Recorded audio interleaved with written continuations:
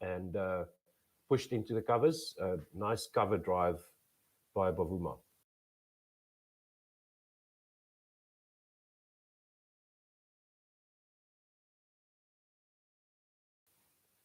Yeah, and Looking there's good. 101 run stand. Yep. Partnership. So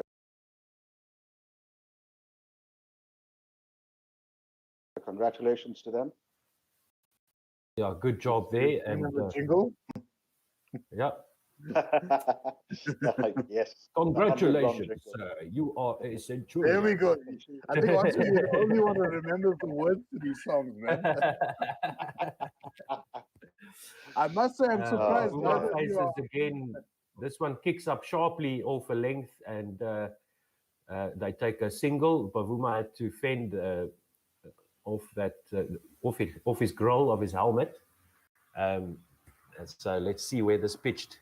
I think it was that crack outside the off stump again, yeah. And it was on a good length.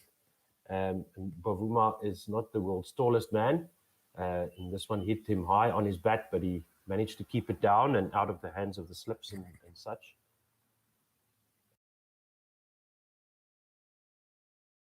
Uh, 322 now for 4. Yeah, hit him high up on the bat and on his glove. Yeah, that's exactly right. Du Plessis is facing Kumara now. This one's defended to the onside, and there's no run. Having a hard, long look at the pitch. As Du Plessis. Well, we know that the pitch can have uneven bounce. The cracks aren't opening up, but the cracks that are there do. Right from day one, we've seen. Oh, that was quite a bounce, wasn't it? Mm-hmm. Oh yeah. But that's the only demon in the pitch. Yep.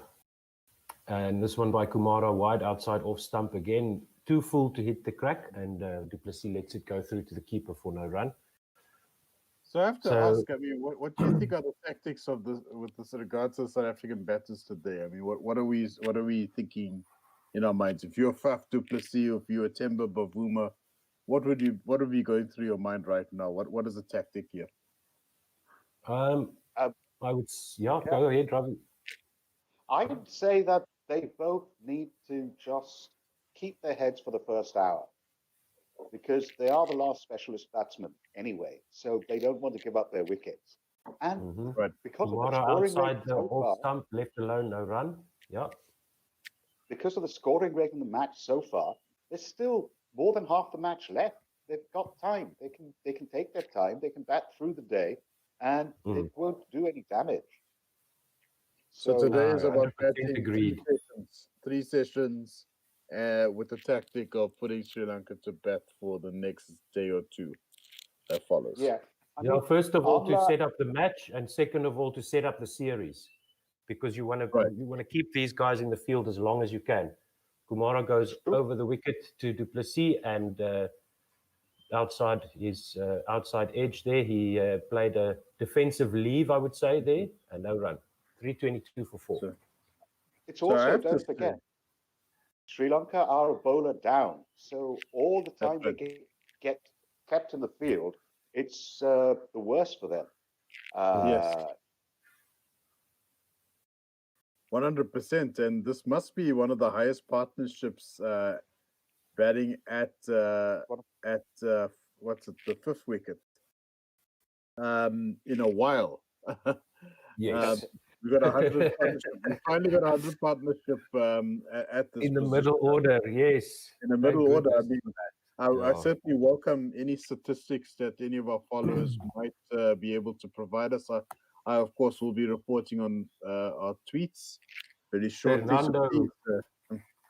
Round the wicket to Bavuma, played to the onside, 1 run, 323 for 4. So if anyone's related to Andrew Sampson, or if anybody is a statistic extraordinaire, please Chris Stevie, we need you. Yeah. So actually, there's a question from our producer in our own chat box. When was the last time we had 200-run partnerships in a very same inning? outside off stump through to the keeper, no run. Yeah, that is something significant as well. Geez, I can't even remember when the last time we had such a decent batting display. Mpog tweets and says 100-run stand from Faf and Themba. Really important partnership from these two after the 3 wickets that fell quickly yesterday. Their value to the spine of the batting order is being shown. Yep. Correct. And once again, the guys are playing to their potential. That's all you can ask for. I mean, it's just frustrating, as I said yesterday, when these guys play and you can see that they're not performing to their potential. As Fernando comes around the wicket to Faf du Plessis, drives this into mid-off. Fielder ricochets the ball out of his hands there, and they take a single, 324 for 4. So who do we have next in the batting lineup? I mean, it looks like we got Mulder, Maharaj. Mulder. Yeah. His average is 7. Maharaj, Sipamla and Ngidi, yeah. So ironically, Keshav Maharaj is the most effective batsman in the tail end. Sorry, go ahead. But, I mean, Mulder's average, you can't really take seriously because he hasn't had that many games, has he? Correct. One would expect him to be a better batsman than Keshav Maharaj. Bavuma played this one into the onside for a single, 325 for 4. Maharaj is certainly no mug with the bat, though. He needs to step up at test level. He can be a real asset if he can lift his average a little bit and contribute more with the bat. He's going to really make it difficult for the selectors to let him go, even if they're on a seamer paradise. This one from Fernando, outside off stump, left alone by du Plessis, 25 for 4. I think, didn't Keshav Maharaj tweet that he'd be happy to be captain or something a few months ago? Yes. I think that is not a bad idea at all. I mean, I don't see Quinton adding much value as captain. They should take a chance on Keshav Maharaj. That could work, yeah. Fernando around the wicket to du Plessis, who defends this to the offside, to extra cover, and safely there, 326 for 4. Oh, that was a okay. So Faf du Plessis 56 off 92, Themba Bavuma 47 off 84, and the partnership now 105 runs at 3.79 to the over. And that is the end of Fernando's 17th over. 75 overs gone in the South African innings. So five overs to the new ball. They trail by 70. Look, it's within reach here for South Africa to match the score of Sri Lanka and maybe get like a 20-run lead. Well, Amra this morning was suggesting that South Africa should be looking at getting about 500. If they don't lose a wicket, that is a possibility. But these two have to stay in for quite some time in order for that to happen. Kumara to du Plessis, straight to cover, no run. Carry on.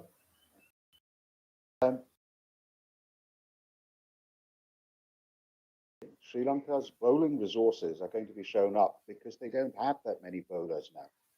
And even the new ball might not make a difference. I mean, Kumara is their quickest bowler, and they're bowling him at, in the old ball, over 75, 76 of the innings. Yes. Because they don't have a choice. Kumara into du Plessis, and he defends this back down the pitch, no run. Yeah, so he might get like 1 or 2 overs with the new ball. I think more than that. How long can he bowl? He's quite an athletic guy. He looks like a strong man. I mean, he's not. It doesn't look like he's going to fall apart at any moment. He's a big man, but I think what's happening right now, he's basically following the same tactic as Andrik Nortje. Banging it in short, hoping to intimidate the batsman, but that's That's not really paying dividends at this stage. I think Faf and Bavuma are pretty much set at the moment. They're not easily unnerved at this stage. Kumara outside off, left alone by Du Plessis, no run. And that is a complete waste. Why are they bowling so wide outside off? Even the other bowler, what's his name? Fernando.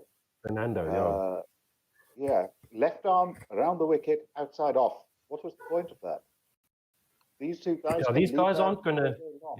Yeah, they're not going to chase wide deliveries now. They don't need to score quickly. They just need to stay there. Exactly. exactly. Yeah. Kumara comes in on the stumps this time. Du Plessis wants the run. Bavuma sends him back, wisely so, to mid-wicket, no run.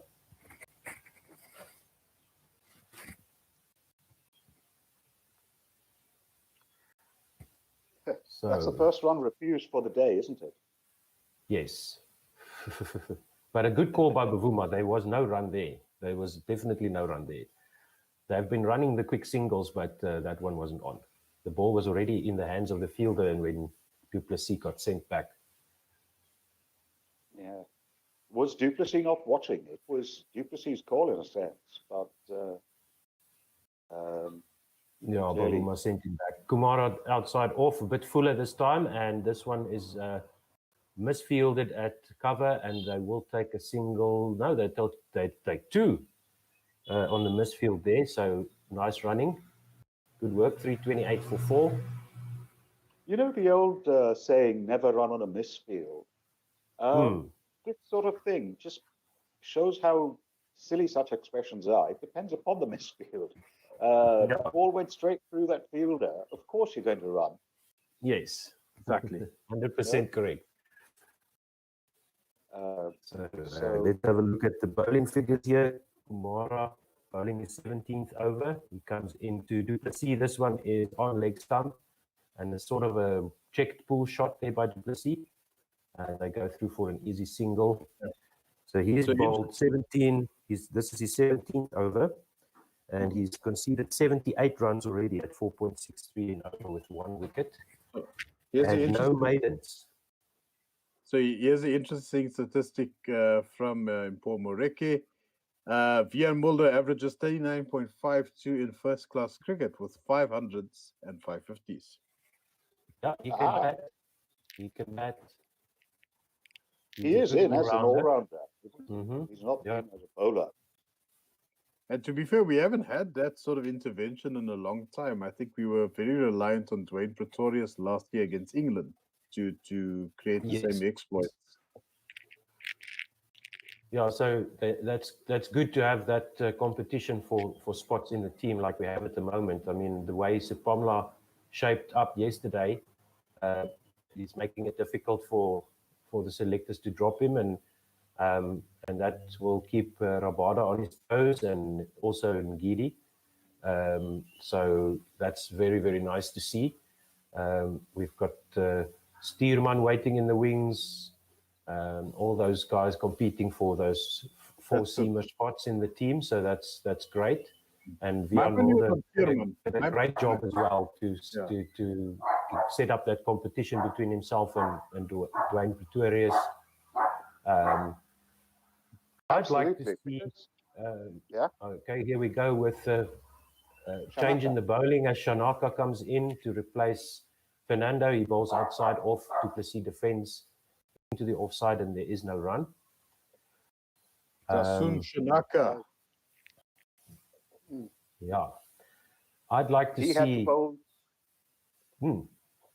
Go ahead. He had to bowl that over that was left over, wasn't it? That's right.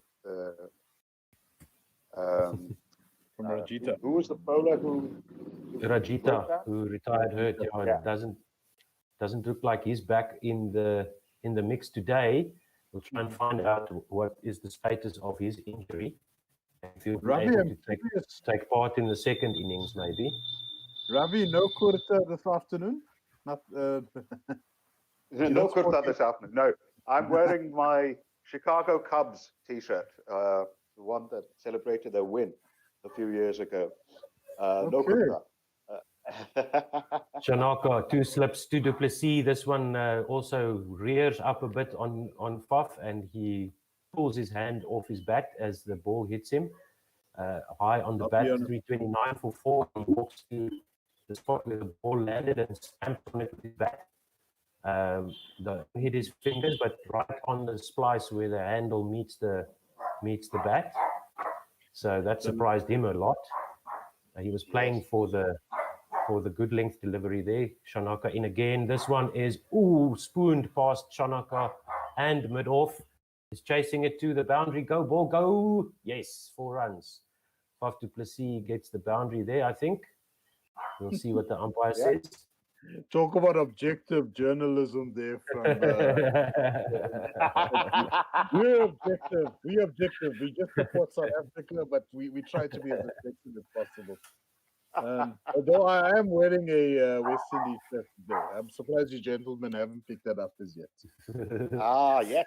No, this one was almost a repeat of Algar's wicket yesterday, because that ball was flying loopily past Shanaka, but just too wide for him to get to it. Now they're having a look at the boundary. It might not be a 4. So good work there by the fielder. And his hand is scooping the ball now, feet not touching.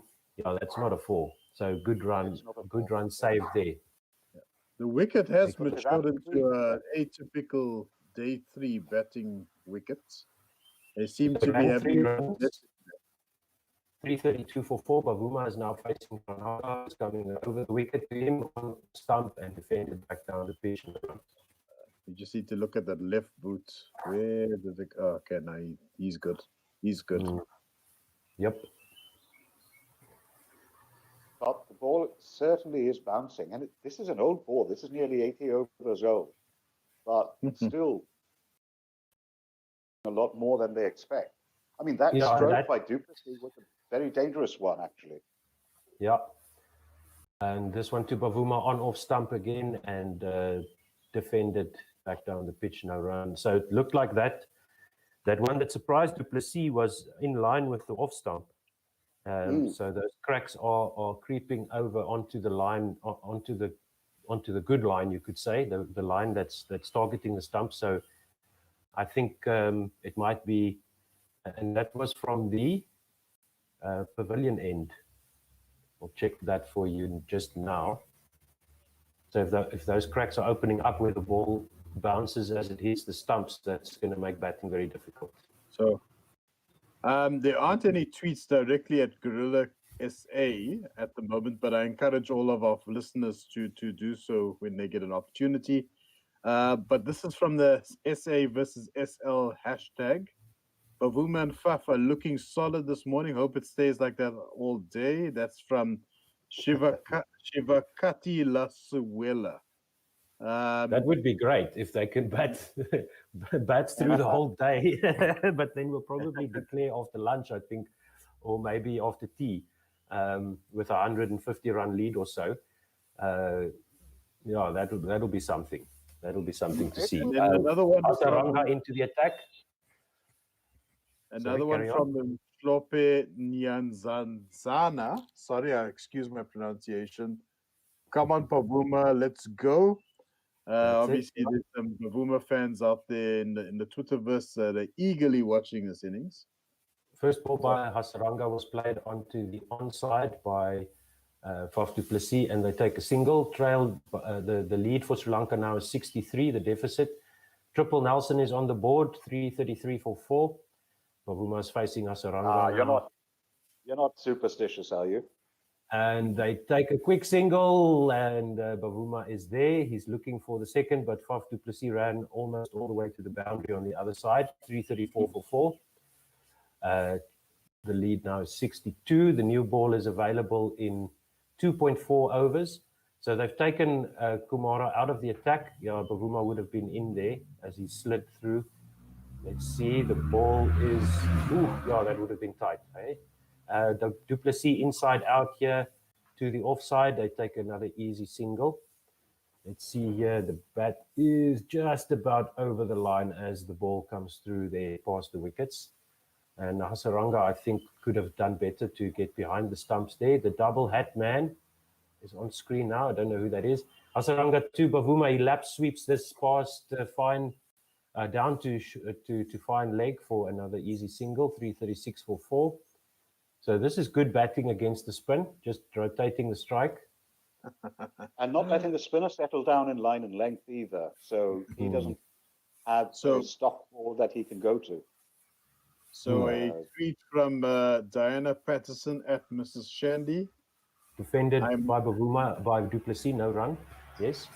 At Gorilla say, I'm listening attentively, but I'm not witty or chatty at 1:30 a.m. in the morning. Sorry. Thanks for listening. Asaranga to Du Plessis, driven to the onside, mid-on fields this, and they take a quick single. As the fielder fumbles the ball again, 337 for 4 is the score. You'd be surprised how witty you can be after a Glenfiddich whiskey at 1:30 in the morning. That much. Or at least how witty you think you are. Yes. Then it might not be a good idea to be on Twitter. Well, I don't think we can accuse Mrs. Shandy of that, but we do appreciate her dedication.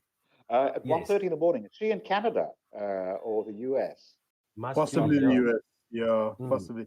So at Diana, at Mrs. Shandy, just please share your location with us. We'd love to know where you are. I think she's in Canada. Historically, I seem to recall, but I don't know. Is there something on the internal chat again? I'm not sure about the chat. Let's have a look. Not on the streaming side. Maybe if you can, Ravi, check if there's some comments on Facebook and YouTube. We're also broadcasting there, so you can watch our radio faces on the stream side there, and also check the scorecard that we've got up there for you on there. So Du Plessis is facing Shanaka again, and he plays this one out onto the onside to mid-wicket, and it looks like they're going to run 2. There's a tweet from Leah. Morning, Leah. Good morning, everyone. I slept in a bit after listening to Australia versus India for way too long last night. That's you and me both. And Diana has responded, I am in Western Canada, Calgary to be specific there, Ravi. I knew it was Canada. I knew it was Canada. Right. We can do the maths. 1 million points to Gryffindor. There we go. Sorry, to Du Plessis, defended, no run. 339 for 4. And this will be the 79th over that's now being bowled. Just double check with you. 79th over, sorry. 79th over. So one more over to go after this for the new ball. So they've taken Fernando and Kumara out of the attack, and no doubt they'll take the new ball when it's available. Sanaka in again to Du Plessis, flicked onto the onside, and they're going to have 2 runs here because the ball is being cut off by the man running around from fine leg. That's 2 runs to Faf Du Plessis, 341 for 4. Yes? So this from Morgan Bolton on Twitter, when Bavuma starts padding, I start worrying. Slave to Music is saying here that this Faf and Bavuma partnership, heart. Obviously, love it. And Panduka is saying 2 injuries in the first innings of the first test and the opposition piling on the runs. Sounds about right for the official Sri Lanka cricket team. Sanaka to Du Plessis, and they're out to the offside, no run.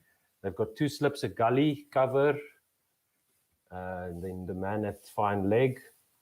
And let's see who else is there. They've got a sweeper on the point boundary, mid-off and mid-on. So that's the field set for Du Plessis facing Sanaka. He's on 70 as Du Plessis. I think we ought to applaud the courage of the Sri Lankans. They're 2 bowlers down, and they're still gamely fighting. Definitely. Definitely. Du Plessis to mid-on, and there's no run. 341 for 4. Yeah, that's encouraging. That spirit, that competitive spirit, I should say. It's absolutely wonderful to see. Yeah. Our in-house Sri Lanka fan was also quite down on his team when they came here last time. and lamenting their lack of consistency. And it is so it's frustrating, as I said before, when your team isn't performing to their potential. And De Silva definitely missed out on a century when he got injured. So du Plessis plays this out to extra cover, and there's no run. That's the end of the 79th over, 341 for 4. Yeah, but last time he might have been lamenting the Sri Lankan lack of consistency, but they won both tests. Come on. Yes, I have to say that was before the series started and in the first few days of the first match. And they've almost become like South Africa's kryptonite, haven't they? They might lose 3-0 to England at home, but South Africa, they seem to do against, or at least in the last couple of years. Yeah, definitely. They were the first subcontinent team to beat us in South Africa. In South Africa. So that was a magnificent achievement, and it was a team that I think the Proteas underestimated. Bavuma faces Hasaranga now. He plays to the offside, to mid-off, no run. 341 for 4. And that was at the time when you still had Vernon Philander bowling for you, and Dale Steyn was also available, wasn't he? So I'm not sure if he was Hasaranga to Bavuma, blocked to the covers, no run. Of course, that first test was just a one-man show, wasn't it? It was who scored that magnificent 100? Kusal Pereira, right? Test. Yeah, Kusal Pereira. Hasaranga into Bavuma, plays this to the onside, and there is no run. 341 for 4. So they're 341 for 4. I'm just curious as to what the highest, when was the last time South Africa were anywhere close to this? I'm thinking either against England or India in the first test at the end of last year. Bavuma blocks to mid-wicket, looks for a run, but there's none there. No run. He faces Hasaranga again. And he lap sweeps this top edge, but it's into no man's land, going down to fine leg. That's a 50 up for Bavuma. The ball is before the boundary. Well done, well done. Well done. 51. Well done. By his 14th test 50. That is so you have to sing the jingle. You have to sing the jingle, man. You know all the words to the songs, man.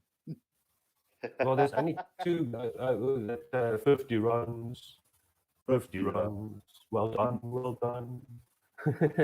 Well done, well done. That's nice. Did Nick Jagger write those 93 balls and 4 fours for his 51. Hasaranga to Bavuma, again short. And Bavuma cuts this off the back foot, or sort of a back foot drive straight to cover, and there is no run. 343 for 4. And Bavuma on 51, du Plessis on 70. The fourth umpire, Jele, is there with is it Jele, right? It's Bongani Jele with the new ball. He jogs onto the field to hand it over to the umpire. So it looks like Sri Lanka are going to take the new ball now in the 81st over. And they'll bring back Fernando and Kumara, no doubt. Twitter is lighting up with mentions of Themba Bavuma right now. I mean, without a question. That's it.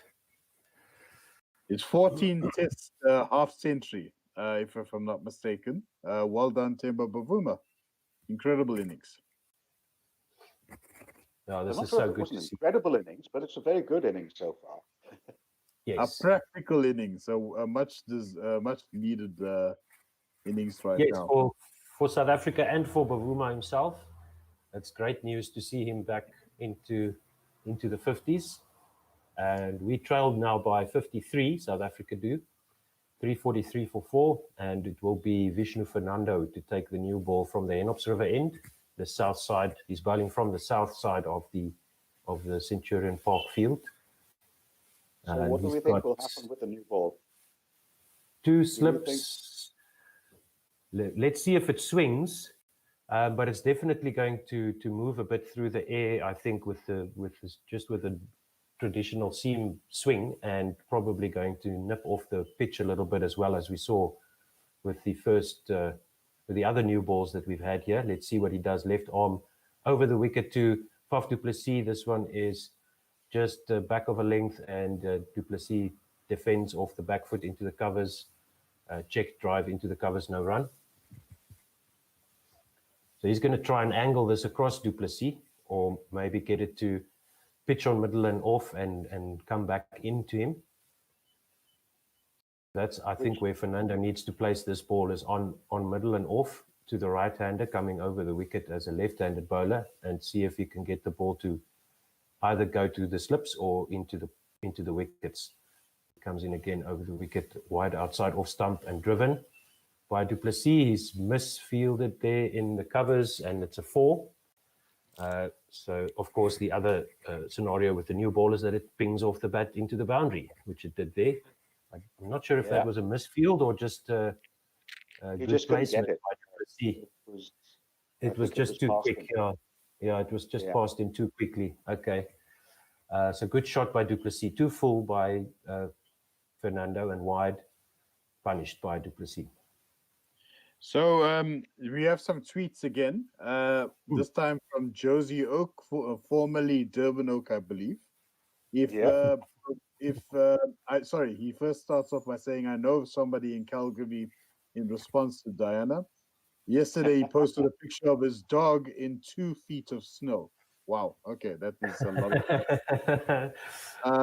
Sure. Yeah, that's not my scene, I'm telling you now. Fernando around the wicket now to du Plessis, and this one goes down the leg side into the keeper's gloves almost, and there's no run. 347 for 4.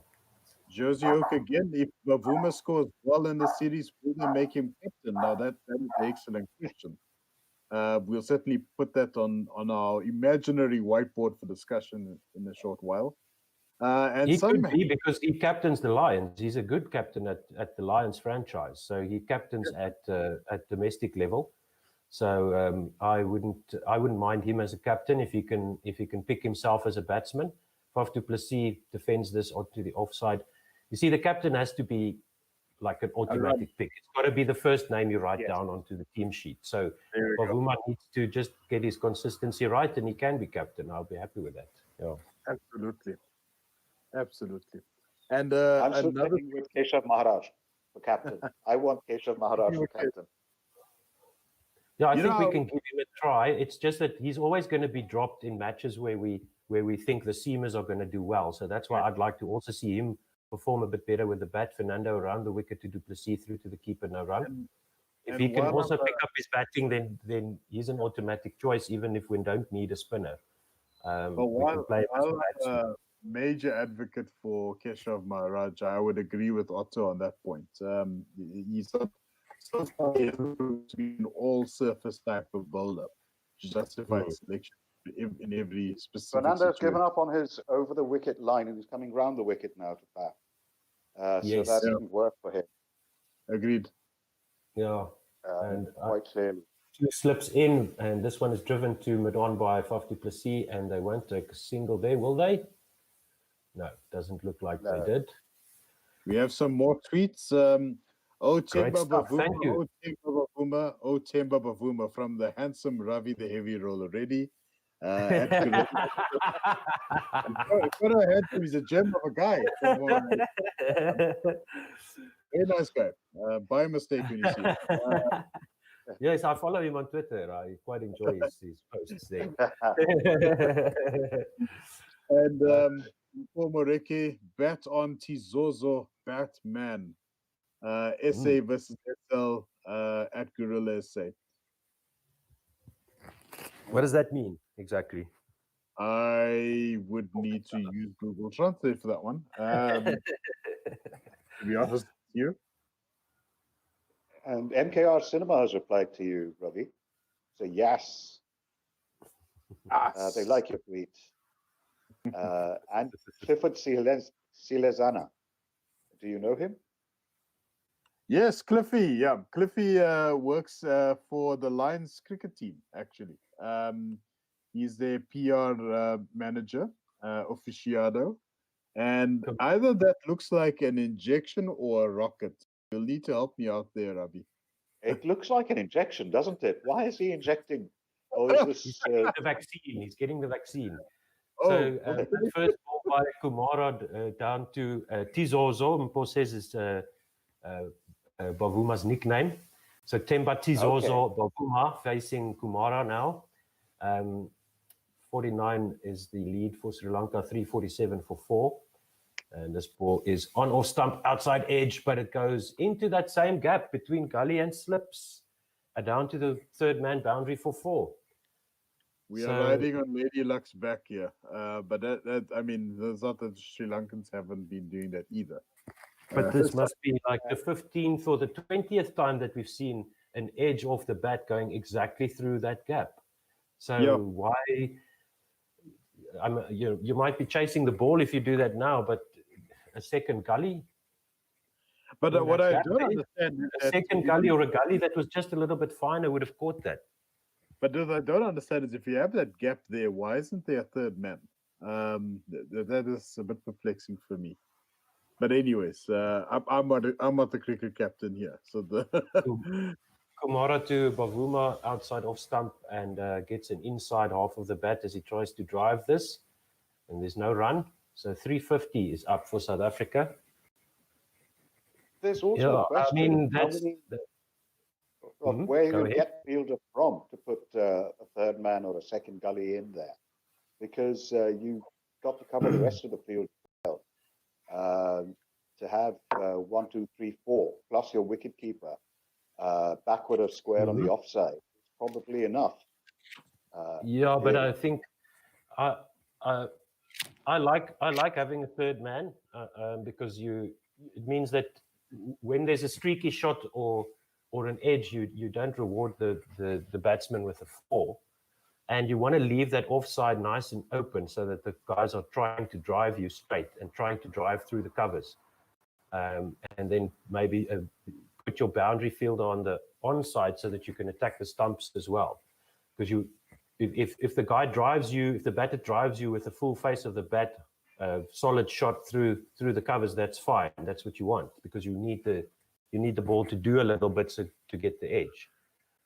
That's right. I'm also not a professional cricket captain. That's just my observations. 351 for 4 is still the score. Bavuma didn't score off that last delivery either. And I can tell you, gentlemen, that Temba Bavuma is officially a trending item on Twitter. Oh, very good. Just below Donald Trump. That's either a good thing or a bad thing. What did Trump do? Oh, no. I'll have to wait for Trevor Noah to tell me what Trump did to get on top of Twitter. You really don't want to look up Donald Trump. You really don't want to look up Donald Trump. No. I wait for Trevor to tell me what he did. 351 for 4 at the end of that over, the 82nd over. I've learned a lot from Trevor Noah about the. If you don't know, now you know. Now you know, yeah. I had no idea what the electoral system was before Trevor Noah joined the Daily Show. Kumara is bowling very quickly. He's hitting 147 kph or 91 miles per hour. So it's not as fast. He's a mug with the ball. Not at all. But I saw his speeds drop a little bit yesterday.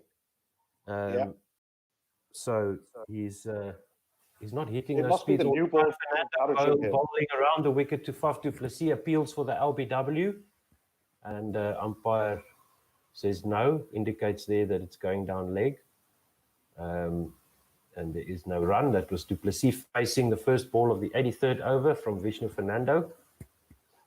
Let's see here, what did this do? So it's coming in from around the wicket. Yeah, no, that's pitching outside off and hitting him in line with the leg stump. So that would definitely have gone down leg.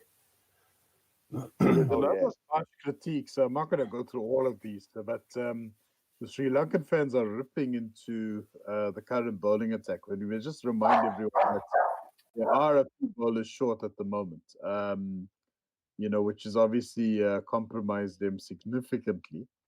So it's not their full strength, Sri Lankan attack at the moment, ladies and gentlemen. Josie No, points out to us that Bavuma's batting in ODIs is very good. You don't have to have the same captain for tests and ODIs. Look how well Morgan does for England.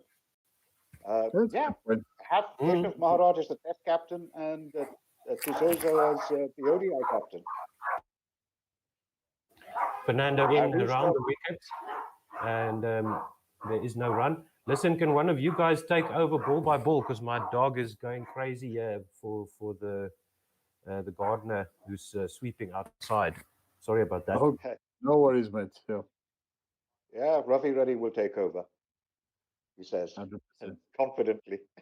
There's a bit of a just a side note, a bit of a delay on my side, but I'll happily do it. Okay, the end of the over now. Let's see. Just no, there's 3 balls gone in the 83rd. Yeah. Right. Yeah. Second new ball is 50 overs old. That's what it's saying on the screen right now. I think go ahead, Otto. I'll happily. Okay. So this one by Fernando was into Bavuma, and he's defended that, and also no run. 352 for 4 is still the score. South Africa trail by 44, and Bavuma is on 55. I think on 75. He must be thinking about a century now. Wait, I don't know. That's an old club cricketer in me right there, Ravi. I never talk about centuries. I never talk about 50s when the guys are encroaching on the 50 or the 100 bucks. I just keep quiet. I remember South African club cricketers are very superstitious. You'll have to actually see it to believe it. But I remember I got a hell of a fine because I was saying the guy's on 48. I actually told the captain he was on 48. And unfortunately for the poor captain, he went out on 49. And Fernando to Bavuma defended, no run. I drank that night, unfortunately for me, my poor liver. Yeah. That's if Fernando has a plan at all. He seems to be randomly bowling round the wicket, over the wicket, without any set plan. He's throwing it on the wall. He's throwing anything on the wall, hoping it'll stick, right? Yeah. I have no idea what he's trying to do, what his tactic is. But why over the wicket to Temba, but round the wicket to Faf? They're both right-handed batsmen. Yeah, but, you're right. He needs to settle into that rhythm, into that line and length. But is the wicket offering enough for the bowlers at this stage? I mean, are we perhaps being a little bit harsh on the Sri Lankan bowlers? No, but look what they did yesterday when they took those quick wickets. It was because they settled into a line and length, and they got the batsman to doubt whether or not to play the ball. And that's what you want. You want to create that doubt. You want to bring the ball closer and closer to the wickets. See if you can bowl that fourth stump, off stump line, and challenge the batter to go after you and just hit that line, that good line and length. If the pitch isn't helping you, you've got to do that. Kumara comes in around the wicket to Faf du Plessis. This one is short and pops up into the air, but safely out to point, even though Faf looked like he tried to defend it to square leg. And they take a quick single, I think they did. So on that note, we have a message from the producer, Mpo, saying that Temba plays straight, so over the wicket would work in that instance. Faf tends to be a lot leg side-ish, so round the wicket will bring in the LBW and possibly a leading edge. Well, round the wicket seems to be working for Kumara, but he's not the one we're talking about. Thank you.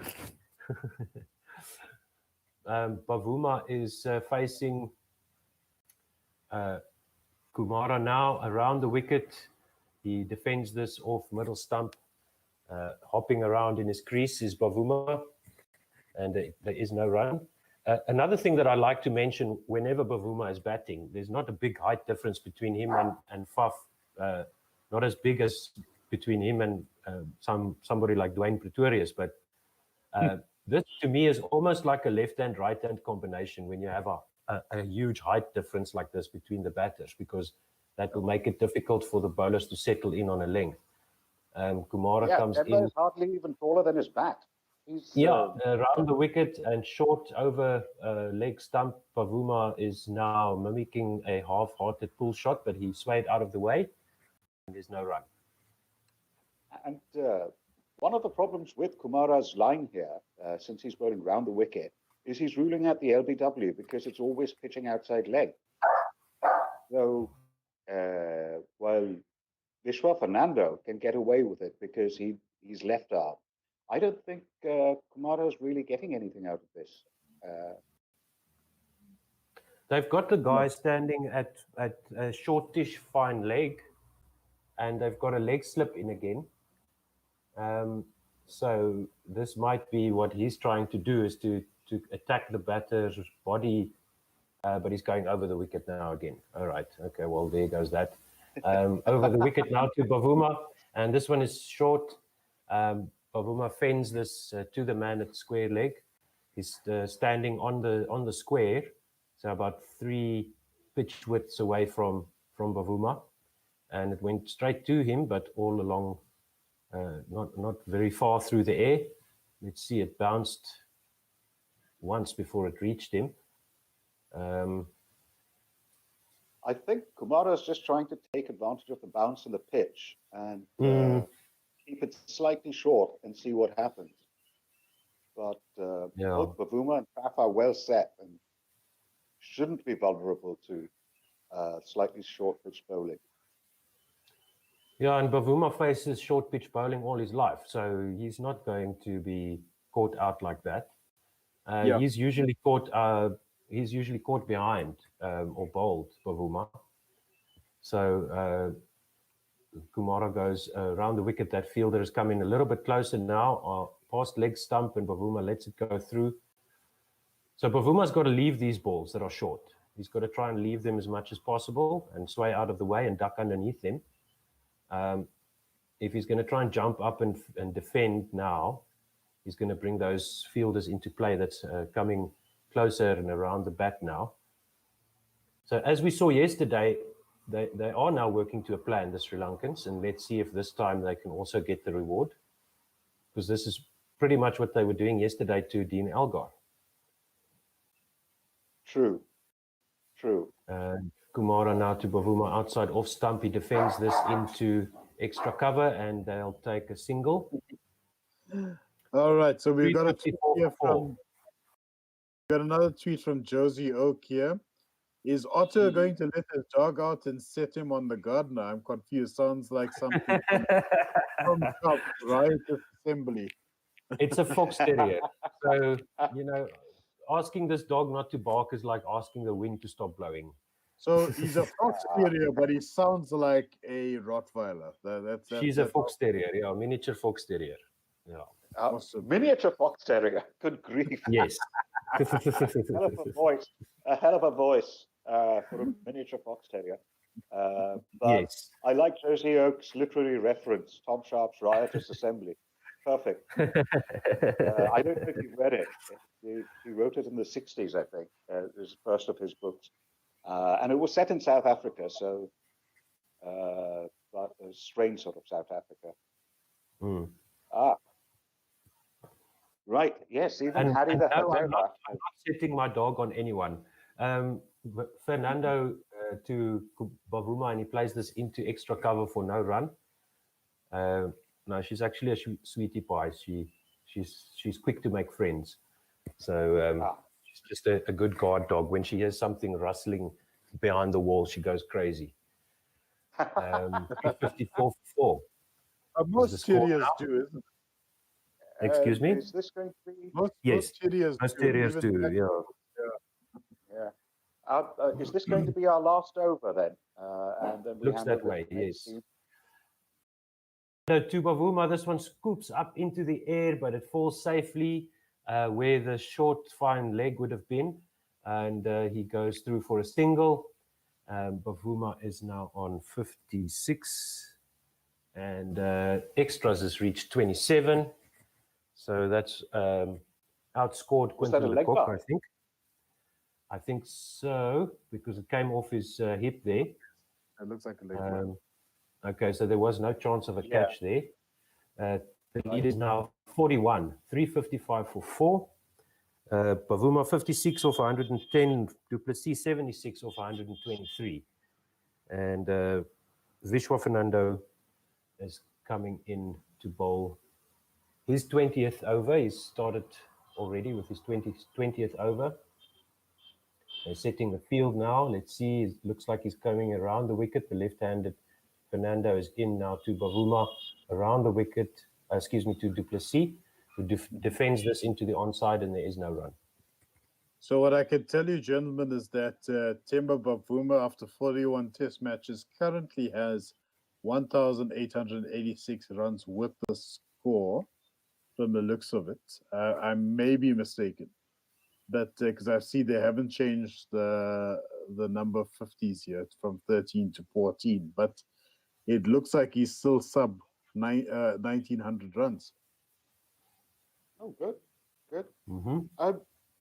Getting to that next milestone. Fernando full on middle stump and flicked away by Duplessis to the onside behind square, and that's a leg by. So he tried to flick that, but it just clipped his pads. It was full and on leg stump, and clipped his pads and went past the keeper.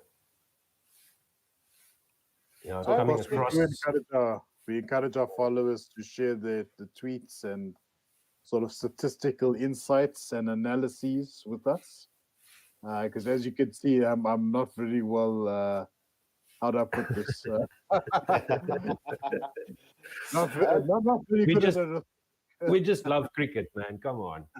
We just love watching cricket.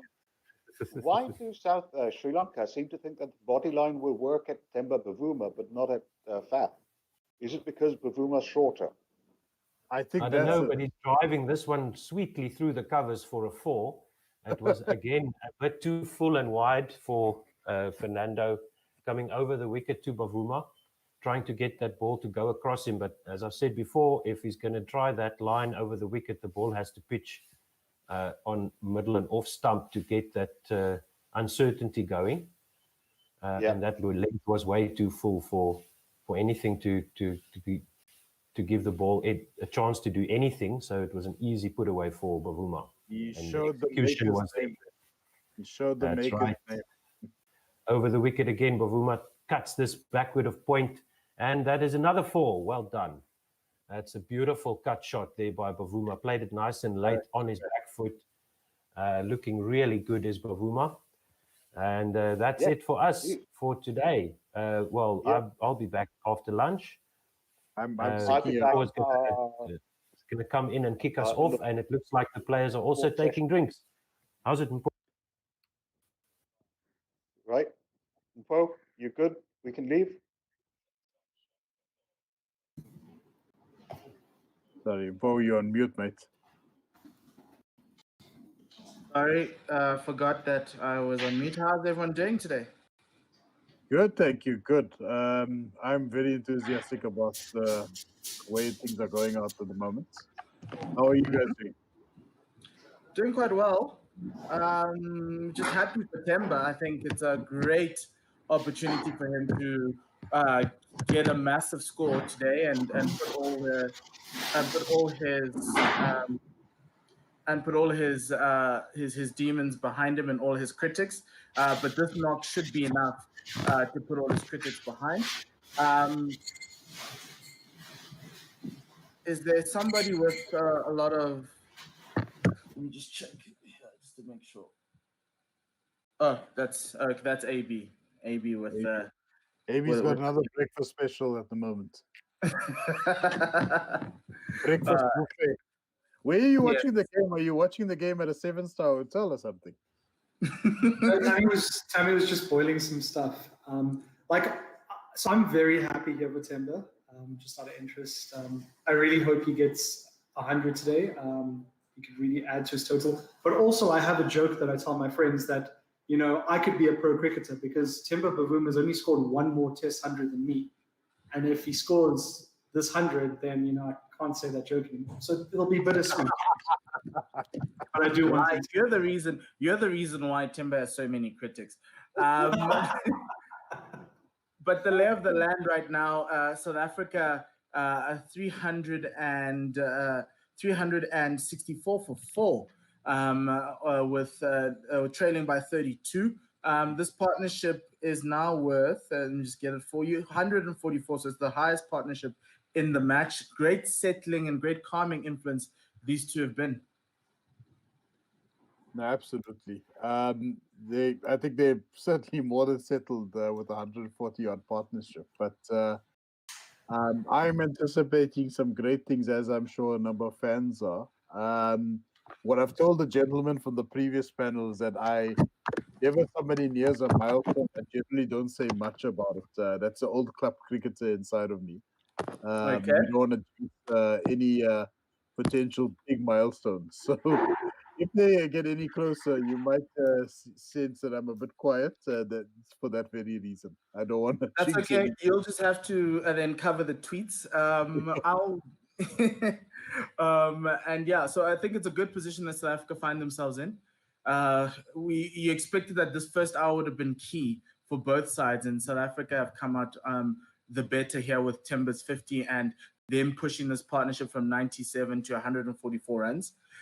And Sri Lanka now are in damage control mode right now because obviously the lead is quite small, and there's a possibility that these two could take it on a little bit further. And also with Vian Mulder coming in and Keshav Maharaj, who are no mugs with the bat, and AB's favorite Anuf Nokia, you know this lead could move up to about 100. I don't know where you guys think you'd be happy with where the lead would be. I think anything around 100 to 150 lead would be very, very good for the Proteas here. That would allow you to get 3 or 4 scalps from, I think this is a 9-man Sri Lankan team now. So yeah, that's where I would be as Faf du Plessis and Temba Bavuma trying to steady the ship too. So I think if they can get another 100 runs together, that would be job done for them. I think it's safe to say job's already done for them, but they'd want to push on, both capitalize. Yes, so there's a beautiful tweet from Leah there. I think if you can see it, Ravi. I can see Josie Oak. Oh, there we go. Leah, and that's not pronounced. Okay, never mind. So what are you trying to say here is that you scored exactly as many Test hundreds as the current Australia Test captain and me.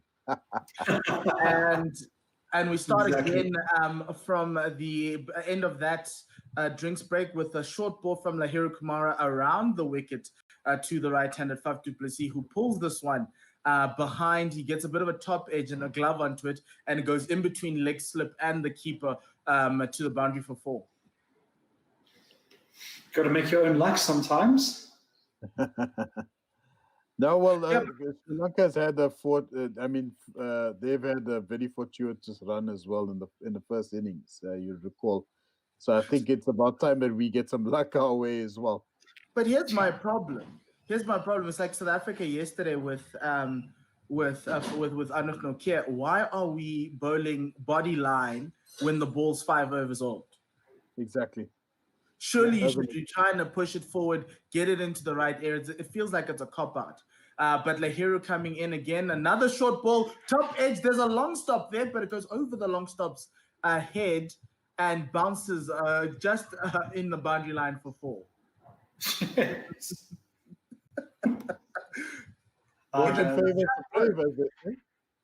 The trap worked, but it didn't work well enough. That's 150 partnership for these guys as well. So well done to them. Congratulations. Yeah. Do we have a jingle? You want to sing it, Simpo? No. I tweeted to you the Temba Bavuma jingle so you could sing it, but I can see that you you didn't want to. No, So definitely not. We want to keep our followers. We don't want to lose any in the process. Now, come now. yeah. So, But guys, Sri Lanka, a long stop in Test cricket. I mean, we've seen a lot more of this in the last 2 years, but are we really there again? Yo, we saw it the yesterday. 14D I don't understand sort of We level. saw it on day 1 and day 2, and it's a South Africa ploy, especially with that short ball. I think we're looking for the cricket ball now. I think it's underneath the side screen. So this takes me back to a couple of days playing golf. And guys, golf is a very fun game. No, guys, no. Find the cricket ball. Find that cricket ball that's been. You can't give him a new cricket ball. No, Can you do it? Can you do a drop? And oh no. Can we scuff it up a little bit?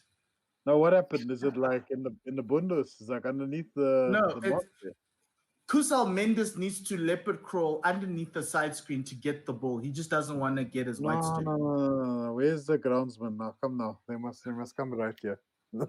Surely you can Wickets with an actual rake. Look, the way I see it, this sounds very classist from my side, but you don't work your way up to international cricket to only do this. To be leopard crawling underneath the side screen. Guys, you guys laugh, eh? When I was playing club cricket, we used to have to cross the M5 to get the ball a couple of times in Cape Town. So So the next ball is played out to the leg side by Faf, and the South Africans ran for 2. The score now goes up to 374 for 4. But that's an interesting point about the long stop. I've never seen that before in Test cricket. In fact, even in one-day cricket, I've never seen that before. I've seen it. South Africa Faf has used that fielding position quite a lot over the summer last year. I think it was the first time we all got to see Zubair Hamza before he made his debut. He was fielding there at long stop. I think it was against Pakistan in that early 2019 series. And they've used it in this series as well to yesterday, which I was not happy about. Another short ball to Faf du Plessis around the wicket. It's a snorter, this one, and he just has to move away. He thought he could take it on, but he moved. He decided to sway away. So what would you be thinking if you were Mickey Arthur right now? You're looking at the score. You're looking at these guys bowling short deliveries the whole time. What would you be thinking? I'd be thinking which other test playing nation would have me as their coach, because I think this is at this stage of his career where the West Indies, the West Indies. That's the answer right there. Another short ball going across Faf's right shoulder there. He shapes to play that pull, but he decides to just keep his form and allow the ball to go away from him.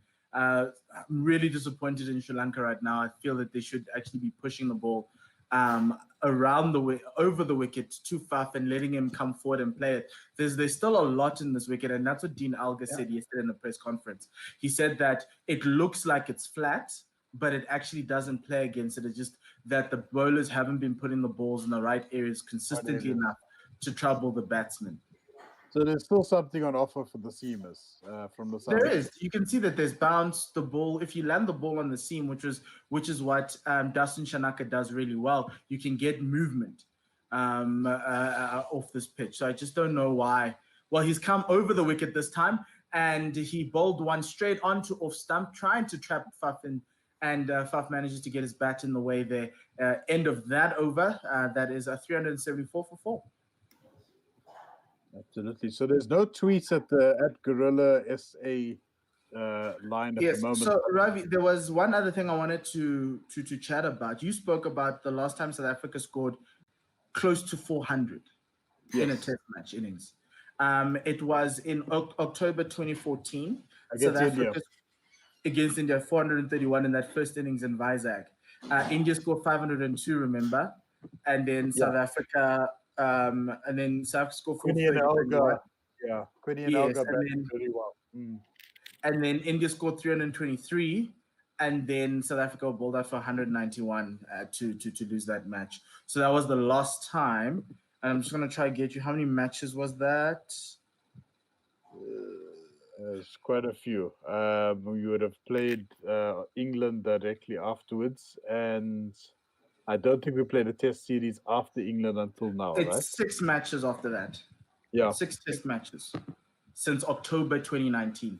Says a lot about our cricket. Short ball from Dasun Shanaka, who starts the next over, and Temba just plays that out to mid-wicket for a single, 375 for 4. Bavuma is a trending item on Twitter at the moment. He's just below Donald Trump. We're just dealing with all the racists. So just allow us. Just allow the people to. Did you see Dan Crickett's tweet yesterday about Temba Bavuma? Oh, the sarcastic one. This ball landing on the seam and the crack and just dying as it went away from the right-handed Faf, who just let that go through. It wasn't going to bother him. It was 6-stump line anyway. It was a poor ball in the end. Just the movement was exciting.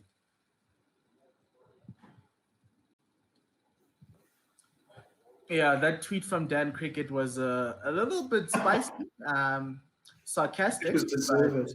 Very deserved.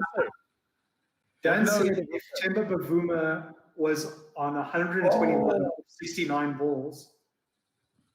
There's an edge here that Dasun Shanaka induces off of Faf's bat, but it's so low that it rolls all the way in between the gap between slip and gully to the boundary. And as Ravi said, why isn't there a third man? Because that ball's gone for 4. Yep, that is fortuitous, but we have to ride on Lady Luck once in a while. Beautiful. Yeah, beautiful. I'll take that. Runs. Yes, that tweet from Dan. Oh yes. So he said if Temba was on 121 off 89 deliveries, then we would be in the lead already. And damn these quota players. This ball outside the off stump played out to the leg side. There's a fielder at silly mid off for no run. But that coming back to the lines that our Sri Lankan bowlers are bowling, that is the appropriate line right there. Even though the ball dipped after on the edge, that's exactly the line they should be bowling, and it just baffles me why they haven't been bowling that precise line during the entire session so far. Yeah, and that's what I think South Africa's bowlers need to try and get to. Shanaka in again, this ball tailing in off the seam to Faf du Plessis. It hits him on the back thigh pad. No LBW shot. The Sri Lankans don't have I nearly called it VAR. It's a DRS review, and then it's a no run there. Don't get AB started now. Come now, Paul. I don't want to talk about VAR.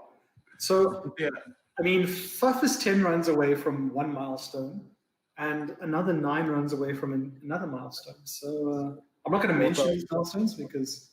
Okay, you can mention the latter. Is it 4,000 test runs? Yes, he's 9 runs away from 4,000 test runs. Okay. Shanaka into Faf, who plays that off the back foot out to the offside, no run. End of Shanaka's over, 379 for 4. Can you perhaps confirm where Temba is in the grand scheme of things as well? I read out a stat. So Temba is 90 runs away from 2,000 test runs. Okay, so he's 1,910 at the moment. Yeah. Yes. Okay, excellent. All right, so we got another tweet here. Just tell me when you're ready. Then. Sure, you can read out the tweets. The problem, this is from Josie Oak, by the way. The problem with the series, the Sri Lankan bowling side is simply not an international standard bowling attack. Lancashire seconds could get a bucket full against these bowlers. Ooh. Okay, wow. Josie Oak is throwing some fire out there. And on YouTube, you've got MD Fayez saying hi and asking how we are. Next ball, short ball played off his toes there by Temba, rode it very nicely. It's a lovely punch showing great timing. It rolled all the way to the boundary and it was picked up by Chandamal just as it got to the boundary for 3 runs. Temba practicing that shot again on his toes, just playing it. I think it's playing into Temba's hands that the Sri Lankans think because he's so short, he can't play the short ball. And this brings in the record partnership for the 5th wicket for South Africa versus Sri Lanka. The previous best was 161 by Ashwell Prince and AB de Villiers in Colombo in 2006. So this partnership of 162. Yeah, so that's awesome. So And this 5th wicket partnership likes playing against Sri Lanka, clearly. Yes, you could say so. Next ball's a short ball. It's called a wide, and the South Africans will have taken they didn't take a single there, but it landed at the long stop's feet. So that's a good fielding position for those short ball wides. Mind you, that 161, the previous partnership, took place in Colombo, and that wicket, to say the very least, is a turning wicket. I mean, we're talking a turn which is almost exaggerated in many senses of the word. To get 161 on that particular pitch takes some doing. Mm-hmm. And the extras column now goes up to 38 buys, 9 leg buys, 5 no balls, and 8 wides. Kumara bowling over the wicket to Temba. He's got a leg slip, 1 conventional slipper, a 4th/gully, a fielder at backward point on the boundary, and a short leg. And Temba just guides this one out to the vacant point region for a lovely single. Just a nice little walk there. 385 for 4. At least the long stop actually proved useful in the couple balls ago. Saving 3 runs. Jeez. Well, it's an absolute shambles. Yes, I don't get it, but you're going to see it again now. That long stop is probably going to come back in with Kumara, short ball barrage down the leg side. It popped up from Faf's bat, and that short leg was a little bit too far back to get that little pop-up of a ball there. And it's seemingly starting to work, causing Faf a little bit more problems there. Faf playing that with some softish hands. And yeah, the Sri Lankans nearly got in with a little bit of a wicket that could have burgled there. What's interesting is that Crick Info reported that the highest 5th wicket partnership for the South African cricket team happens to be 338 by Graham Smith and AB de Villiers against Pakistan. Cool shot there. That should have gone for 4. But there's a sweeper on the boundary on the leg side and South Africans only take a single. Yes, Ravi? Yeah, Ravi. So that was actually, I misread. This is the highest South African partnership against Sri Lanka for the 5th. In Sri Lanka, right, right. Against Sri Lanka, yeah. Okay. Was that 334 against Pakistan? That's correct, in Dubai, back in 2013. I remember that one when AB nearly got to the record score, or South Africa's record score, and I think Graham declared just after he got to 285.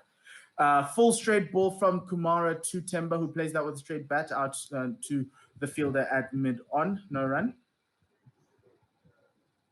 And Nushkan Mohammed saying amazing commentary on YouTube. So thank you very much, Nushkan. Please just hit that subscribe button to get a little bit more, as well as share it with everybody you know if you're looking for some commentary. Subscribe, follow us, please, for free. Yes, and you can follow us on Twitter and on Facebook if you'd like as well. Lahiru, short ball, and Temba ducks underneath that one. He was going to take that on, and he just pulled out at the last minute, and that ends that over. 386 for 4. I feel for Kumara here. I think he's got the biggest chance of breaking this partnership, but he needs a partner on the other end to help with the workload. And and this is what my problem I think with Sri Lanka in the first hour was. They had 10 overs and 9 overs until the new ball. So they should have bowled Dustin Shanaka there and then keep Kumara and Vishwa Fernando for this period once you do get the new ball. Bowling Vishwa Fernando to start the day off was it felt like yes, we're all looking for wickets, and it's a little bit desperate. But Shanaka was getting some movement yesterday with that old ball, and so I thought maybe that they missed the trick there, because now you're bowling your new ball overs with Shanaka. This one's straight outside the off stump, no run there, and he's not generating enough pace to worry the batsman outside of the seam movement that he's getting. Now we got another tweet from Josie Oak here saying that they are wasting this new ball. Terrible lines are being bowled, just hurling it around anywhere. Bowling around the wicket at the leg stump to a right-hander with the new ball, Fred Truman mode on. Just don't know what's going off out there, mode off.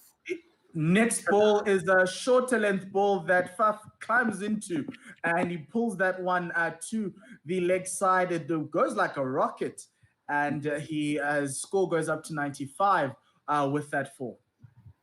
There's another tweet from Nerdy Boy who says, #Faf needs to bat shirtless.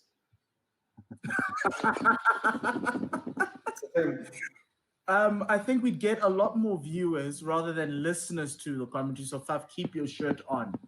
Dasun Shanaka, this one was tighter on the off stump. Faf turning the bat out to the leg side.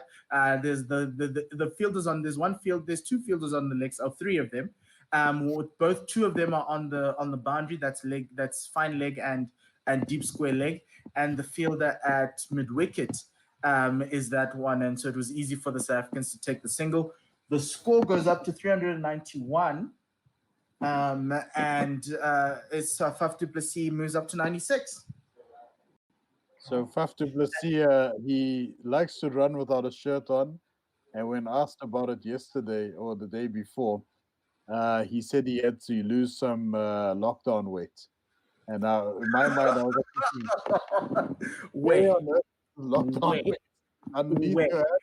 Or, Next ball was outside the off stump from Shanaka, still 120 Ks, and goes out, and Timber just lets it go through shouldering arms. 391 for 4, South Africa trail by 5. Very good effort from the South Africans so far this morning. They have managed to kill this deficit. This one, next ball, played, it was a fuller length ball, and Timber getting underneath that and playing that out to the fielder at mid-on. No run there, 391 for 4 still. Timber on 69, Faf on 96. So the scores are mirroring each other there, if you are into that sort of thing. So speaking of milestones, AV, Dean Elgar is also encroaching on 4,000 runs. How did he fare out yesterday? I think he missed it by 20. This ball down the leg side, and Timber clipping it off. Could possibly be leg buys. It is leg buys. Umpire Maria Rasmus stating that for all of us. And so South Africa's total goes to 395. They trailed by 1 at the end of that over. They should declare now. Dean missed it by 17 runs, unfortunately. Oh, do you guys remember that test, the first day-night test South Africa played in Australia? And we were 290 for 9 in the first innings, and we just started batting under lights, and Faf declared. Yeah. I thought that was fantastic, because you don't want to bat under lights. Screw that. Let them bat. And I think we picked up a stick or 2, didn't we? Yes, we did. It was just one of those moments where you kind of realized how much of a forward thinker Faf was as captain. And I've always liked his captaincy. I think we've been blessed with quite a good crop of guys who could actually captain the team. Problem is, Paul, we are very demanding fans, and we want them to prosper all the time. Guys, all we need is to win 1 World Cup, and then all our fans will stop being demanding. Even that Test Championship, if you can win a Test Championship now, because it's some sort of a World Cup league type of thing, I think our fans will calm down. Hasaranga resuming his second spell today. This ball legs a natural variation outside the off stump, and Faf just playing it out to the fielder at short extra cover. He's got a slip, a short extra cover around the bat. There is no bat pad there. A shorter ball dragged down, and Faf looking to play that through the offside. Great fielding at extra cover, and it's still a no run. Unfortunately, we can't win a Test championship because we don't play Test cricket, or we don't play enough Test cricket. The frequency is, agreed. No, but the Test championship was supposed to nullify that and make that work. But obviously now it's points per game, so you can find yourself, if you win a few series here, you win the Pakistan series and this one, you could be back in with a shout. A fuller length ball played back to the bowler, no run. And that's the thing. Problem, though. That's a big problem with this. Yes, the points allocation would obviously be in favor of everybody, but the challenge is that it's a strength versus strength thing at the end of the day. You've got Australia and India that are playing against each other all the time. So a cover drive or drives on a straight drive to the fielder at long off for 2 for a single. So Faf moves to 97. So essentially, we're supposed to play 4 series away, 4 series at home, no matter the length of the series. Each series is worth 120, and the number of matches, you divide the 120 points by those matches. And so that's how they were going to make it a fairness. So, for instance, this series right now for South Africa and Sri Lanka is worth 120 points, and this match is worth 60 points. But the series down under is a 4-match series, so that's 120 divided by 4, so that's 30 points per match. As Temba plays this one out to the offside, South Africa now move 1 in the lead, with the score on 397 for 4, Temba on 70, du Plessis on 97. So that's where the match is. So each team was supposed to play 8 series, 4 home, 4 away, in the 2-year period. And then the top 2 teams, regardless of number. So you could, so South Africa play like 6 test matches a year. But I think it's in the favor of the teams playing less test matches, because you can come out, you can burgle it. Like Sri Lanka in 2019 burgled a 2-0 series whitewash in South Africa. They would have gotten 120 points, and that sets them up. So those are the. Did they burgle it, or did we gift wrap it to them? I'm thinking the latter, to be honest with you. Well, they burgled that first test. It was great batting. That last wicket century partnership is a. There's a Proteas team update coming at 12 p.m. So after lunch, we will be letting you know what's going on. I think there might be some players being added into the bubble as we go, or maybe some players are being told to possibly go and play the next round of franchise games in the first week of the year. Shanaka resuming to Temba. Temba playing it out lovely onto the offside for a single. 398 for 4. But remember that test in Durban. I think that test in Durban set up the test for Sri Lanka. And like I've always said with the South African Football Association, sometimes when you get teams who are used to certain types of conditions, don't make them play in places in your country where those conditions become play into their advantage. So you can't be sending subcontinental teams to Durban. Shanaka outside the off stump, inside edge onto the back pad of Faf du Plessis. That's how dangerous Shanaka can be here. But luckily for Faf, it just went out onto the offside, no run. And so sending subcontinental teams to PE, where it takes a lot of spin, and also Durban, because it's no longer the green number, it didn't work out in that 2019 series. But here, I think they've now thought it through and thought it out well. Bringing them up to the high felt. It's just that this pitch will take some spin from tomorrow onwards, or even later today. Inside edge again from Faf off Shanaka. Faf was looking for 2 there to take him on to 99, but Temba sending him back, and he'll stay on 198. That's the ball is deviating quite a bit there.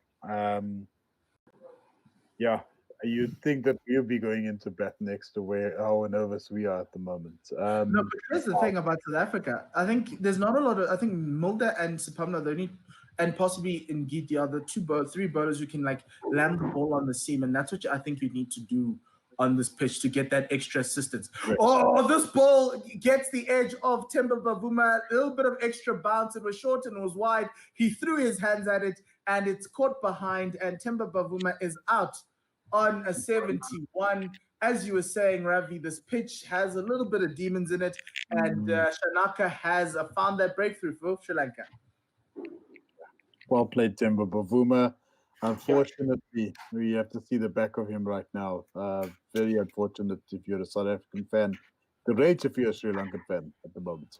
Yes, it was a thin top edge that went straight to the Niroshan Dikwela. Temba Bavuma's innings, 71 of 126 balls. He was in a 179-run partnership with Faf du Plessis, and he scored 7 fours in that innings with a strike rate of 57. And sadly, Tizozo has to go back to the hut, but he came in at a time where South Africa needed him. He steadied the ship, and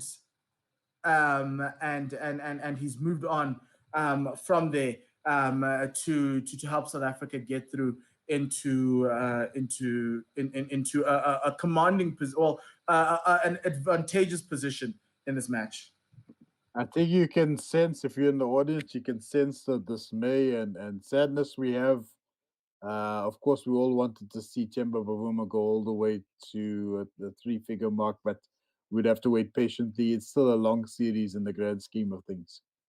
Many other chances, but this is the type of knock that Temba will produces normally. He had gone 14 innings without scoring a 50 and managed to score a 50 in this match.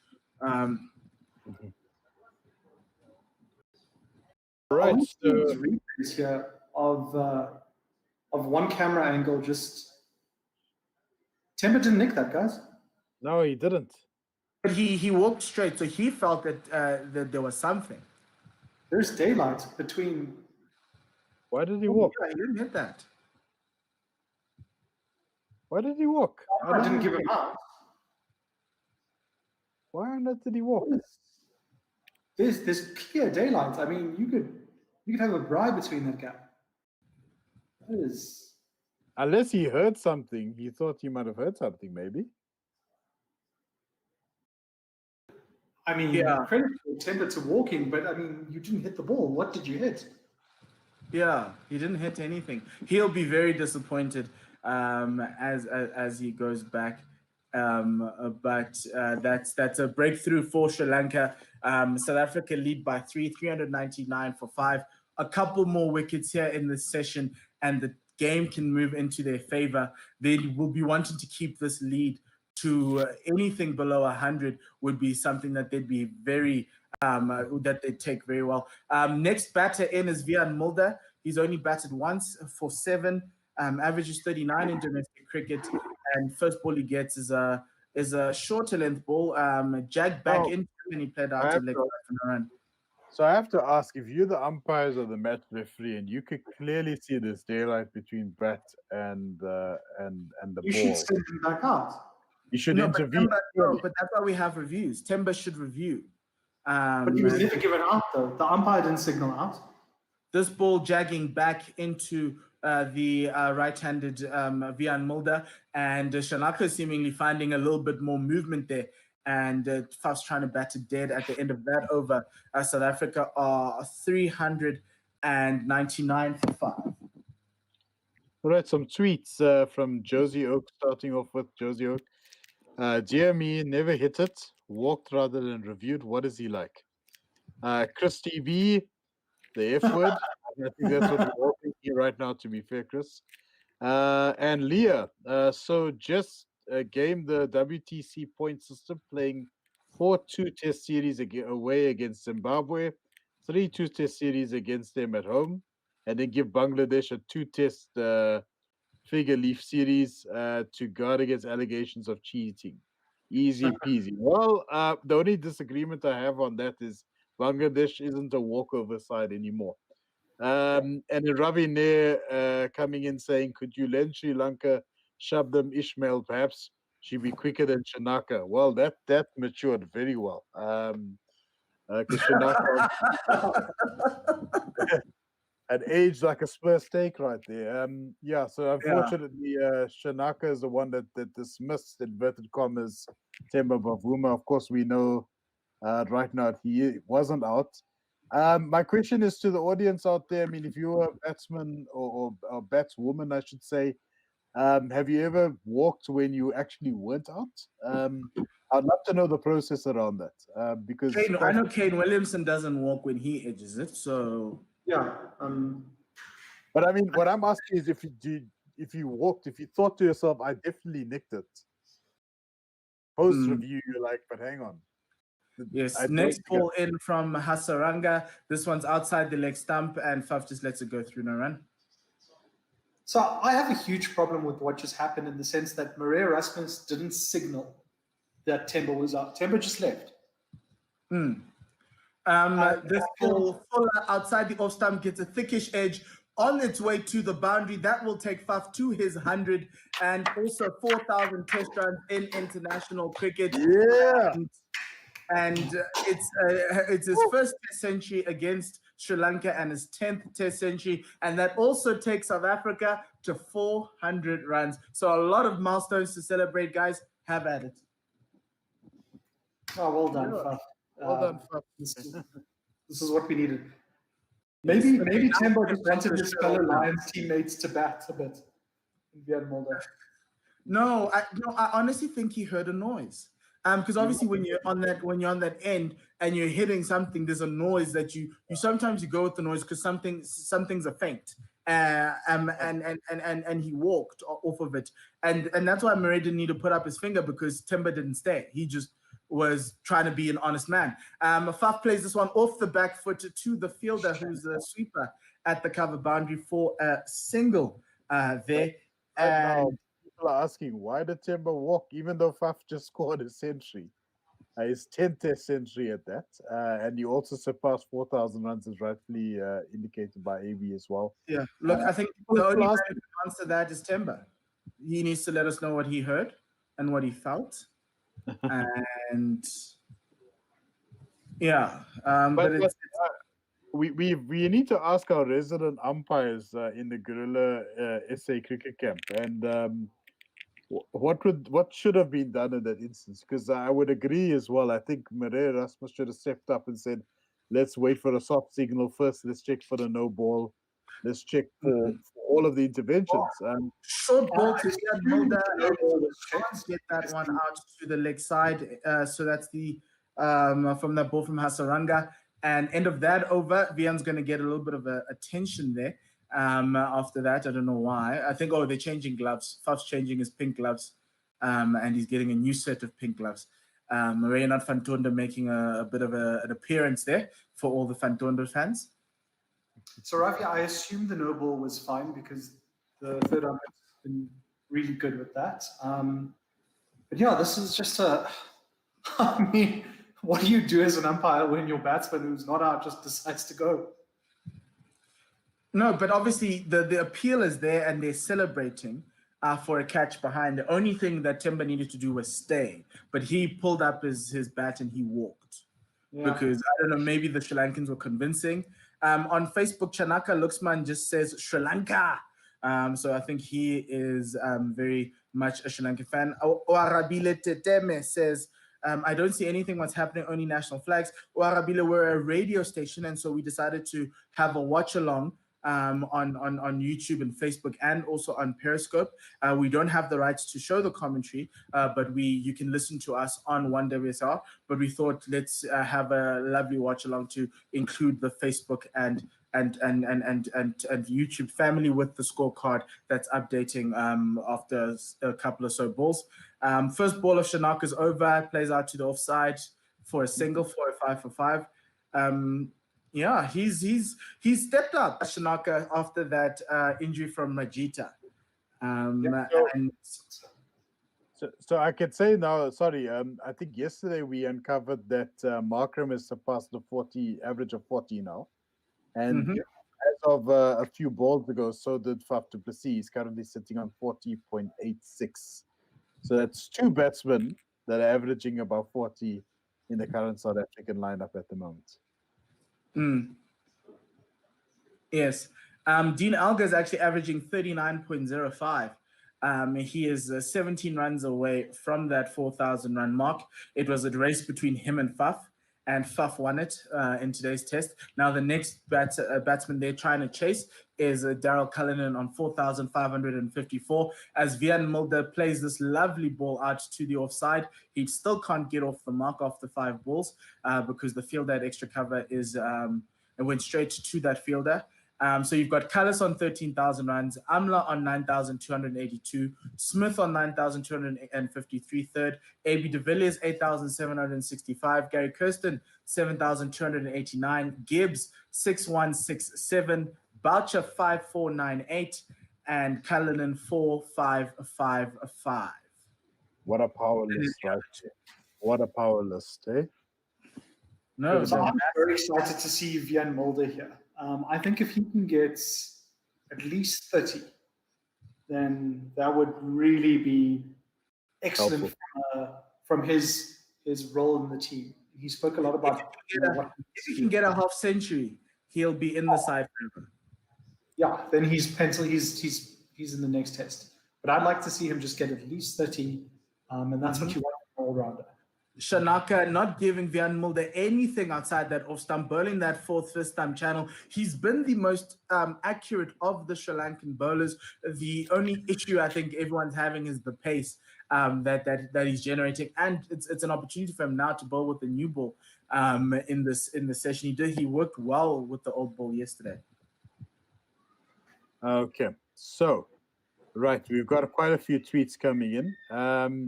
Leah, that proves it. Bavuma is definitely not related to Brody and has no Australian ancestry.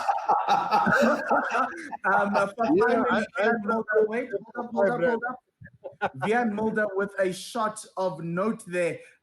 4 runs played through the covers. It was a full length half volley, and he lashed onto that very nicely. The total goes up to a 408. And you can continue with it. And Josie Oak with another fireball there. Stuart Broad doesn't walk. Ask any Australian. Chris EB, I think in the bargaining stage of grief, asking about calling Temba back. Definitely out if the batsman walks. Doesn't matter if the umpire doesn't give it or not. Josie Oak again. Sorry, you wanted to take the ball? No, you can carry on. That was just a dot ball then. Josie Oak, again, the only reason that the umpire can stop a batter who has walked is for a no ball check. It's not up to the umpire to persuade him to stay to check things. And Chris TB with the statistic, Markram fell back below 40 after he went out. Now on 39.26. Yes, we're just having issues with our virtual camera. I think one of you guys might have to go to ball by ball while I sort it out. No problem. Otto Seyman just tweeted now, must have thought he hit it. That is the only explanation for him walking. Correct, batters can only walk off at any stage of time.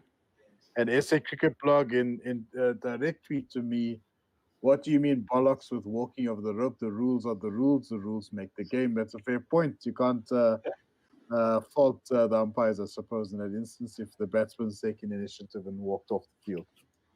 Yeah, fair enough. Although this begs the question, should we now just review that way? No, it's not. It's fine. You only review if it's a catch if you're an umpire. And he could have stayed and asked the umpire and let the umpire make the decision. 410 for 5. Last ball of Hasaranga's over is played out to the bowler by Wiaan Mulder for no run. So after 410 for 5, just getting the scoreboard sorted out on my end. We've got 15 minutes until lunch. Inside half of the bat, this time found by Hasaranga, played out to the fielder at mid-on, no run. I'd have to say, as a batsman, I've also heard of things like, for example, if the ball brushes off like a piece of clothing or your obviously your sleeve, sometimes that can be deceptive. But in that instance, there's clear daylight between bat and ball. Again, I wasn't sure what was going through Temba's head. I'm not sure if he heard something else in the periphery. Yeah. It could have been anything that could have drove him to walk. I mean, at least Temba had the honesty to, in his mind, he obviously heard something, or he felt something, and immediately walked, no doubt about it. So I kind of like the fact that he's got that honesty about it, rather than the Stuart Broads of this world. So another tweet, and again, this is a direct one to myself and SA Cricket Blog. I know it was an honest mistake. Sorry, it's with Yellow Cap Sports that we know very well. Let's wait for this ball. Yes, that ball played out to the leg side, no run. Yellow Cap Sports, I know that was an honest mistake, and the third umpire had enough time to call it and stop him, and I will stick to bollocks. Okay. Look, everyone's entitled to their opinion about this, but I think the umpire's accountability sort of drops when the batsman takes the initiative and walks off the field. That's just my take on it. As infuriating as it is for me to admit that, I would have loved for any intervention to come through at that point in time just to keep them on. But anyways, it is what it is.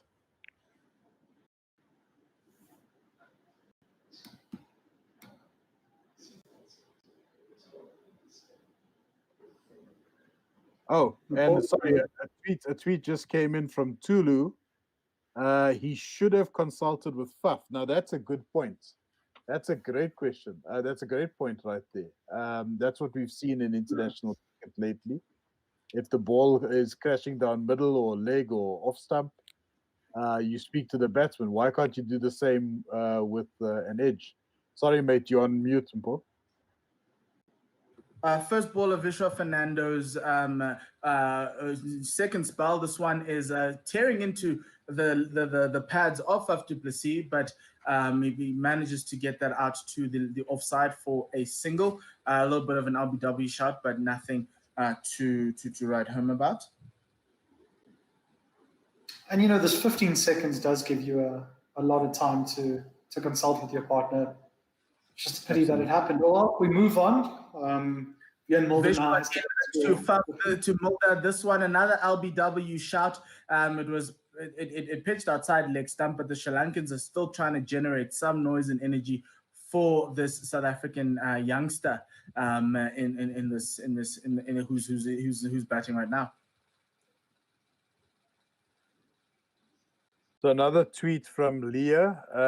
The hypocritical thing about the Australian obsession with Stuart Broad is that they keep complaining about him not walking in the test match, in the very same test match in which Brad Haddon himself didn't walk. Interesting. Fuller length ball by Fernando across the right-handed Mulder, who just plays a straight shot down to the offside, straight one. The fielder at mid-off had to come around to get it. There was a single to Vian Mulder. It's 412 for 5. Mulder 5, du Plessis 106. So our stream is a little bit down, and so the laptop I'm using for the screen for the stream wasn't charging. So you know how feisty Apples are. So we just have to wait a bit for it to get back on. Vishwa Fernando, short ball to Faf du Plessis, left arm over, and Faf rides that ball down to the mid-wicket region for another single. 413 for 5. South Africa in a lead now is 17. They would have wanted to erase the deficit of 87. Now they lead by 17 by the time they get into lunch. And then so this post-lunch period is going to be very important in the phase of in this game to pretty much let people to kind of give us an indication of where it's going to end up. So what is the game plan right now with the batting lineup? We've got Vian Mulder. Beautiful shot from Vian Mulder out to the backward point region. It was short, it was wide, easily to be cut, and the total goes to 417. So that answers the question. So, well, Ravi, I'd have two sort of game plans. One, let's say for the next hour. So just see off these two guys to lunch. You need to make sure you're still there after lunch. Mulder needs to just realign his focus. So does Faf. He's been batting for, well, not the longest of times, but these guys want to be making sure South Africa go into that session after tea and still be batting on that final session, because then you'll have that lead of 100 plus, hopefully, and that's the game in your hands now as South Africa. So I have an interesting story about Wiaan Mulder. Cricket Fanatics magazine engaged with him when he first started playing under Otis Gibson's Proteas team. Go ahead, Mbo. Quick single played out to the leg side by Faf du Plessis, who takes it was Wiaan Mulder there, and takes the single out, and the score now goes up to 418, and the lead is 22. Wiaan Mulder arrived at his very first training session with the Proteas team in his school uniform because he was a matric that year that he was selected. Wow. Can you imagine you sitting next to Faf du Plessis in your school blazer? How awesome is that? Yeah. Where did you go to Saints? Saint Stithians. Yeah. Yet another product of Saint Stithians. Impressive, eh? They must have something magical in the water streams there. I mean, Chris TV could have gone pro, but Chris decided to be a commentator instead. He needs to work on his on drive. He needs to work on his on drive. Hasaranga inducing a false shot from Wiaan Mulder. He came down the wicket and Wiaan just swung at that one. The fielder, that's the Chandimal at mid-off, was in with a little bit of a shot, but the ball went over his head and bounced safely for the South African, and they take 420 for 5. So here's the thing, you've got 8 minutes until lunch. If you're in the South African camp right now, you'd obviously want du Plessis and Mulder to stick around until they reach lunch. Because let's face it, if Keshav comes in, he's just going to have a slog, right? He's not going to play anything.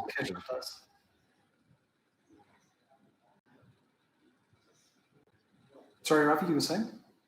No, I was just saying that effectively, this is your last line of defense until you're going to get Keshav, who's going to come in and start playing a sort of a Captain Courageous innings of his own. And he's just basically going to have a slog. Yeah. Well, I mean, Anurag here, we all know that he's done the job before and he can carry on. Next ball played out to the boundary by that is Wiaan Mulder, and it will be I don't think that's a 4. Yeah. Sorry, guys. Sorry, I'm gonna take myself off the stream for now. I just need to sort this. No worries. Ravi, when you do ball by ball, I'll just manage the tweets because you're a bit ahead of me. I can do ball by ball. So score is 420 for 5. Mulder on 12, and a full toss to Mulder. He dispatches that on the ground, and it hits the Betway sign. We are not sponsored by Betway, but it is what it is. He's hit the Betway sign. Mulder takes full advantage of that fortuitous delivery from Hasaranga. The score is 400. It should be 426 for 5. A funny tweet here from Terry and Tembu. Mulder, we love the shots, bro, but let's bat until tea, and then we bring them in. But when you get a low full toss there from a leg spinner, you're going to punish that, rightfully so. You're going to have to. Yeah, absolutely. Because you'll get a fine in the dressing room if you don't. Oh, yeah. They're going to make him drink if he doesn't take advantage of this. Yeah. So was that a 6? Because it did hit the I think it just got over. Yeah. I think it just went 6. over. Let's have a look. Oh, no. You might be right. I think it might have just landed beforehand. It's a 4. Signal by Adrian Holstock. Now he's definitely getting a fine for that.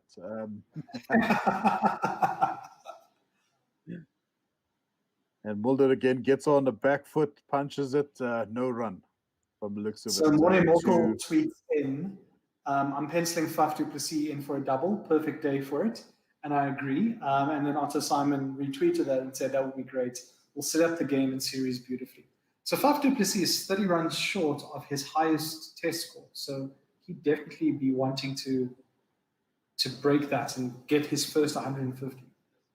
Could you perhaps remind the fans who the highest score was against? Jeez, Ravi, you're asking a lot from me, but his highest score was against, I don't know. No, I don't know. I have no idea. Was it not Australia? Possibly India. Possibly India. Might have, actually, that 137 was Australia. Was his debut test by chance? Yeah, possible. It doesn't say here. Really cricket. And I see ESPN Cricket Info has updated his profile, indicating that his brother-in-law, as of the end of last year, is of course GC Viljoen, also known as Hardest Viljoen. Yeah. It was actually against New Zealand, Faf's 137. He got it off 252 balls. Back when Alvaro Peterson was playing. And this was in the 2012-2013 season. Listen to this batting lineup in that test match. So we had Alvaro Peterson, Graham Smith, Hashim Amla, Jacques Hallis, A.B. de Villiers, Faf du Plessis at 6, and then Dean Elgar at 7, who got 103 in that match. Correct. And we spoke about his debut test. Obviously, there was a hell of an intervention from Faf du Plessis.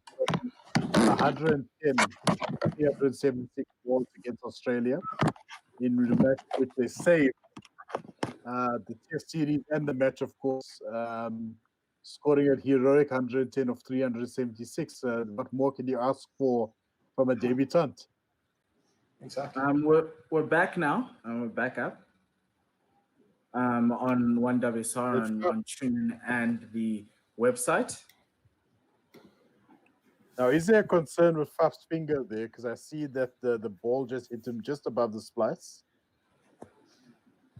I'm always concerned about Faf's finger.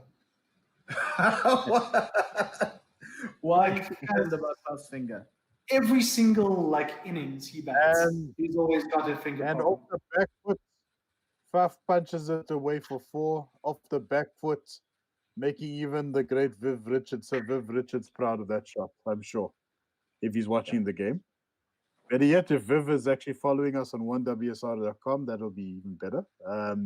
But anyways, off the back foot, Faf showing the maker's name and caressing it to the bottom. Yes. Khan Tanvir on YouTube says, stay home, which is, we should be telling everyone this. What we are doing.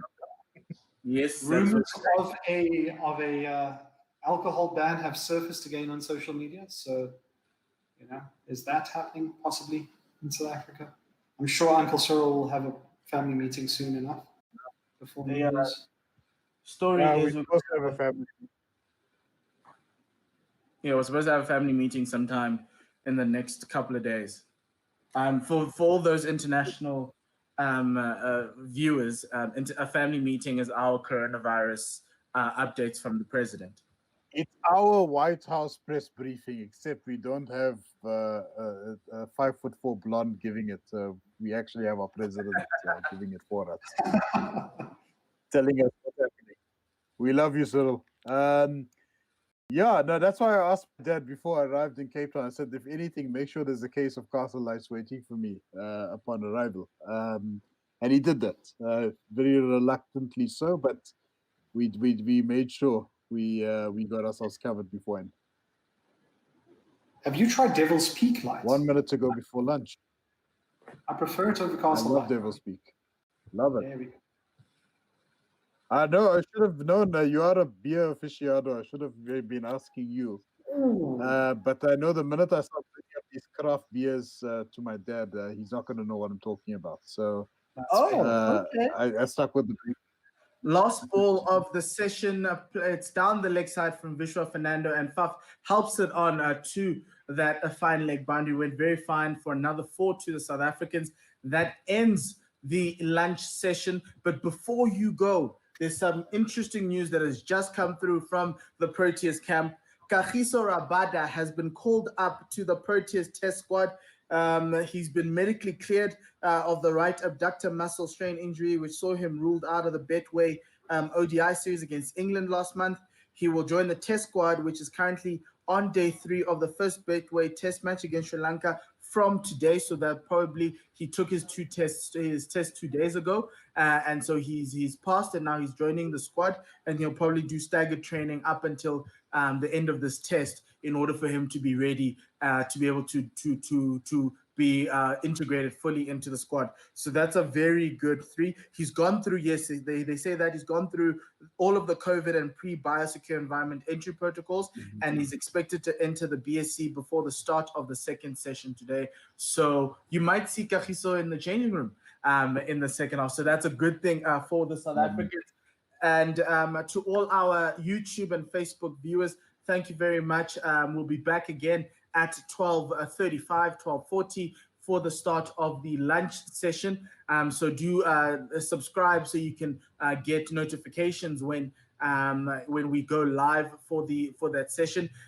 To our 1WSR viewers, we will be playing the first session of this series to you, to just let you get acquainted of where we started out on.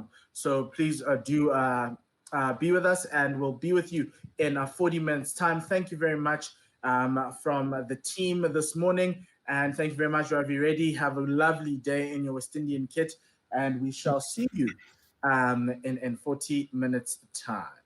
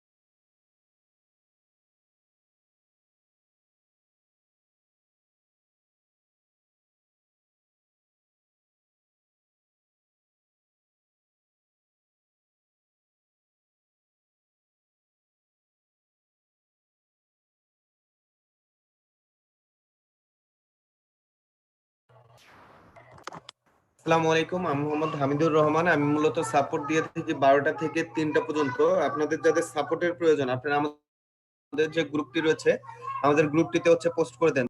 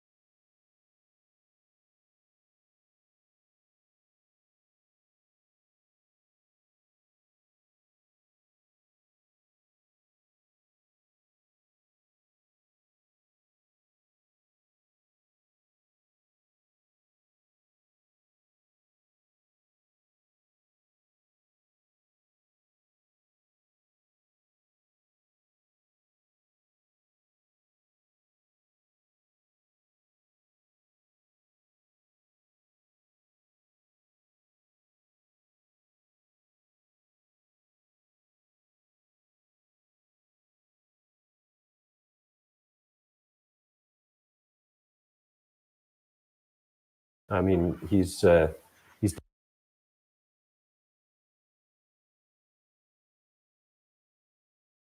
definitely a striking force.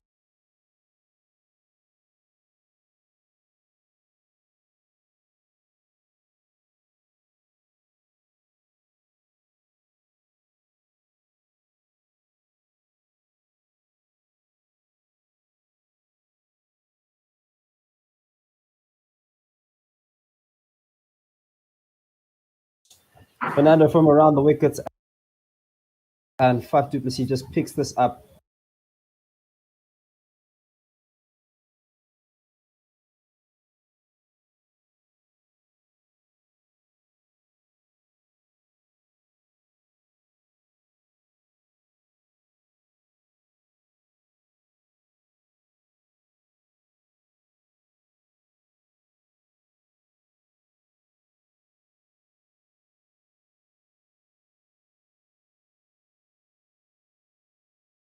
Into the point region, all the way to the boundary, but picked up only for a single. South Africa sitting on 449 for 5, and du Plessis on 124, ticking along very nicely.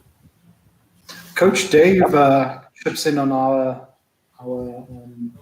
discussion and says, Nokia hasn't wowed me in the game yet. Fast, no doubt, and yet. And of course, Coach Dave has to say prodigious at least once a day. He earns royalties from that. 50 partnership for Mulder and du Plessis. So once again, the Proteas getting those partnerships, banging them in one after the other. That's very good to see, not losing wickets in clumps, as they say, not losing another wicket after Bavuma. Fernando for his third ball to Vian Mulder as he blocks this for no run. And I must say, just a quick comment on Mulder. He looks fantastic. Just in terms of his form, his batting, it looks very confident. Drives are very strong and assertive as well. So it's good to see that we're getting bang for our buck here with an all-rounder that looks like they can bat and that can take into the bowling attack. That's a bit limping at the moment. We need someone that will take advantage of this, and he looks like the right man for the job. Yeah, a cracker of the tweet here from Leah saying she fully expects Faf to start the first cricket commentary service on OnlyFans once he retires from international cricket. Wow. Yeah. Fair enough, dude. Fair enough. So that last delivery? That one jumped up on Faf du Plessis, and on Faf du Plessis, right off the shoulder of the bat, but managed it very nicely. I must say they've been managing the short balls very nicely, have the South Africans, especially when Temba Bavuma and Faf du Plessis were in a partnership. And Mulder just blocks this one for no run. It's just on that good length, back of a good length, where the cracks are starting to play a role here. We saw that variable bounce on the on outside the line of off stump, but this wasn't a short ball. This was a ball that was on a good length, and it climbed up onto the splice of Faf's bat. So another one. This one is bowled a bit closer to the body as Mulder just chips this to the leg side for a single. South Africa have just passed the 450 mark.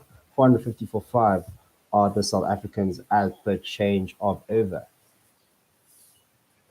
Yeah, so just coming back to Bavuma, my 2 cents.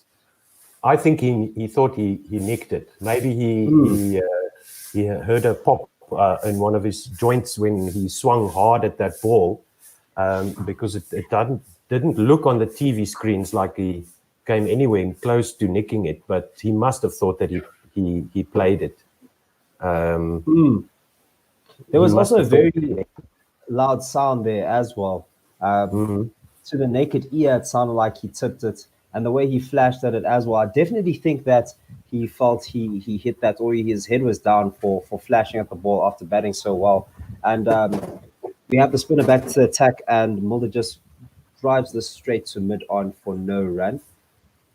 JP Duminy also suggested that the handle of the bat may have popped and caused a sound.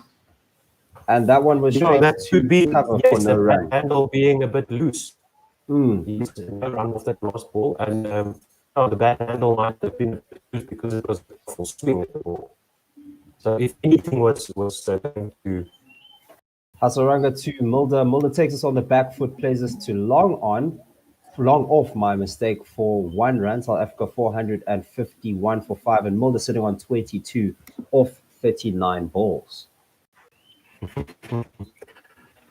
Just laughing at a comment at last. We will have Mpo and Ravi Nair together on the air on Gorilla Cricket SA.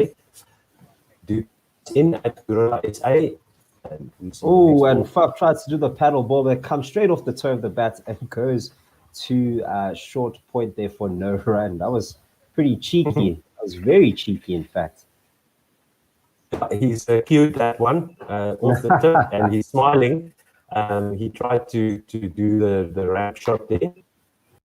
And Faf comes down the pitch and blocks this for no run for the 5th ball of the over. Simon Gear tweeting in from Britstown, and he says he's having a refuel session there after a site visit in Victoria West. Lovely listening to the Gorilla SA team while he drives through Karoo. I'm sure it's hot there, Simon. So make sure your aircon's on. Yeah, make sure you do that. And Faf du Plessis hits this one to cover for no run. At the end of the over, South Africa on 451 for 5 with a lead of 55 here at SuperSport Park Centurion. Faf getting a little bit creative there with that that attempted paddle. It's not something you'd want to see as a Proteas fan. I think there are 100 runs a bit short before you start playing shots like that, Faf. He looks really confident. That's, I guess, not the best shot selection, but I like that he's got the chutzpah enough to bring it to the bowlers like that. He's got the audacity to do something like that, and that's what we like to see. He's taking it to the bowlers, and he's looking very comfortable. Also scoring at a great rate as well. Definitely the pick of the batsman today. Pick the right times to go crazy, as it looks like Kumara comes in from over the wickets to Wiaan Mulder, and he just chips this square on the leg side for 1 run. South Africa 452 for 5. Jersey Oak tweeting us saying he's back from the Hyde Park Mall and the sales are sadly still not on. This innings shouldn't be an indicator of any international form given the weak bowling. And Sri Lanka have been bowling poorly, I must say, but there is something in the pitch for the bowlers. There's no doubt about that. Yeah, once again, we saw that yesterday when they worked over Algar and they got his wicket, and then they went to work on Rassie van der Tussen and they got his wicket. So if you show that consistency, you can get a wicket on this pitch. What's happening now? Is there another injured bowler here? There might be another injured bowler. There's a bit of a confab, a bit of a confidence there behind the stumps at the top of the bowler's mark. And Kamara does not look happy. Is turning his face away from what he knows is the view of no, he's dropping the F-bomb there, and the coach is... Yeah.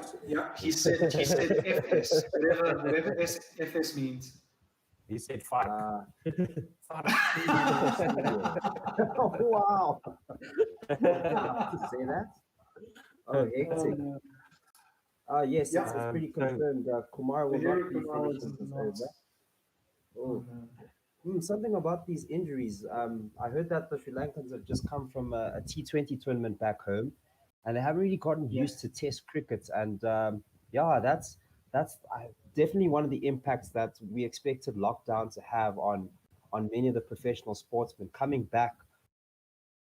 Difficult, and I mean, if you ever doubted that Test cricket is physically taxing, I mean, three injured players in 3 days.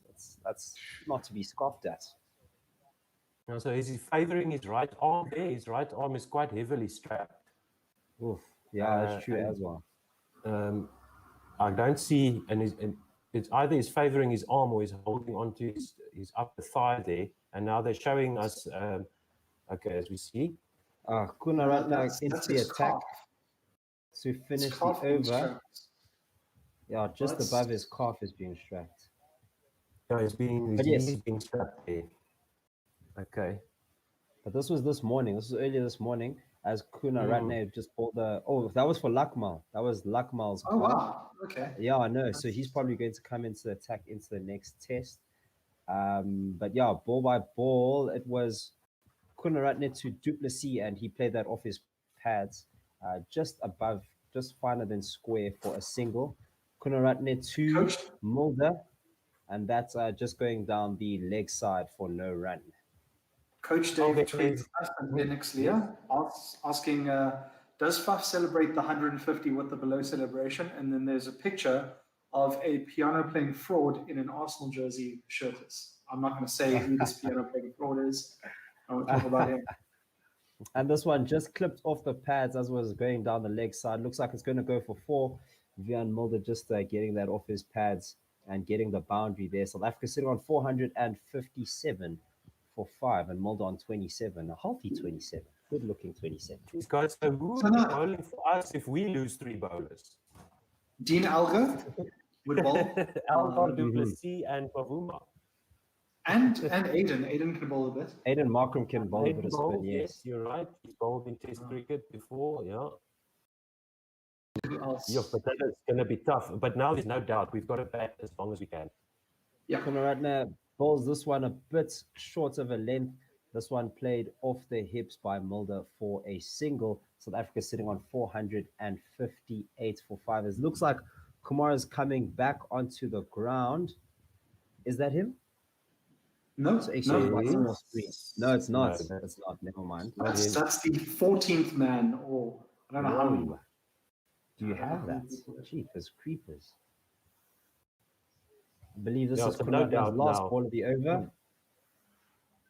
And to Duplessis, he plays this a very nice looking punch off the back foot for a single. No, he's going to run 2.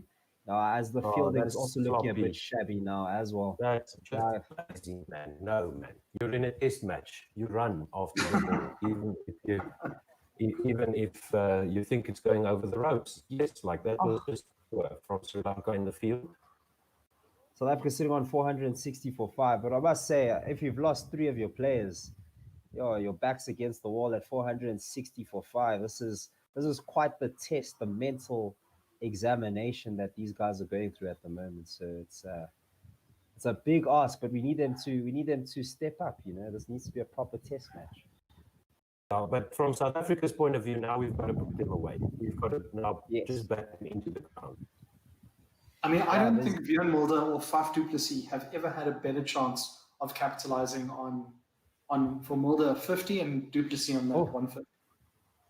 Hasaragna into the attack as Mulder just smashes this into the ground, but straight to cover, short cover, in fact, for no run. So like a 460 for 5. Yes, and you're 100% right. Great time to get a big score, especially for the likes of Mulder, who just blocked this ball from Hasaragna. He had a few test matches with the Otis Gibson era, but coming back into the fold, it's a big chance for him to make some big runs here. Hasaragna in again, once again, driven straight to the short cover.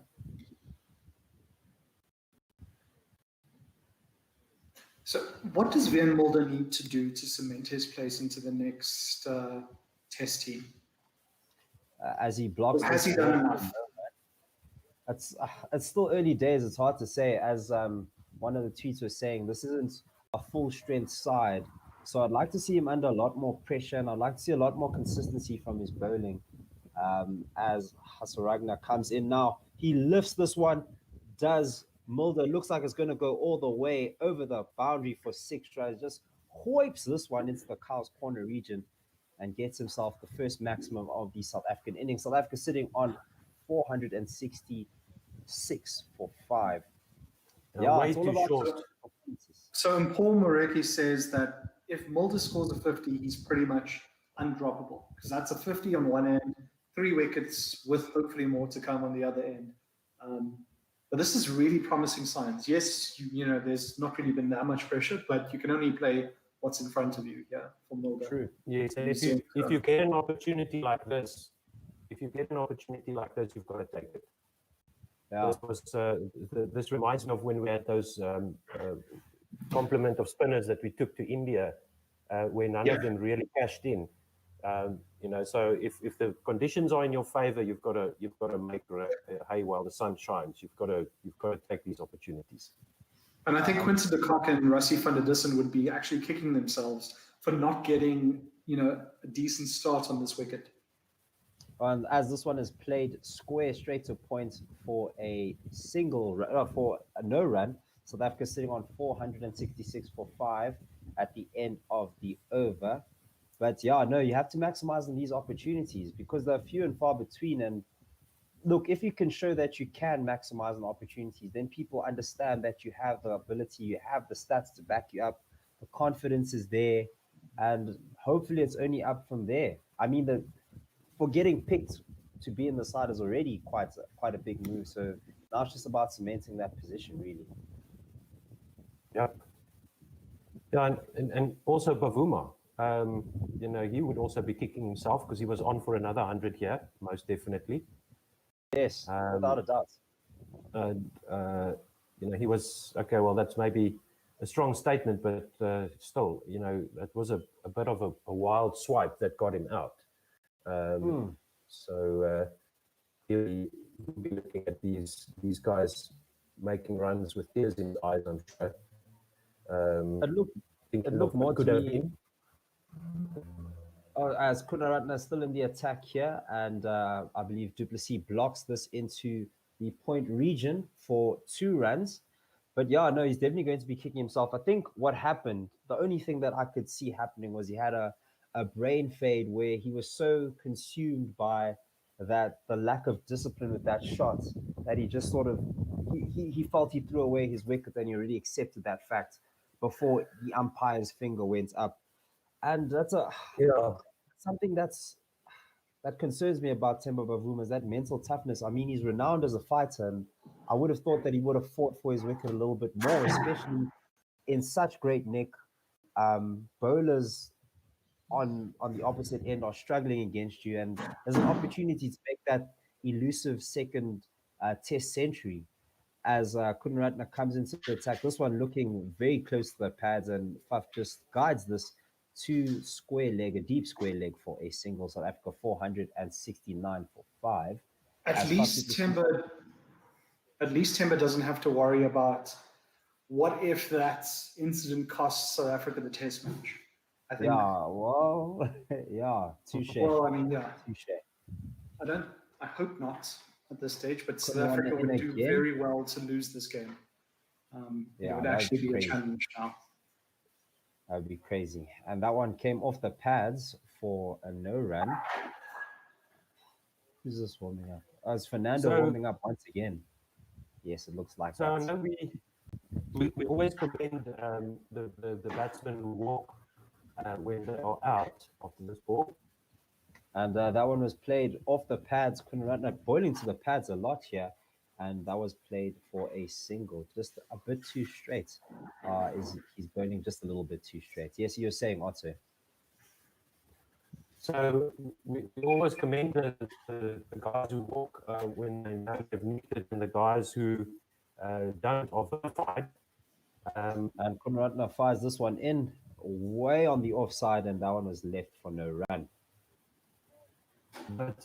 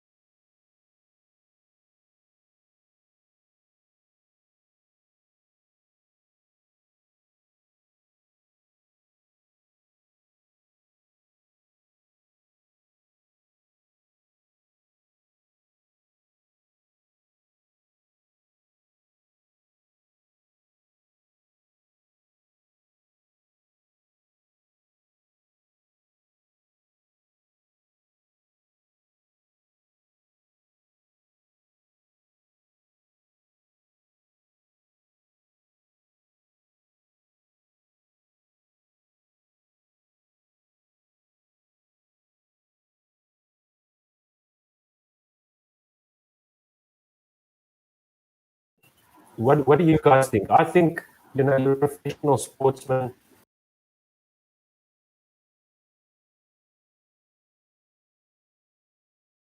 If the umpire doesn't lift the finger, you stay there.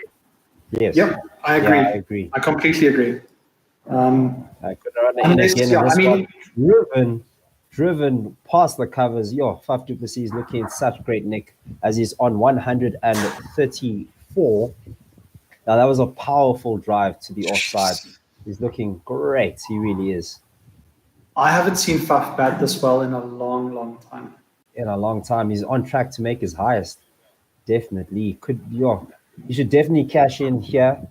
Get himself a double century, because you're not going to get a bowling attack limping this badly for a very long time. And I think that's the plan for the South Africans, going back to that. Just stay in and bat as long as you can, because these are the same bowlers that are going to be used in the very next test. So if you can just keep our players in the change room, keep them cool, keep them not feeling this heat and humidity, that is definitely going to help in the long run. Agreed. And also, even if you try and accelerate the run rate from currently 4.7 to just maybe 5.5 and over, it'll put so much pressure on Sri Lanka and actually demotivate them. Exactly. And I think then you've won that test already before they even bat. You're winning the mental game here. If you just bat long, stay in, it's really demoralizing, and you can see that the heads are starting to hang here in the field. And this is the first innings you're batting of a series, so it's a massive statement. It's a great time to take a chokehold, and it's a great way to come back after the England series that's left a lot to be desired.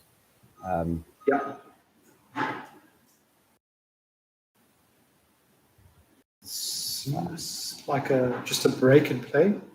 Seems like that. South Africa still sitting on 474 for 5 with a lead of 78. It's quite a decent lead. Mulder in on 35 and du Plessis on 134. These guys are looking very comfortable, very set, especially Mulder. And he's looking very good. As I was saying, that straight bat is looking fantastic. As Hasaranga, my mistake, comes in, and Mulder just drives this straight to an extra cover region for no run. Poor Hasaranga. It's his debut test match, and he's been asked to do a job here. First innings, almost a brand new ball, so we're expecting a lot more from the new ball. It's a bit sad that Sri Lanka didn't get as much from the new ball as they could have, as Hasaranga comes in for his third ball of the over. This one also blocked for no run. I was expecting a few more fireworks from the new ball, a little bit more movement, but it doesn't look like we got a lot of that. Even Kumara wasn't hitting the deck as hard as he could have, except for those times he was bowling those short balls, as Hasaranga bowls this one to Mulder and he blocks this for no run. They were also not targeting the little cracks. Just outside for stump where there was a variable bounce. Exactly. Another block from Vian Mulder here. Still no run. 474 for 5 is still the score. Yeah, and I mean, both Sean Pollock and Mackay and Tini were doing the pitch report earlier, and they're saying there's a lot in it for the bowlers. Lots of grass, lots of cracks as Mulder comes a bit more aggressively to this one, but plays it straight back to Hasaranga for no run. And that's the end of the over. 474 for 5 are the South Africans. I was expecting a lot more discipline, or at least hoping for a lot more discipline. Just staying on that crack, staying on that divot with that variable bounce to really make it challenging for the batsman, but that didn't seem to be the case. Du Plessis and Bavuma looked very comfortable at the crease for most of the day, so it's a bit disappointing. I was hoping for more of a battle on ball, but hopefully the South African bowlers see the opportunities here to make this a quick finish. So the one criticism I have of South Africa is that I wish Quinton de Kock batted at a 6 rather than Temba Bavuma batting at 6. It looks like there's a bee sting for, I don't see who it is. I think it's just the collar. That's Tikwala. Oh, no. If he's allergic, this could be very, very dangerous. Oh, no. Yeah, it looks like it's somewhere inside his shirt on the back of his neck. How's my sound coming through now, guys? Perfect, Otto. Perfect. Coming great.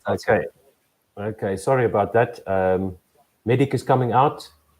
This when was that? Been working more than the bowlers. Jeepers creepers.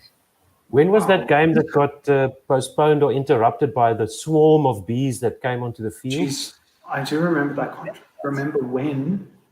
But I remember that there was a thing. That was a couple of years ago, maybe 4 or 5 years ago. I'm not sure. But, geez, I hope this guy's okay. Yeah, it looks like it stung him right in the back of his neck, inside his collar. And it looks like it was a honeybee. So it's a single sting. Good thing that's not a wasp, because those things, when they get inside your shirt, they can give you like 15, 20 shots before they get out. And he looks to be okay. He's not swelling up or anything. So. He's breathing. It's just very uncomfortable. Jeez. Things get bad. Go from bad to worse for Sri Lanka. No way. Yeah, this is just.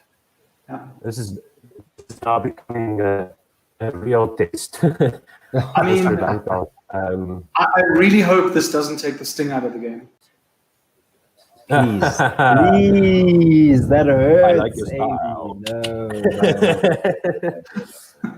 Okay, the medical team is coming out with the car here, so maybe they're just getting ready. Okay, no, they're not coming onto the field yet. Maybe they're just checking to see if he is having a reaction, because if he's in around your neck area like that, it can cause swelling inside your throat as well. Even if you're not allergic. Otto, Simon tweets you saying, geez, at this stage, Sri Lanka must be taking volunteers from this insuring public. Can we send Ozmaster some whites? He said it was actually quite close there. I'm actually quite close. I have my bicycle here in the background. Give me a few minutes. Well, you guys have seen my fielding skills, so maybe I can be the inside man in the Sri Lanka squad and drop a few catches for the Proteas. And Leah tweets us saying that, and this is a fun fact. Leah says Faf has a higher score or high score in ODIs than in tests, which puts him in the same category as Rohit Sharma, because Rohit Sharma has double tons in ODIs. One tests. Yeah, very fun fact. Well, you can bring a substitute keeper on, right? Well, they're going to have anybody can keep. Yeah. They have many keepers in the squad. I was looking at their squad. Lots of W's next to names. But Tikwala's on his feet. Yeah, he's good. He's good. And you definitely want to like Tikwala there, because of the quality of his keeping and his batting. And just the seniority in the team. He's been in the setup for quite a while. So, yeah, that's definitely who I'd back to be behind the stumps to take the gloves.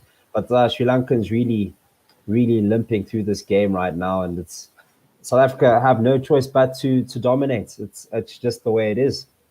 As Shanaka comes into the attack, back into attack. Oh, off the edge, just past the slip of Faf du Plessis' bat, and he's going to get himself just a single, in fact. Sure. And we're talking about that variable bounce. It was in the region on fourth stump. Why wasn't this a consistent? So just keep it there. Just keep it there, Sri Lanka. Yeah. Give yourself a chance. Yeah. Cricket is easy, man.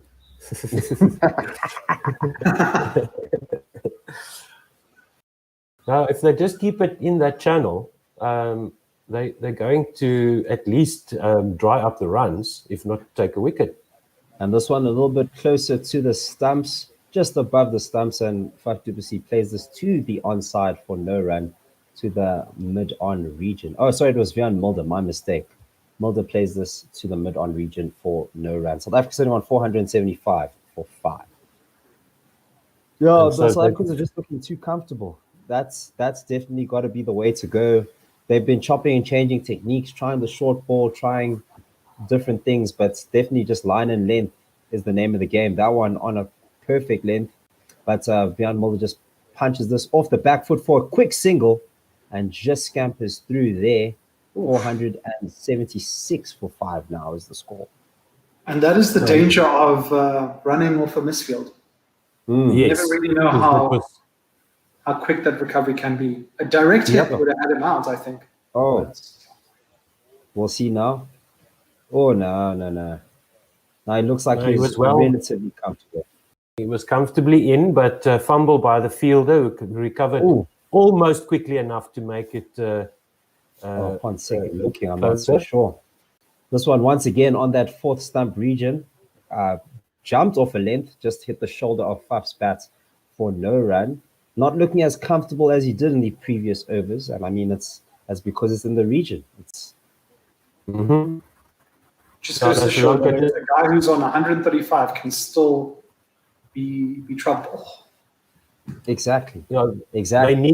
They need to do something to get back to get the pressure back onto the batters here, and this is the way to do it. Keep the ball in that area where it's again, and this one just beats the bat. Haven't seen one beat the bat like that in a long time. And they're looking fantastic now. All of a sudden, are the Sri Lankans really troubling Faf du Plessis? And you have to ask yourself, how did South Africa get to 474 for 5 with the ball doing these types of things? It's incredible.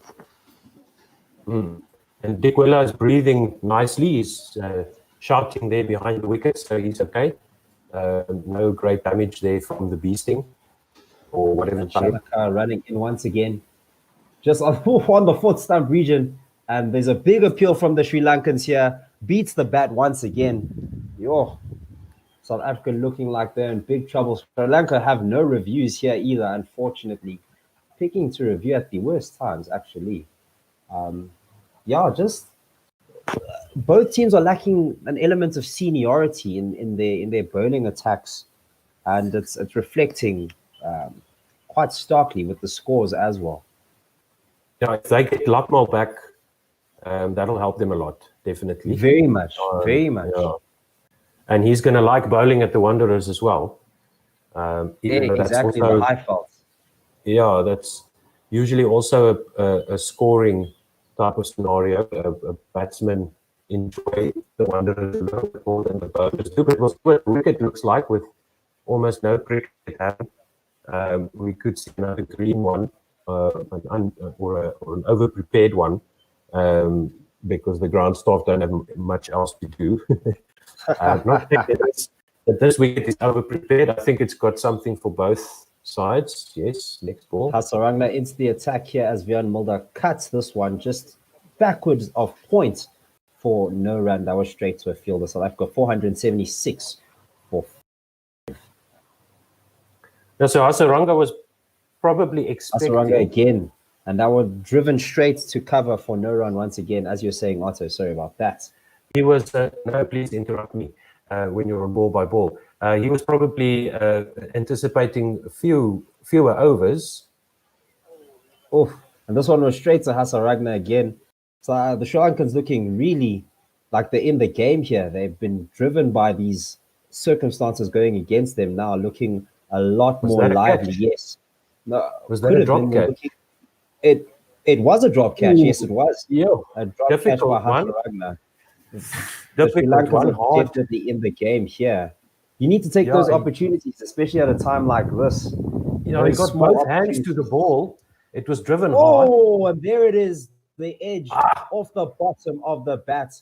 And the breakthrough for the debutant. That's the second wicket for him. Wiaan Mulder, unfortunately, has to go off for 36 of 63 balls. South Africa now sitting on 476 for 6.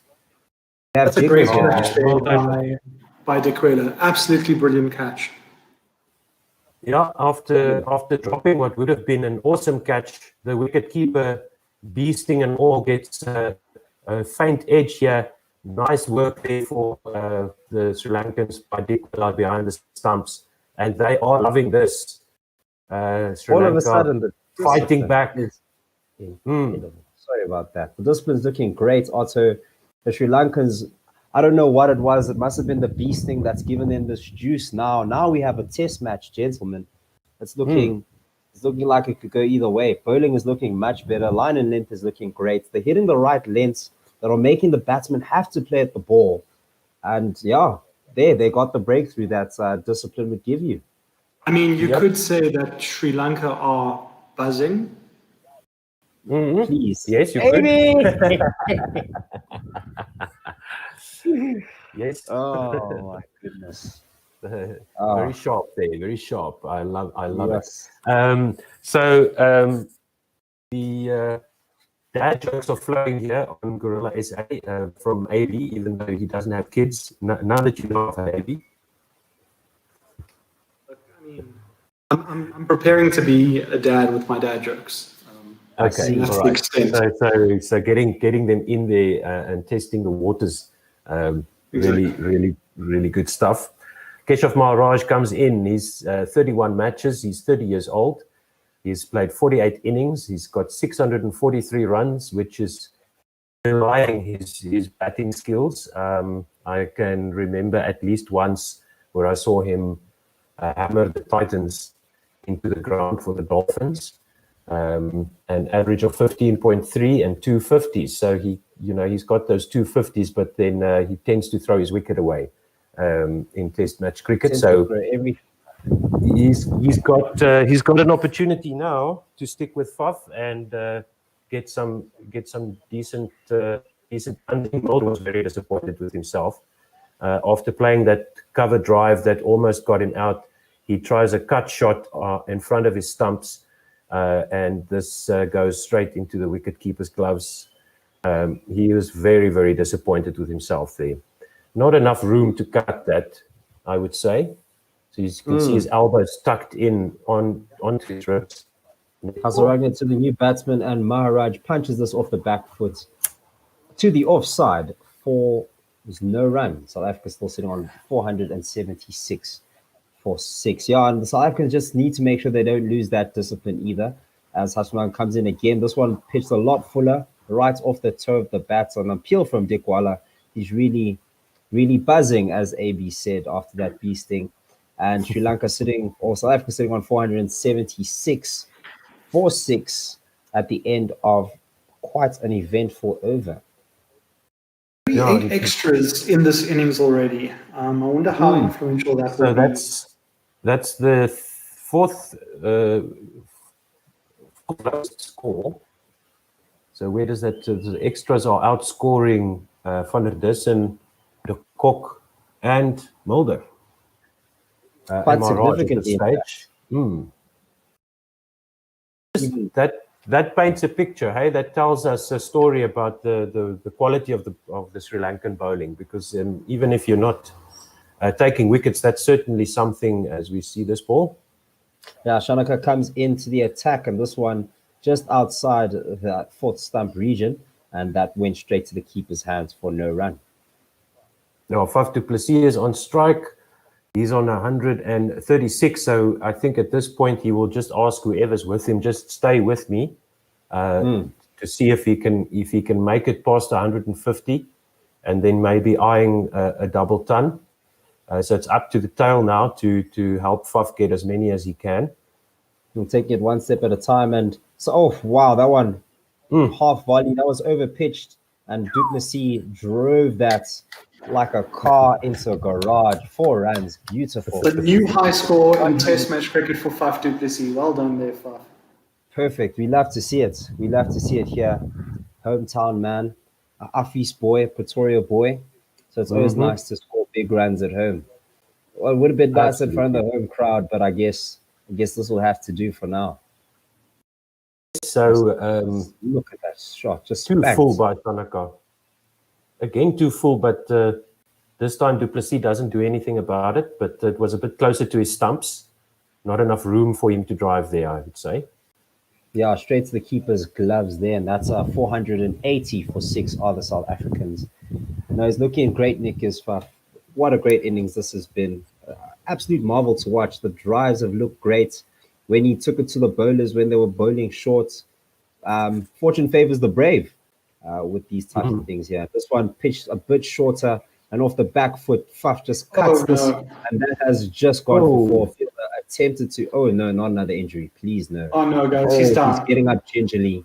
He's getting up gingerly. Who's this? Oh no, he's not even getting up. He's down. That's. Oh no, it's the debutante. Oh no, Is that Hasaranga? that's Hasaranga. He's getting up gingerly. He's on both A feet. knee injury or an I'm ankle gonna injury? walk it out. It looks like he's popped his right thigh muscle there. What is the hamstring? So he did It looks like he's gonna fight through it. He's got his hat back on. Yeah, it's his right thigh. Give the thumbs like up to the physio. So I think it's just a knock. Okay. But he was Maybe diving hands to on his the ball. left, and his right thigh sore. It's very interesting. Yeah, he Well, must have if I hit fallen. it there again. You. Oh no. Yeah. Wait, now he's done. He's down. You've got maybe he landed on the ball with that leg, as you Possibly. said, or he was diving to his left. So he either strained a muscle or he's off field now. He's sitting down outside the boundary. Yes, He tried to walk it off. He tried to put on a brave face, but he's wincing in pain. Well, Mickey Arthur is not having any. Now of this. Mickey Arthur takes another walk. He's back to the back of the Mickey train Arthur, with Sure. Shamaka comes in. This one on the Mickey stump fit. line. No run there. Sure. South Africa 484 for 6. Sure. Sri Lankans. Wow.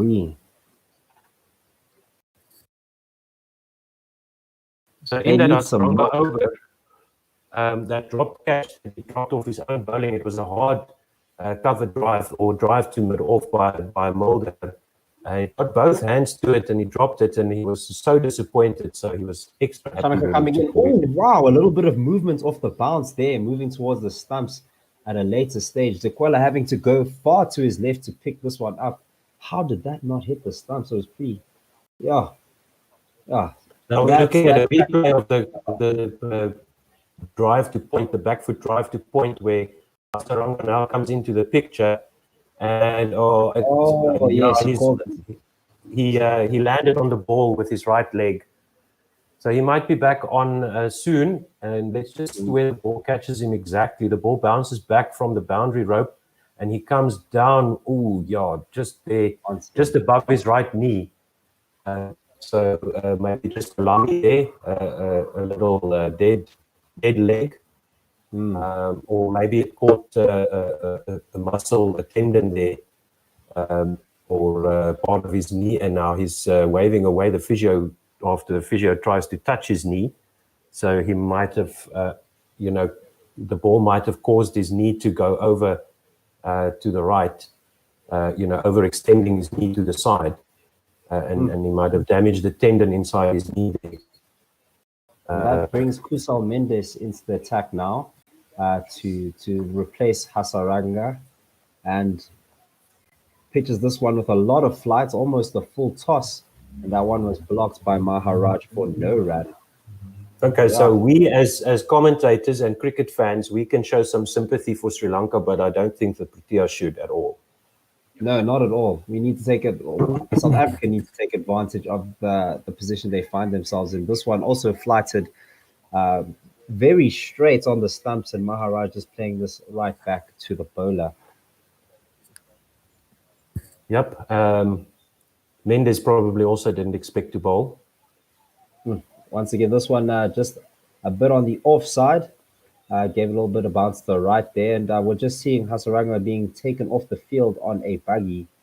Yeah, he's in the stands. This is Swar. Not looking good for the physio. This one a bit wider. Maharaj chops at this one. He might get himself 2 runs here. Just the single. In fact, South Africa sitting on 485 for 6 with a run of 89. Definitely don't want to be throwing this game away. It's a must win for the South Africans now. Yes. Mendes is getting some turn there off the wicket. Definitely. And I mean, you keep saying it's in that region, but I'm not sure if I'm at the right end. When you're bowling from the Henops River end, I believe it's towards the pavilion. There's this crack on the right there, the length that he pitched it out there, that was quite a bit wider. And Dikwala had to literally go into the wide line to fetch that one. But he's definitely getting turned there, Otto, as you said. Yeah, so if he can get the right length and line, he can do something here for Sri Lanka. That one was a bit fuller, right by the stump, so Yorker length, and Duplessis drives this to long off for a single to retain the strike as South Africa moved to 486 for 6. Duplessis on 144 and Maharaj on 1 on the other end. So a good over there by Mendes, only 2 runs from it. So It's bonus so far. Economically speaking. Yes, he's way below 100 runs conceded. So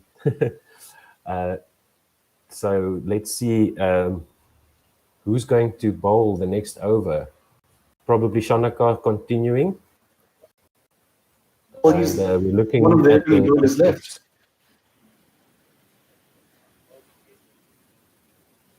Yeah, who else can bowl? Shanaka into the attack as he bowls to Duplessis. This one played straight back to the bowler. Cross bat for no run. It's just Shanaka and Fernando left. So, AB, you're quite faint. Sorry, it's just Shanaka and Fernando left. Yeah, actually, of the bowlers, because they've lost quite a few of them. Oh, yes, that's true. It's so bad. Out. Shanaka coming in again, and Faf Duplessis just chips this from the offside to the leg side. Looks like it's only going to be a single here as he moves to 145, 44. The problem is Dikwela, Hasaranga, Rajita, and Kumara are all out. That's 4 players, 4 batsmen who Sri Lanka do not have. So the Proteas need 6 wickets. Essentially. Wow. Essentially, because the Silver's already out. Yeah. And I mean, they're not allowed runners. And Kumara and Hasaranga have injured their legs or have injured legs.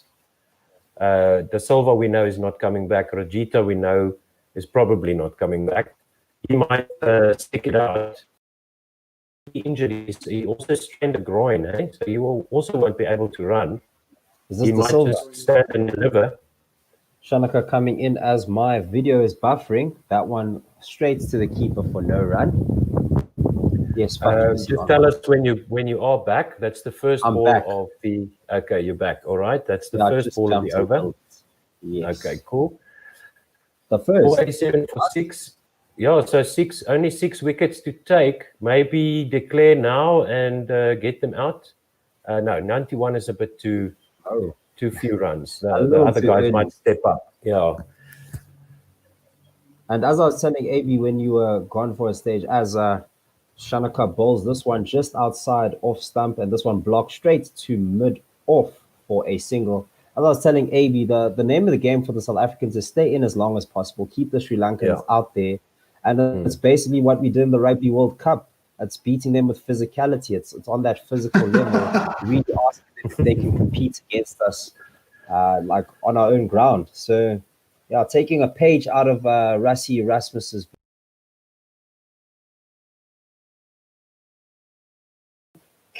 jumped off a length there, hit the shoulder of the bat as Maharaj was moving forward, and they steal a quick single, do the South Africans, moving to 488 for 6. But yeah, we really just have to make sure that we're keeping them out there, making it difficult for them. And as you can see, it's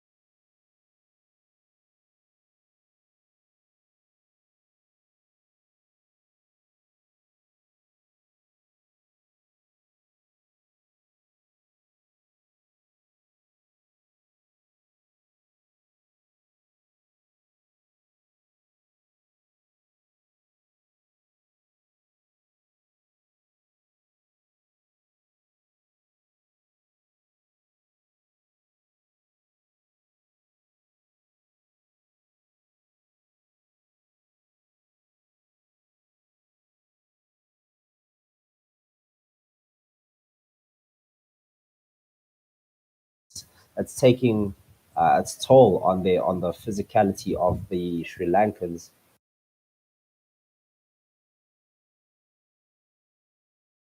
And yeah, we just got to keep that pressure on. Don't take the foot off the gas.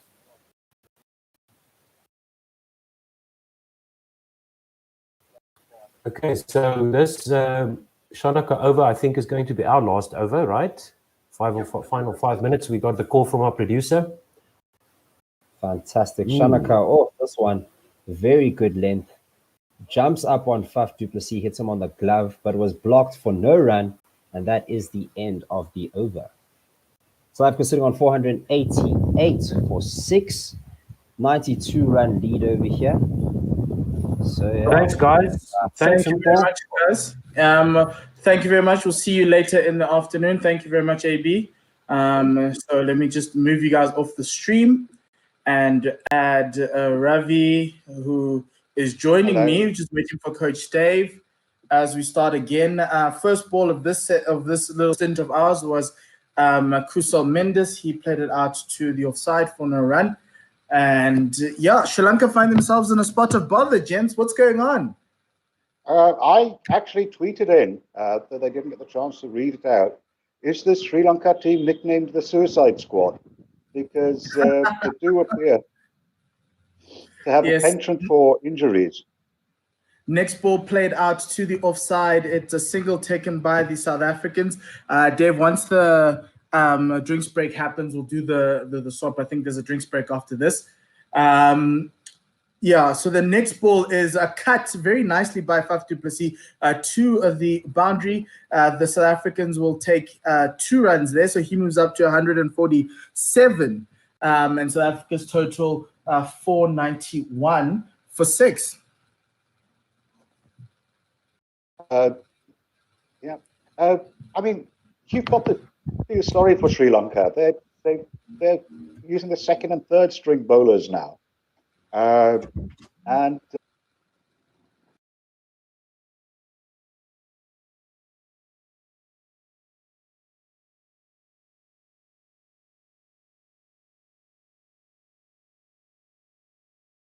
Kusal's going very quickly through his overs. This one, Faf plays out to the offside. He runs a single. Yes, Ravi? I was waiting for you to comment on the next delivery, Maharaj face. But even Faf, if he could have got out to Kusal Mendes, it would have been a stroke of luck. He's bowling all over the place. Leg stump line, stump line. There's a full toss there. Goes past the field at extra cover down to mid to long off for another single. End of that over, 493 for 6. It will be drinks, so we can talk about all these injuries that Sri Lanka have gone through. We've gotten some love from Chiedza. Chiedza on Periscope on Twitter saying hello. It's not looking good for Sri Lanka, so do thank you very much for that. Michael Clark saying looking good, gents. That's AB's friend. And Otto saying, come on, SA, put that Protea fire on the Sri Lankans. Chris TB says, not saying that we should declare anytime soon, but what are the odds that Quinny forgets he's the one who'd have to declare and we just keep batting for the rest of the match? And Angelic Scooters from Australia says, well, if nothing else, this match is demonstrating how ridiculous it is to only allow substitutes for concussions. How unfortunate that this match is swiftly becoming a farce, SA versus SL. It's a good point. I mean, I think the concussion substitute rule was a good one, but only allowing it for concussions may come to seem quite limited now. It's all very well to say Test cricket is about endurance and physicality, but what's it? 4 Sri Lankans down now. Rajitha, Hasaranga, Kumara, and who else? De Silva. Yes. Right? So, De Silva, they've lost a great batsman and a bowler. They've lost 3 other bowlers. How do they expect to get South Africa out? Even Maharaj will be able to bat fine against bowlers who are bowling now, because there's nothing above 120 kilometers per hour coming at them. Shanaka's looked very looked like the one who can get wickets out of the Sri Lankan team.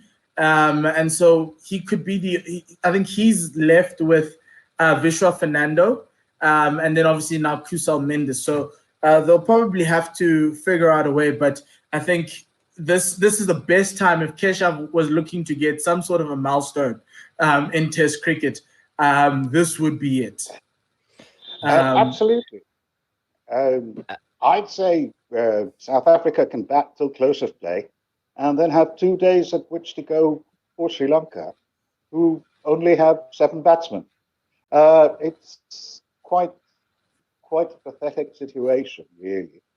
I completely agree with Scooters that let's get Dave into the conversation. Dave, what do you think about this injury thing? Should we have another injury replacement allowed? I do think so. I mean, common sense must prevail in the laws of the game. If somebody's off the park for a certain amount of time, they can't come back on after that certain amount of time has elapsed. But surely common sense has to prevail and say, okay, he's not coming back for the rest of the tests. The doctors have confirmed it. Let's get somebody in again, and then we go from there. I fully agree with Ravi. It seems senseless that something like this would not just well, hopefully where common sense would prevail.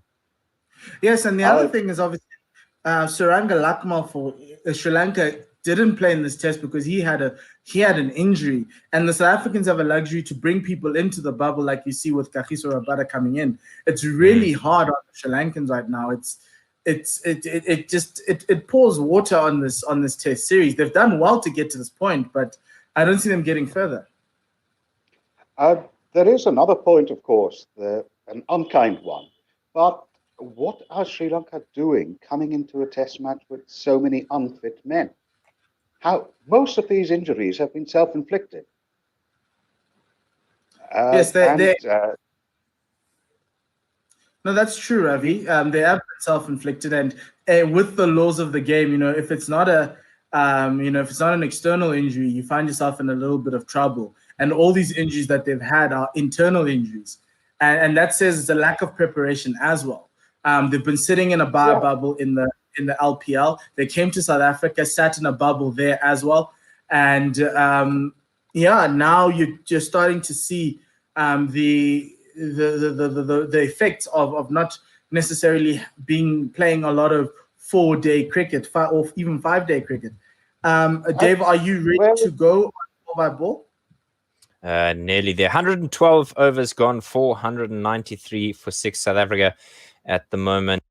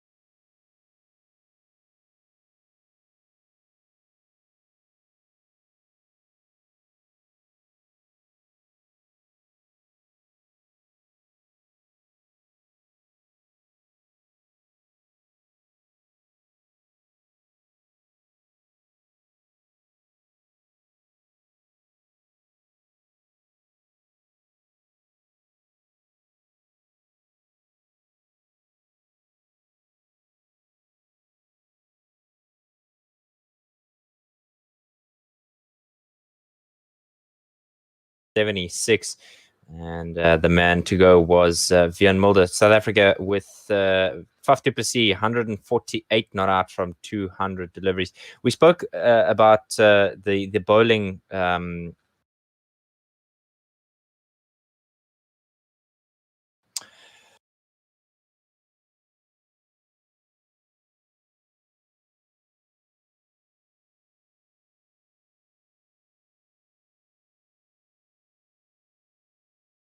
responsibility being left with Vishwa, Fernando, and Shanaka, but they've already bowled 20 plus overs, and I think it's going to be a difficult each. It's difficult because the longer they have to bowl and the more they have to bowl than they would have planned, the more likely you are to get an injury. So it only gets worse. Absolutely. What is the strength and conditioning coach doing? Vishwa Fernando in, and there's an immediate shout from the Sri Lankan fast bowler Maria Erasmus, not interested. That one was left alone, so it's obviously the appeal for leg before, but they've got no reviews left. South Africa having all three. And that's the sad part about this, is that the out of reviews, the extras columns are piling on. All these injuries is just very hard for the Sri Lankan team, but they keep on fighting, looking for wickets. There's some sort of character that this team has, which is admirable. Oh, absolutely. That's what I said in the first session. You have to give them credit for bravery, but Fernando again, and this has just worked off the pads of Keshav Maharaj, and they will cross each other once and call it a single. Mm-hmm. South Africa now lead by 99. Second session in day 3. Past the halfway mark of the test. Yes, there's a lot of cricket that needs to be played. South Africa can bat until tomorrow morning if they wanted to, based on how things are going. Absolutely. Ravi, go ahead. No, I was going to say, in a sense, almost, we need to put Sri Lanka out of their misery, because how are they going to compete for the rest of the test? There are 2 more innings to go. Wide ball bowled by Vishwa Fernando has that one is a wild. He's an attempted bouncer, but it's way too wide to trouble anyone. That's the 9th wide, and South Africa 495 for 6. Putting them out of their misery, Ravi. Tell us how they can do that. To be perfectly honest, I have no idea, because there isn't a scenario in the laws of cricket that covers this. But frankly, Sri Lanka should just say, okay, we give up on this test and let's come back with perhaps a full-strength team for the second test, because right now this is doing nothing for us. And it would be easier on their bowlers, Fernando and Shanaka. Yeah, this is difficult stuff. That last one was just defended by Faf du Plessis. He now taps his bat as he looks menacingly as Vishwa Fernando comes in again. He's conceded 100 runs. Not the only Sri Lankan bowler to do that one. He just plays softly to Gully on the bounce. And there are just 2 balls left in this over. Yes, 2 balls left. Mm-hmm. My feed seems to be about 2 balls ahead of you, so I'll not comment on the bowling. I've got my stream linked to Dave, so I'll do that. And Ravi, just bring our fans in from Twitter. Yeah, Fernando in wide this time and just defended no run. Yes, Ravi. Chris TV says Reddit is saying we should donate Philander, Amla, and Dumini to Sri Lanka to keep it interesting. They're all at the ground anyway.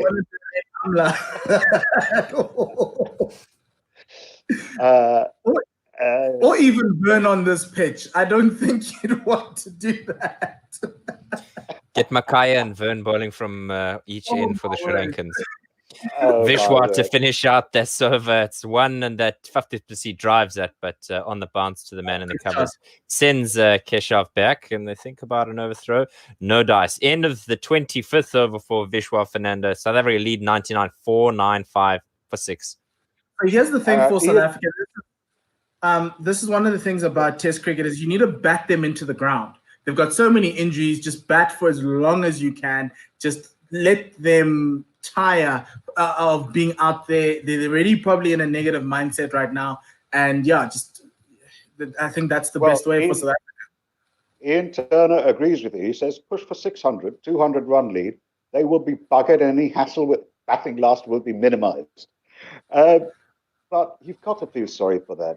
That's just cruel stuff. Where were they feeling sorry for us when we conceded 900? When did we concede 900? South Africa conceded 900 and Mahela and Sangakkara put us through the ringer.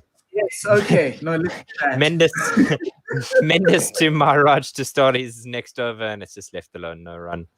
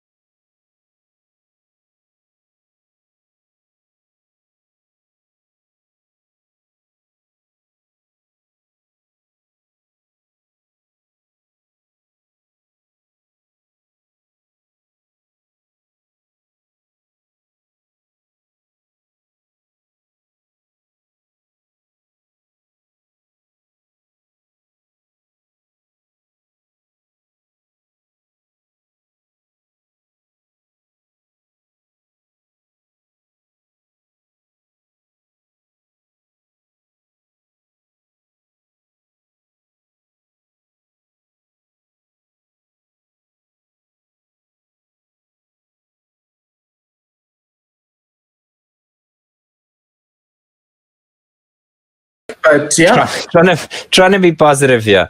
Trying to be positive with the left arm spinners batting.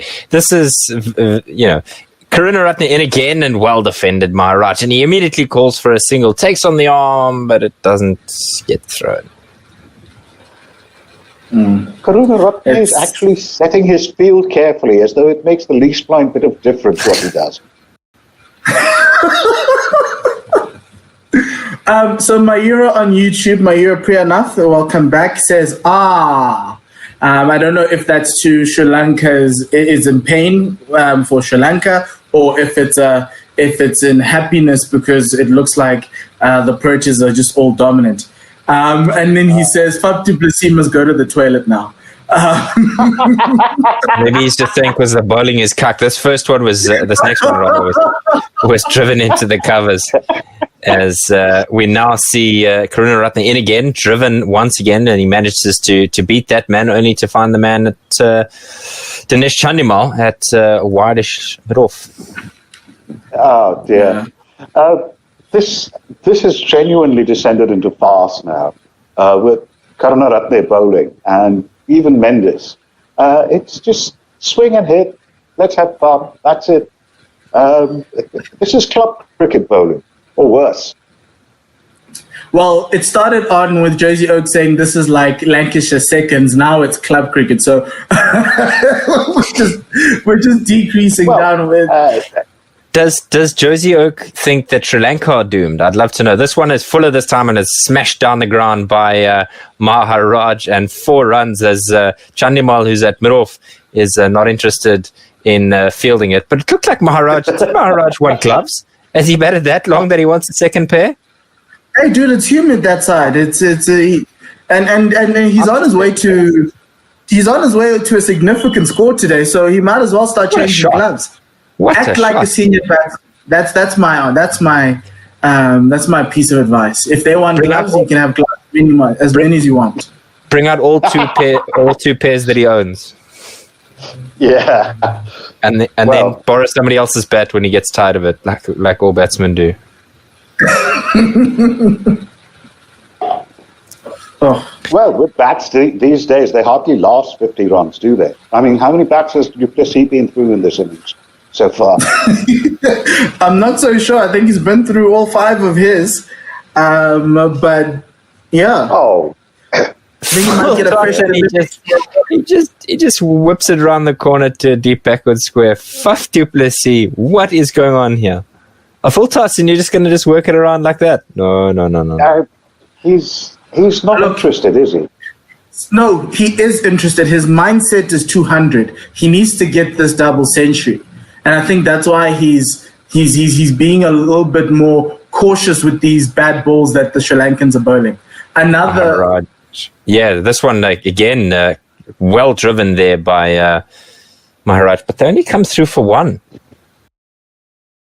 Remember, Ravi, there's a special club in South Africa for the 200 for those who scored 200 runs. I think they get free entry into one of the most famous golfing. Creek, I think. Yes, Leopard Creek. Yes, one of the most famous golf estates in South Africa. Mendes in again and wafted away by Faf du Plessis, but he doesn't get anything for it, or he's not interested in it at least. That's why they were making so much fun of Jacques Kallis, because he had never scored a double century, so he always had to pay to play golf, while A.B. de Villiers and Graham Smith always went in for free. This one is a dull scoop there from Faf du Plessis, and they get through without much fuss for two, but it's something that he tried a little bit earlier in the day but didn't quite get it. But this one he had to really help it on its way. Yeah. So Faf will be fighting for his golf membership right now, and he lives in Cape Town. It just makes sense with all his friends, Jacques and AB. Yeah, this one in again, just defended. No ball again because he's punted the stumps once again, and he's kicking with his back foot. That's my other problem. Trying to get as close as possible to the stumps, and he's Kushal Mendes can't bowl anything except no balls, and Karunaratne just can't bowl. He's just getting the ball down to the other end slowly and hoping. Carved away by Faf du Plessis, Vishwa Fernando, the man in the deep there. One from it, and there's one to come in this over. Yeah, it's just quite messy right now for Sri Lanka. Well, and we kind of, let this session get over and things will calm down. But what have Sri Lanka to look forward to? Still Mendes and Karunaratne bowling. It's crazy. This one is driven by Maharaj, and they want to go for nothing but one. That one, fifth.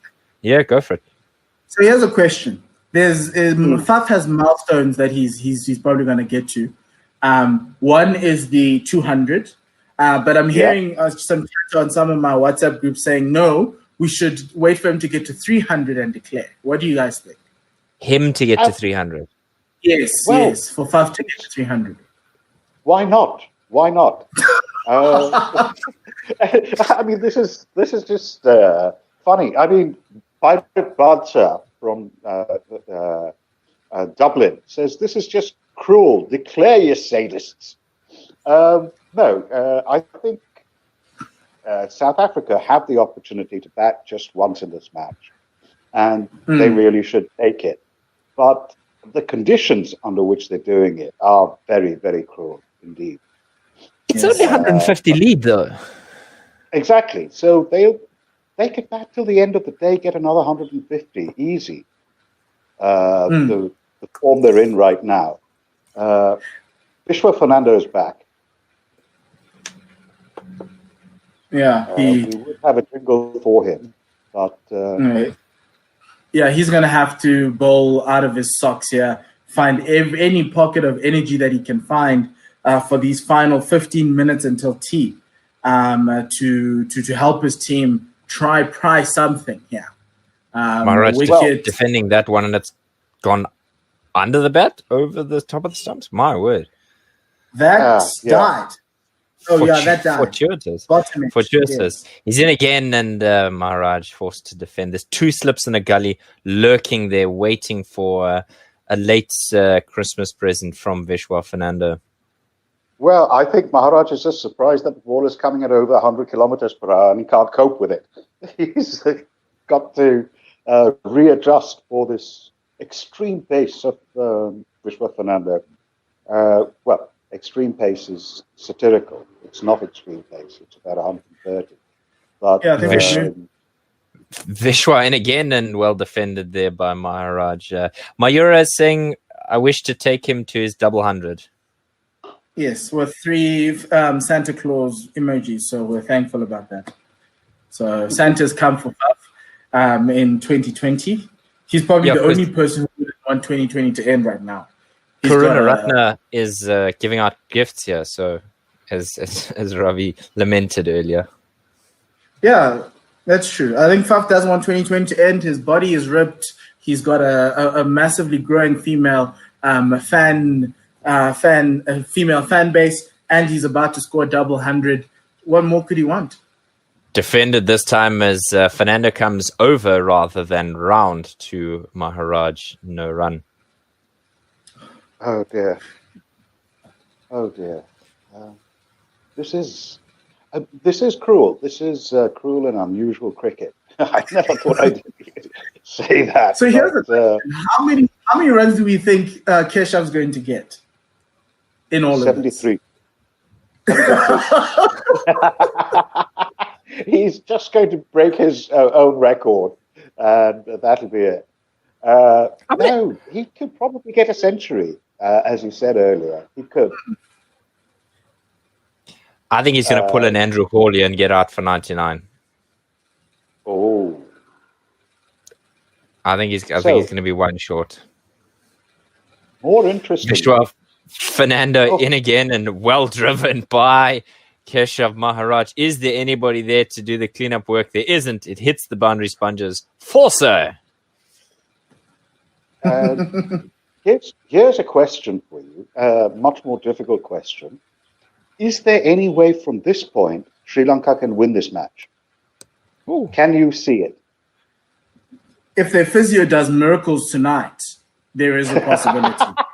Like he needs to summon some sort of spiritual help in order for him to be able to come through this one.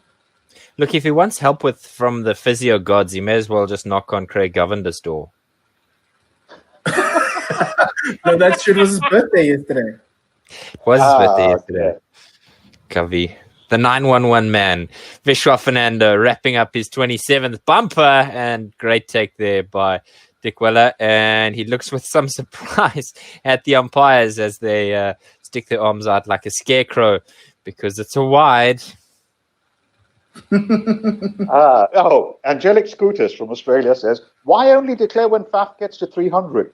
Surely if ever a match would be enhanced by a player scoring 501 to ensure a merciful draw, it's this one. Yeah, get him to his 400. Get him to his 400. Get him to 500. Let him overtake Brian Lara's first-class record. Whereas Ravi, the heavy roller ready, says, no, don't jinx it. So he is completely the other opinion. We don't talk about these landmarks.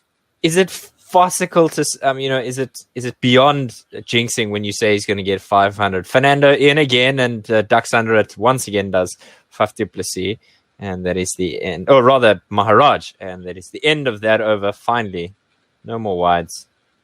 Hooray! 551 for 6. This is their 4th highest score at Supersport Park in Centurion.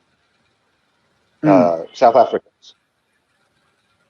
Yes, behind that 620 from India, where Jacques got his cricketing license. The monkey off his back. License. Yeah. His golf license. You little beauty. Free golf license. Another glorious day up in the Highveld as South Africa teach the Lankans how to chase leather, because we're well versed in it. I know we're talking about how well South Africa are batting at the moment, but South Africa have been the victim many, many, many times of chasing leather in especially when we've had an injury. We've had an injury. So, this is some sort of way for 2020 to, because we would be the team that has a bowler off with a hamstring. So, full toss there, and that's smashed to the man at cover on the bounce, but no run there. Hasaranga is back on the park. Good to see that. He's already got a century to his name. Arnold Nokia is ready to come out and bat. He's like, my cricketing gods have arrived. They've blessed you. This is what they mean when your ships come in. Whereas Quinny de Kock is just looking slightly bored and wondering what he has to do now.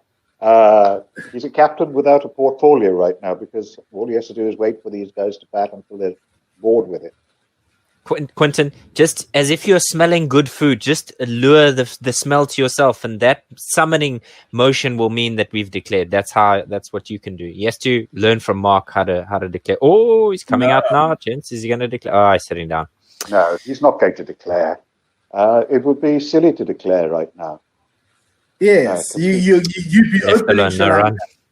You'd be opening it up for Sri Lanka right now, especially if they could go into the end of the day a few wickets down, and then the physio just needs to start working. Because having them out there on the field, the physio can still work on the guys off the field, but like someone like Hasaranga, who's their all-rounder as well, can bat a bit. He's on the field, and I think they kept him on the field because they knew that he needed to bat later on, and with seemingly zero tail because the fast bowlers are out and and Dhananjaya out, it becomes a little bit of a problem. This is there's not much going on in this over. If you were actually wondering, is Maharaj just defending these? So there's nothing actually going, but the slip is Robbie Reddy somewhat says enthused. that Keshav is century loading, and he also said, interesting fact: physios, Govi for the Proteas and Tanushree the boss, were both in the same class at the University of the Western Cape. We're reduced to talking about physios because he's the hardest working man in that Sri Lankan team. Fair enough. But these are the Proteas and the box physios we were talking about. Oof. He's actually spent more time in the park than Kasan Rajita has. So, I mean, he should basically be given his 100th cap at this point. And Rajita, what do we think of Sri Lanka's cloak and dagger treatment of him? Is he really fit to come back, we think? Or well, if he hasn't come out to field, it means that he's only going to bat at 11 if he does bat at all. So I just don't get why they are acting like that time isn't an indicator of how fit Rajita is. Saranga grimacing at the end of that over. Fernando in for his 28th, and he almost decapitates the umpire at square leg. As Lahiri Thiramani. It's Adrian Holstock who's showed us his in the Neo from the Matrix. Would that be considered a wicket? What would that be? Would that be 5 runs? I mean, take a catch there at square leg. You're a South African catch, man. Look at this. Yeah, he put his hands up there. He should have taken the catch. Considered an obstruction, isn't it? An act of God kind of thing if the ball actually hits the umpire. I don't think there is any special consideration either way. We thought for a second. He actually put his hands up. He thought for a second. Fernando in again and worked off the hips of Maharaj, and they get through for a quickly scampered single. Yeah. What a way to start your test debut. What is Adrian Holt? Well, yes, it's his first test, isn't it? What is his playing career like? Being like Adrian Holstock, has he ever played first-class cricket? I think that's a question we'll ask to the Guerrilla Universe. Chris TV, if you're listening. Then again, and this is flicked away wide of a wrong-footed mid-wicket man. Hands on heads there, Fernando, the man on the leg side boundary sweeping, doing all the work as South Africa come back for 2 without much fuss. Yeah, I've got Adrian Holstock's career after whenever you're ready. 3 balls left. 114 is what Fernando has collected as South Africa pile on the runs. Pile them on. Faf on 169, Maharaj on 42. Fernando in again, and he's bowled what did he bowl there? He bowled him the kitchen sponge there. Well dealt with by Faf. He was trying a back of the hand delivery, and Faf has just concerned that the umpires haven't called it a no ball. Yeah, I'm surprised that they haven't called that. He's a bit of a wry smile. Look here at this delivery. Just having a look at the release point. Back of the hand, slow ball. That's why. Yeah. Or just, no below the waist. Yeah. Yeah. Simon says, very good to see Hasaranga back on the field. Cue the comeback. I'm not sure about the comeback, but yeah. It's good that Hasaranga's back in the field. Oh, I wanted to ask you this, Umpo. Rajita, Hasaranga, Kumara, De Silva, they're all off the field. Well, Hasaranga's back, but the other three are not. So who gets to bat last? When they come on, are they all going to bat at 11 or what? Ravi, quickly go. You might get a call up there. I know Otto said he was on his way, so that's kind of first come, first serve. I think you should offer them Shabnam Ismail and Marizan Cap. Mayur saying Maharaj can drink a brandy bottle and now he must act injured like Rajita. And then he says, Hasaranga is going to destroy Sapamla's backside. And he says, Mayura, and then he says, okay, gentlemen. And yes, I promised you the Adrian Holstock cricketing career. Yes. His major teams were for Boland and Western Province. He was a right-handed bat, right arm fast medium. First class career, 16 matches, 31 innings. This is batting, 3 not outs, 573 runs. He scored with a high score of 81, an average of 20.46. He scored 3 50s in that period and took 9 catches. His List A career only played 7 matches, 7 innings, 104 runs, a high score of 66 with an average of 14, 150 and 2 catches. As a bowler, he bowled 1,210 balls in first-class cricket, 19 wickets with a best score of 4 for 51, average of 33.78, economy of 3.18. So that's not too bad. And then in List A, he took 6 wickets, best of 3 for 54, and an average of 34 with an economy of 4.86. His first career lasted from 1989-1990 year up until 1995 to 96. Okay, so he's done more than any of us have done. So fair enough. Yes, much more. Much more. Yeah. Might not have made it to the top level, but he should know his stuff. Both from the field. He's absolutely. A lead now 161 on day 3 of. And this one driven out to the covers by Faf du Plessis. A handsome drive. It was a full toss, and he climbed into that one. That gives South Africa their 73rd fall with that score going to 561. I think Dave's just having some technical difficulties with a minute to go until tea. This will probably be the last over. And Hasaranga in again, played out to the fielder at short extra cover, and it is a dot ball. Dave, I think I've caught up with you. Back again. Kumara's injury. How did that happen? Hasaranga just to defend on the front foot, and they go through. 1. Aha! Maharaj has changed bats. See, I told you, he's a complete professional. That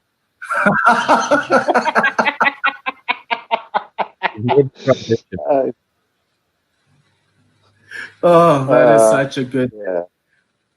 Well, he's on 43. He needs to get to 50 with a bat that doesn't have too many red marks on it. Yes, because he'll have to hold it up and salute the dressing room. It's for the camera. You need to make sure. You need to be Instagram ready. Yeah, absolutely. Right. In fact, again, and he just on the back foot defends that into the cover region. Nothing going there. 5-6-2 for 6. Maharaj 42 from 59. Du Plessis 175 from 237. Maharaj really could get a century today. You know, at the rate they're going. Could. Oh, look, if they keep on burning tosses, what is he supposed to do? Maharaj for one there, as there is only one ball remaining. Actually, interestingly, that is what Sri Lanka should do, is bowl declaration bowling, like they used to in county cricket. Around the front pad of Faf du Plessis, and he gets it down to fine leg. The South Africans will take 2 runs. That takes them to tea at 565 for 6. And that is the end of the session. Just to go through one final comment, Mayura is saying, ladies and gentlemen, Hasaranga is going to destroy Sapamna's backside. Let's see it. I'm assuming he's going to take his wicket. It's tea on day 3. Mickey Arthur's looking very puzzled. Ravi, I think this is your final stint today. Any final words? Let me just catch up on the tweets. Yes.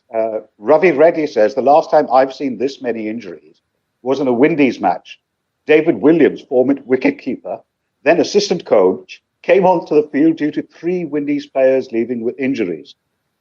He also says, bro, they must stop bowling full toss. It'd be hard for me not to believe he will score his first ton. That's about Maharaj. And Maharaj looks good to go. I think Sri Lanka should just bowl dibbly-dobblers declaration bowling, because they're not going to get anywhere else with this. Bore South Africa into declaring and then see what they can do. Yes, I think so too. Dave, what do you think is going to happen in this afternoon? More of the same. I think South Africa will look to pile on the runs, and Sri Lanka are going to have a challenge in making something of this. Yes, so we'll see. Yes, Ravi? Yeah. There's also the small possibility that because of the break, one of the South Africans might lose concentration and Karunaratne will get a lucky wicket. His 3rd wicket in international cricket. Hopefully it won't be Faf du Plessis, because then we'll find out. We'll have another pub quiz question. Thank you very much, Ravi. It was such a pleasure to finally share the stage with you and commentary together with Dave. So we'll be back in 20 minutes time at 3 p.m. South African time for the tea session. So to our Facebook and YouTube faithful, thank you very much for watching. We'll be back again with another stream on these channels. And to our 1WSR fans on radio, we'll be playing the Robin Jackman obituary again with Colin Bryden, just to give you a sense of the man who passed away on Christmas Day. So from ourselves, we'll see you soon, and goodbye. Goodbye. I'll see you tomorrow. It's been ages, it feels like, since I spoke to a 1WSR audience. But I thought I would have a conversation today with one of our most experienced commentators, Colin Bryden, on the sad occasion of the death of Robin Jackman, who passed away in yesterday, I think on Christmas Day. I think he was reported to have died. Colin, thank you very, very much for joining us. You and Robin must have gone back into the 80s, if not the 70s. Well, I didn't really know him that well until probably the last 10, 15 years. But, it was such a shock. And it apparently he did pass away just yesterday afternoon, Christmas afternoon, which is a terrible shock to many of us. And I think that the outpouring or the tributes that we've seen on social media in particular just speak volumes for not only the fact that Robin Jackman was a fine cricketer and a fine commentator, but a very fine person. There are people that you become friends with that are really special. And as I said on Twitter, to me, Robin is just one of the kindest, was one of the kindest, most genuine people I've had the privilege of knowing. I only really sort of knew of him even as a commentator. His playing days were sort of before I was really old enough to be paying attention to cricket. But he was an absolute icon at Surrey. Played many seasons for them and took them to the championship and those sort of things. Also played a few tests. Did he feel like maybe he he was slightly hard done by and not playing more international cricket than he did? I think he was slightly, but as he pointed out, there were a lot of good bowlers in England during his career. I mean, he played county cricket from 1966 to 1982.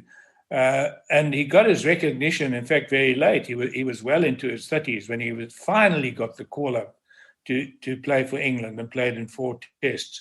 He also did play in some limited over internationals before he got the test call up. So he played in 15 one-day internationals. I suppose possibly what counted against him is he was probably regarded as your almost typical English seamer, hardworking, accurate, nagging away. I mean, he bowled an incredible number of overs over his career. He took 1,402 first-class wickets. Now, you can just imagine the slog that involved. Yeah, I mean, it was certainly, I don't want to use the word journeyman because that's often considered a slightly pejorative thing, but he is or was exactly the sort of person that any county would give their absolute eye teeth for, because having a guy like that in your dressing room isn't only valuable for those 1,400 wickets, but the influence he must have had on youngsters who passed through there must have been absolutely enormous. I'm absolutely certain of that, and of course he played quite a number of games in the South African Currie Cup, as it was in those days. He had 1 season for Western Province, and then I think 6 or 7 seasons for what was then Rhodesia, and he had a fine record in South Africa as well. So, and just knowing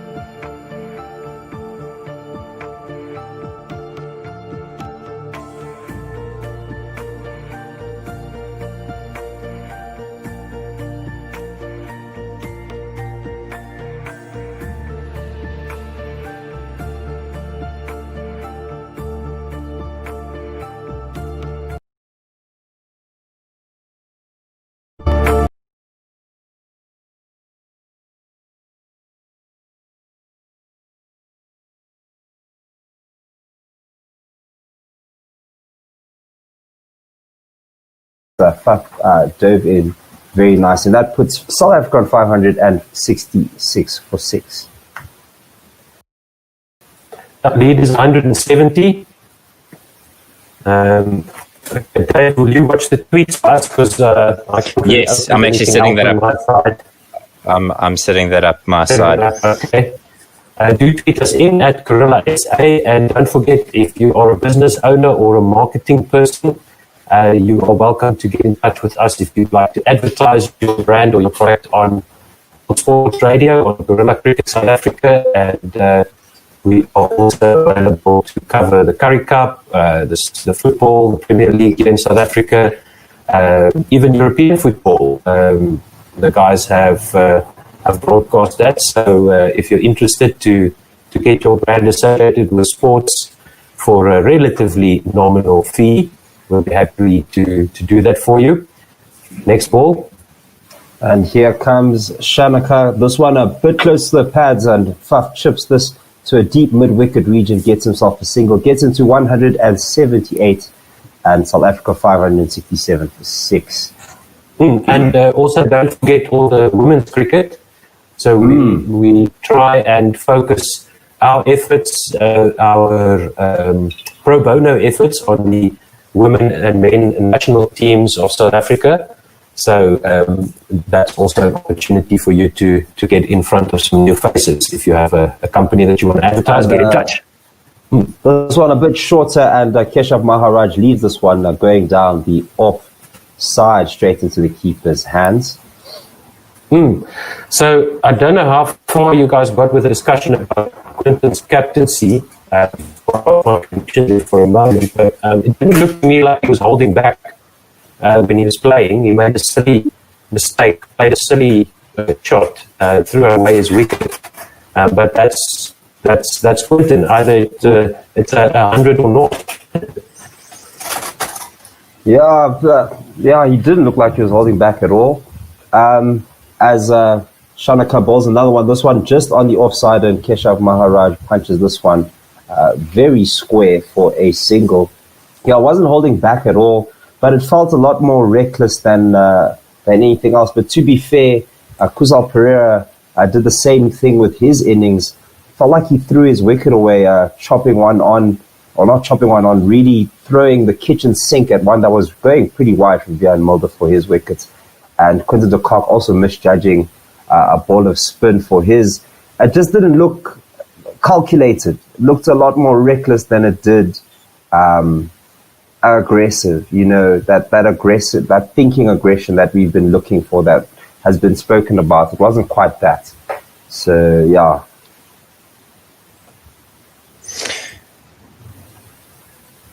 Let's see, Hasaranga, the first of the injuries to come back for Sri Lanka. Have we seen Kumara back in the field yet? Not yet. Nothing yet. So Ravi Reddy is asking, if Kesh doesn't get 100, he will get his highest score, over 72. And we said that about Temba. Let's touch some wood, please. Absolutely interesting. And Hasaranga bowled the back foot. Thank you very much for that one, Otto. And the next one. That's Faf du Plessis playing down to mid-off as well. Then he takes a single as well. 2 runs off the first 2 balls. Partnership is now 94 runs from 122 balls. 170 for 6. The lead is 174. And the Proteas have faced how many overs? Let me check quickly. Next one, Sheffield. I've got it. And this one flighted very close to the stumps, but Keshav Maharaj drives this one down to long off for a single, taking South Africa to 571 for 6. Yeah, and this is the 8th over. So we're halfway to the new ball stint, or this ball's stint almost. Ooh. Just a bit of lag here. Faf du Plessis drives this straight to the man at the extra cover, and there is no run. 571 for 6. So, Otto, do you mind doing ball by ball? My feet is shaky, Sure. quite shaky. And Hasaranga again to Faf du Plessis. Works this just wide of the man at mid-on, who runs around to deep mid-wicket to keep them down to just a single. He moves on to... Oof. We just lost Otto. A bit of technical difficulties here. No, not a problem. This one's whipped away to the onside as Kusal Mendes collects that. And is there one more, or is that? Yeah, it looks like there's going to be one more in this Hasaranga over. And Faf du Plessis going to 180. A mammoth score here from him. And we can only expect more from the former South African captain. Sorry about that, guys.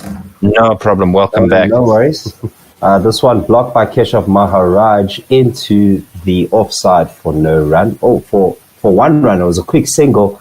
One thing I must say, the running between the wickets when Faf is at the crease, it's very intense. It keeps the strike rotating and he keeps the pressure on the bowling team as the score just keeps ticking away. You can't just sit comfortably. You're never lulled into just bowling. And that's also a joy to watch. You know, it's not just the beautiful shots. It's the take every single run you can get. He's really looking to set up a big score here. And this mammoth total, I'm very excited to see it. Ravi Reddy saying, technically Timber's not out. It was a self-inflicted dismissal. He retired that's pissed no off. problem. Yeah. Self-retired. Yes. Oh, man. He retired because he couldn't hit the six. So, no. Do you want me to carry on with ball by ball? Shanaka here to Faf du Plessis to mid-off and a run? Or do you want to take it away, thank you. No, please, Otto, you do it. I forgot to kick my kids off the Wi-Fi. The next test I'll be in better shape. Then my connection will be back up to 10 megs per second, and the fair usage policy will be thrown away. Shanaka to Faf du Plessis, who drives this off the back foot into the covers for no run. Not Faf. And again, we see that Shanaka is getting some good lines here. He's bowling to his field. He's not giving Faf enough room to drive, so that's why I think Faf is trying to play that back foot cut shot there. So if you stick to your basics on this wicket, you can get something done. Shanaka again, du Plessis works this off his off stump onto the leg side, and they go through 4-2 down as fine leg runs up to field. 574 for 6. A quick question to you, gentlemen. Who is the pick of the Sri Lankan players for you now? You've seen probably a lot of bowling and a lot of batting and a lot of people gone off. But for me, I must say, Shanaka has been quite the impressive all-rounder, in fact, with that lovely 66 not out. Took it to the South African attack. And his bowling has been the most consistent of the Sri Lankans, maybe of the whole squad, in fact, or the whole match, sorry. Definitely been a joy to watch. And who's the best Sri Lankan in your books? Faf du Plessis plays this one out into the covers again for no run. 574 for 6. Yeah, Shanaka is definitely standing out for me with his bowling figures. His economy is below the scoring rate, well below the scoring rate in the innings. So that's a plus for him. I think that caught and bowled by him and Bavuma's wicket was a lucky one. And this one in by Shanaka, Faf du Plessis tries to go down on one knee and slap it through the covers, but that was not to be. He mistimed the shot and no run. And then obviously De Silva, before he got injured, he looked well on his way to a big score. Never mind the century. I thought he was going to really pile the hurt on and then chant him off. His batting display was exceptional as well. I think this one by Shanaka goes past Faf du Plessis, who leaves it alone, and there is no one. Tweets. Yeah, so Ravi Reddy saying, at one point, Paul Marecki and I actually could have sworn they've saw Peter Malan in the dressing room. Can they perhaps confirm this? And the last time he saw Faf bat this well was in an ODI against Sri Lanka at Newlands in 2017. He scored 180. And Wahid Vadi, our own commentator, saying, I cannot understand any talk of deceleration. Sri Lanka are struggling. Bat them into oblivion with the intention of only batting once. The longer you keep them out there, the more emotionally and physically draining this becomes. Break them. Yep, 100% agree with that. That is definitely the name of the game here for the South Africans. As Vaid was saying, it's all about batting once. You don't need to come out again with the surface deterioration that's probably going to happen. You don't know the weather either. We could get some rain, lots of clouds here. Sorry, Otto, ball by ball. Asaranga, first ball, driven down the pitch to the bowler by Maharaj. There is no run. Maharaj is on 47. The lead is 178. Asaranga with his second delivery now on an off stump, blocked down to cover by Maharaj, and there is no run. Yeah, it's just about burying the game. If you want to the name of the game here. Sure. Yes, no, absolutely. Bury them deep. Don't give them any hope of winning the game. Let's set them a score, send them into bat, get those 6 wickets. Well, 7 wickets now that Asaranga is back. Maharaj facing Asaranga, blocks this, goes squirting past the slip. The man at short third man runs back to field, and they take a quick single. So if you want to hear your thoughts read out and want to share something with us, if you're a Sri Lankan fan and you just want to lament your team's performance, don't forget you can tweet us at Guerrilla SA, GUERILLASA. Don't forget as well, we're on Facebook, we're on YouTube, tune in, we're everywhere, 1WSR.com. Asaranga to see now into extra cover where it's fielded and they don't take a single.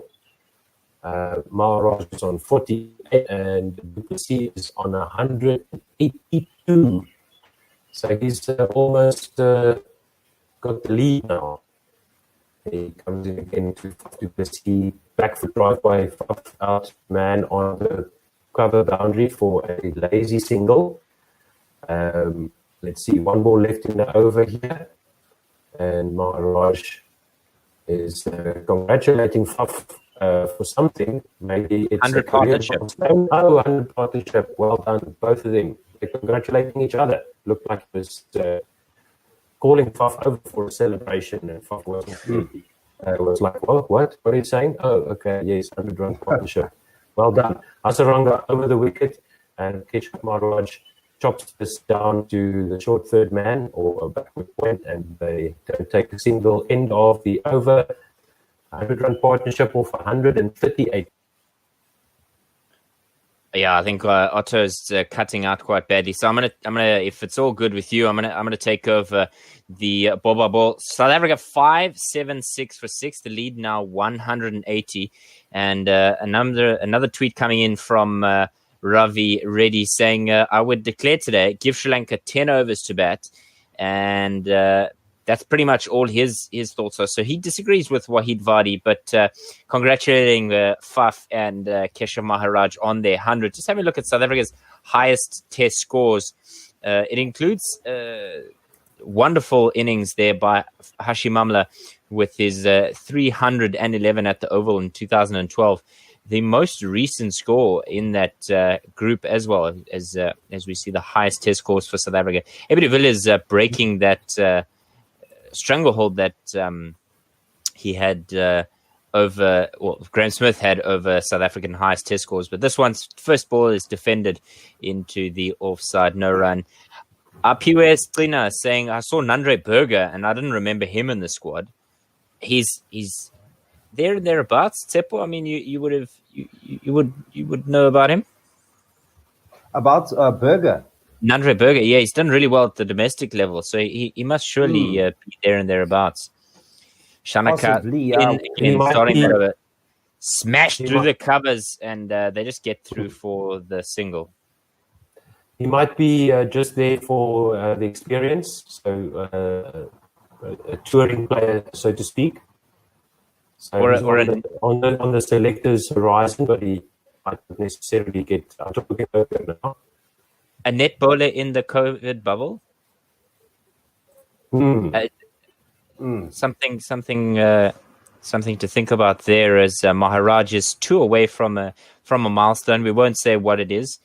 Shanaka is 2 away from his 100. Is Shanaka? He's 28 overs bowled, right arm over, passing an umpire now, and Maharaj just defends it without much fuss. Gents, so Paul correctly there, he says you can't have touring players in quotes, in air quotes, I would say, in COVID bubble. That makes sense. It's a waste of resources. Why would you have somebody there that isn't going to play? So net bowlers, surely net bowlers. Yes. Okay. And again, this one's driven by Maharaj. Doesn't quite time it there because his bat turns in his hand, and Faf says, "No, mate."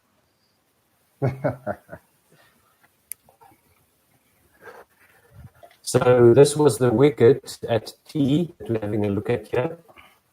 And you can see cracks, green cracks there in the pitch. But it still looks pretty much the same. It hasn't dried out at all because of the humidity that we've been having here. But tons of cracks still there from the first day. We're hoping they would deteriorate a bit more later on in the match. But we'll see. There was still a lot on offer from the get-go, so definitely a lot to work with. Defended once again by Keshav Maharaj, and a thumbs up to his former captain, asking how many balls left in the over. Just a conversation that was going on earlier. If you remember, Simon Gear was driving through the Karoo, and Nicole Brouwer is saying, well, if you're coming to Cape Town, just pop in for a cup of coffee. So, Simon, tweet us a photo when you get to wherever you're going, as Shanaka's in again, and Maharaj squares up and he defends this one, but no fortune there for Shanaka. No, that's the end of the over. That is the end of the over. Go for it, Seppo. Oh yes, just a reply here from Umpo. He's on his Simon's on his way to Kimberley, so I think he's going upwards, a bit north. So we're not going to have that coffee in Cape Town, unfortunately. Yeah, he's actually probably going to the only open beach in South Africa. Oh yeah, in Kimberley.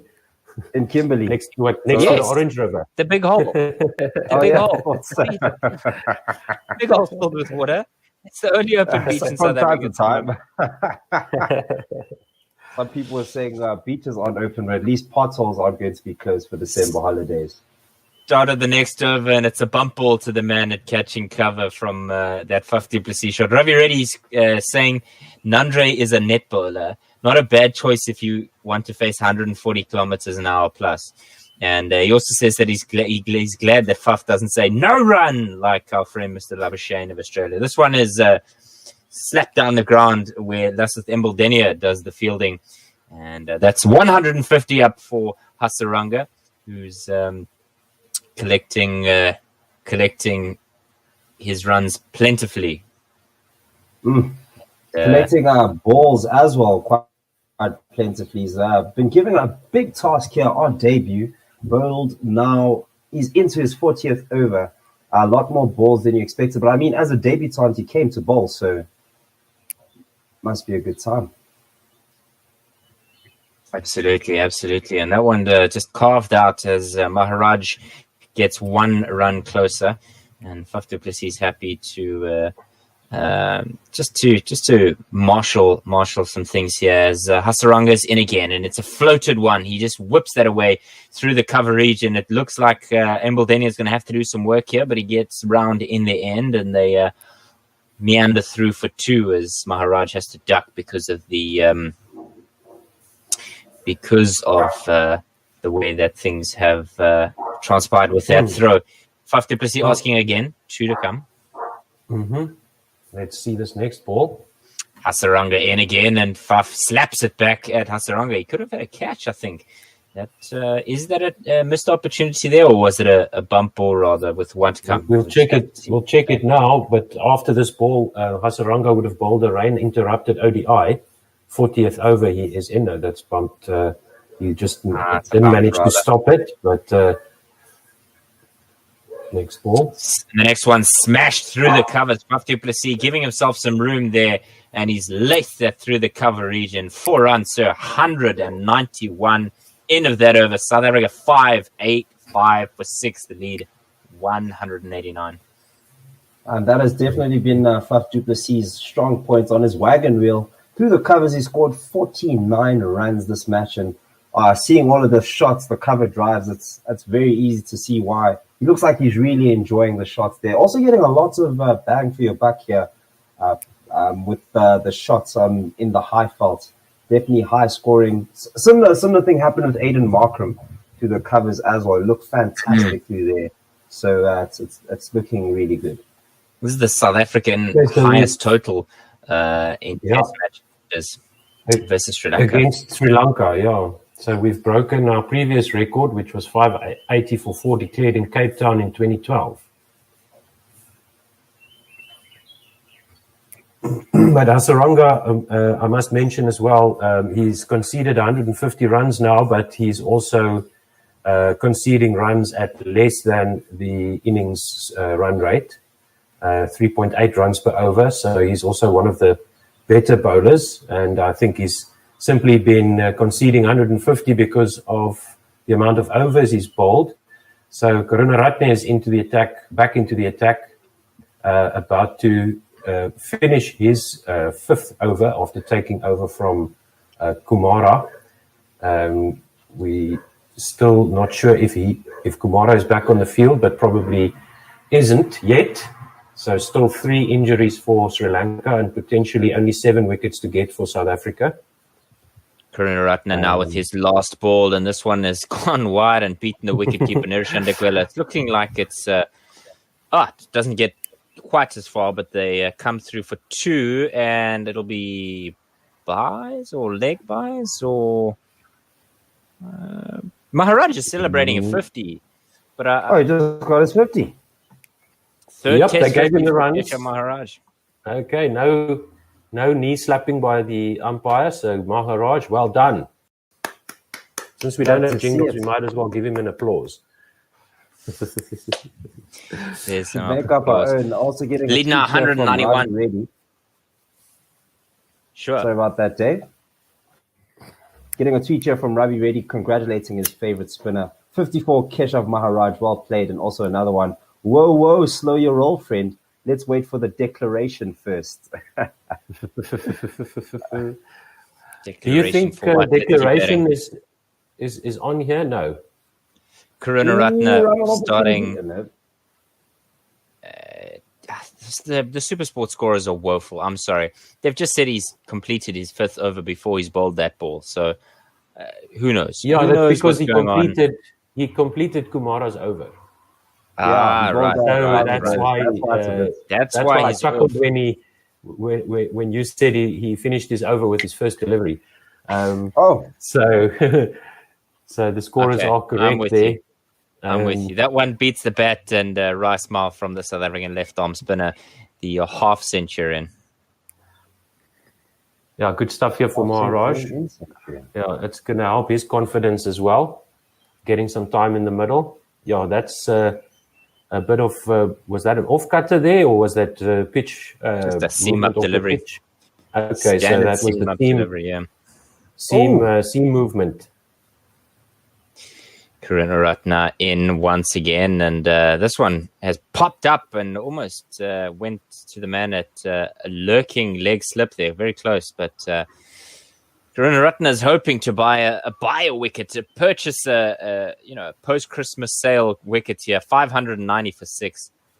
Well, there we can see that the pitch is doing something for the bowlers. They just need to keep it there on that length.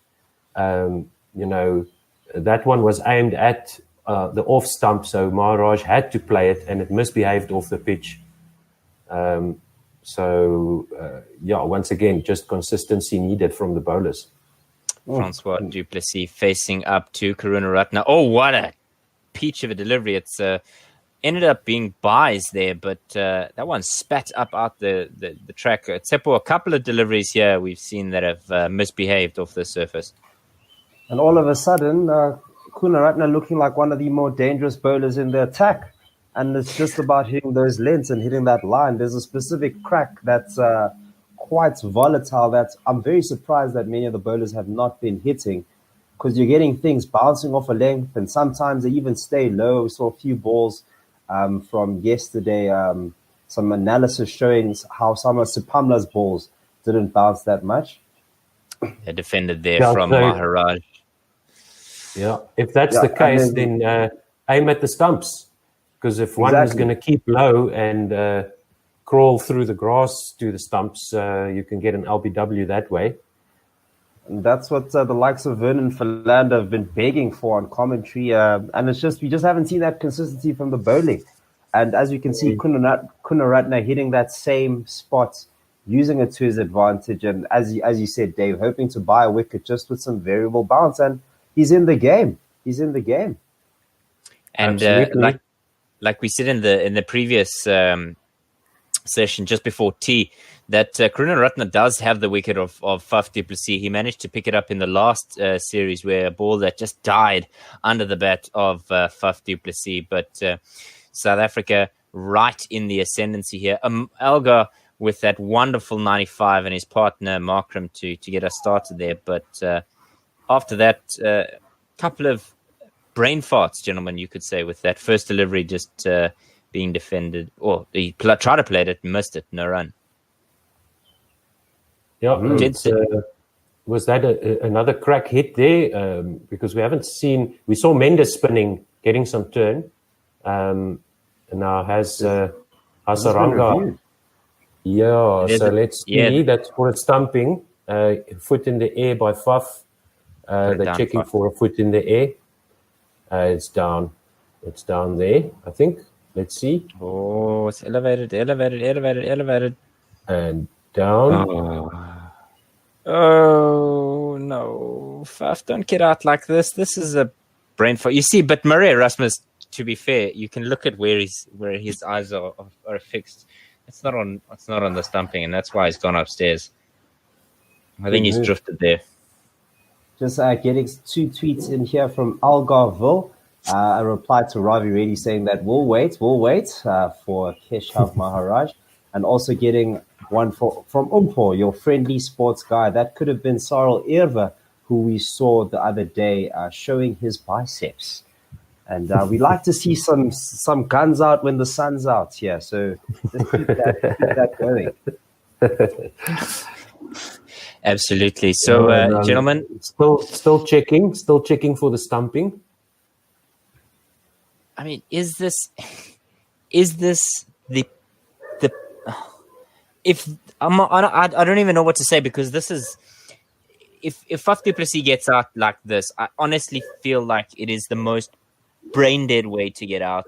190 odd, and you pull the bat out the way of a ball and get stumped. I mean, gents, what if you're like 71 odd and then you chop one at a ball and then it doesn't hit your bat, but you hear a sound, so you leave? I think that's probably one of the most brain dead ways to go out. I'm not engaging with that. Not engaging with that, because that's just hurtful that you're speaking that way. They're still checking the stumping, by the way. It's difficult to tell from the angles that they're looking at if Faf was dragging his feet across the ground, because his foot does move while the ball is getting dislodged. So he put his foot down and the gloves come through. Yeah, I think he's safe there. His foot is planted. And his foot is planted. You can see his foot is planted when the bail is... Yeah, when the bail is dislodged, his foot is planted. But after that, it's lifted. So and I think that's what... a little bit and puts it down straight away. And then the bail falls. Then you can see the bail falling. But the question is that we can't see from the replays, when is the bail dislodged? completely because the bail has to be off both stumps. The bail is falling in line with the stumps from the camera angle. And you can just see there his foot is planted and the bail is behind the stumps. So it's really tricky, this one. It's a pity we don't have one of those spider cams that was watching from above. So when D'Aquila's hands take the bail off, he's Faf is planted safe. his foot, and now you see him lift his foot, and then you can see the bail. I wouldn't want to be going off at the very same behind the stumps. So it's he's out. Oh, he's out. One. Oh, he's out. Oh no, this is buying a wicket. Oh, poor saying not out. Maybe it's. I don't think he was out there because when the bail is lifted, when the bail is dislodged, his foot is down. But his foot is lifted.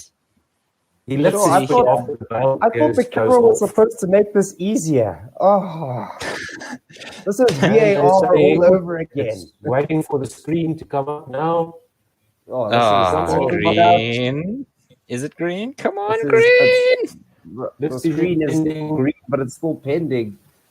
Alahuddin Paleka in his first game as third umpire. So South Africa fully engrossed here, and everybody's watching the screen. We're getting a tweet from Ravi Reddy. Not out. Come on, Faf. Hashtag SAVSL and at Cricket SA. But we just want to see if this is out. We're hanging with bated breath here. Oh, it's not out. Not out. Jeepers. There's the green.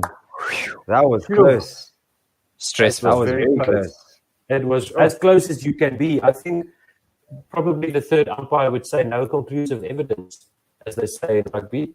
Nothing conclusive to confirm that his foot was in the air when the bail was dislodged. We know that you can see the bail at this point. Absolutely. Hasaranga carrying on with his over, and they race through for 2 quick runs. Faf is obviously in a hurry now that he's been given a small reprieve. Maharaj with 54, and Faf is saying, come, let's get a move on here. Pedal to the metal, boys. Let's get this done. It was all about the way bail was taken off because you couldn't see the bail being dislodged because it was such a small motion and it just went tumbling down the upside of the wickets out of view. Back foot shot there from Du Plessis, and he just dots it back at the bowler. But this is the type of luck that the Sri Lankans are going to need because it doesn't look like they're going to be able to get anything else. Bowling hasn't been very convincing. They've been limping through these innings.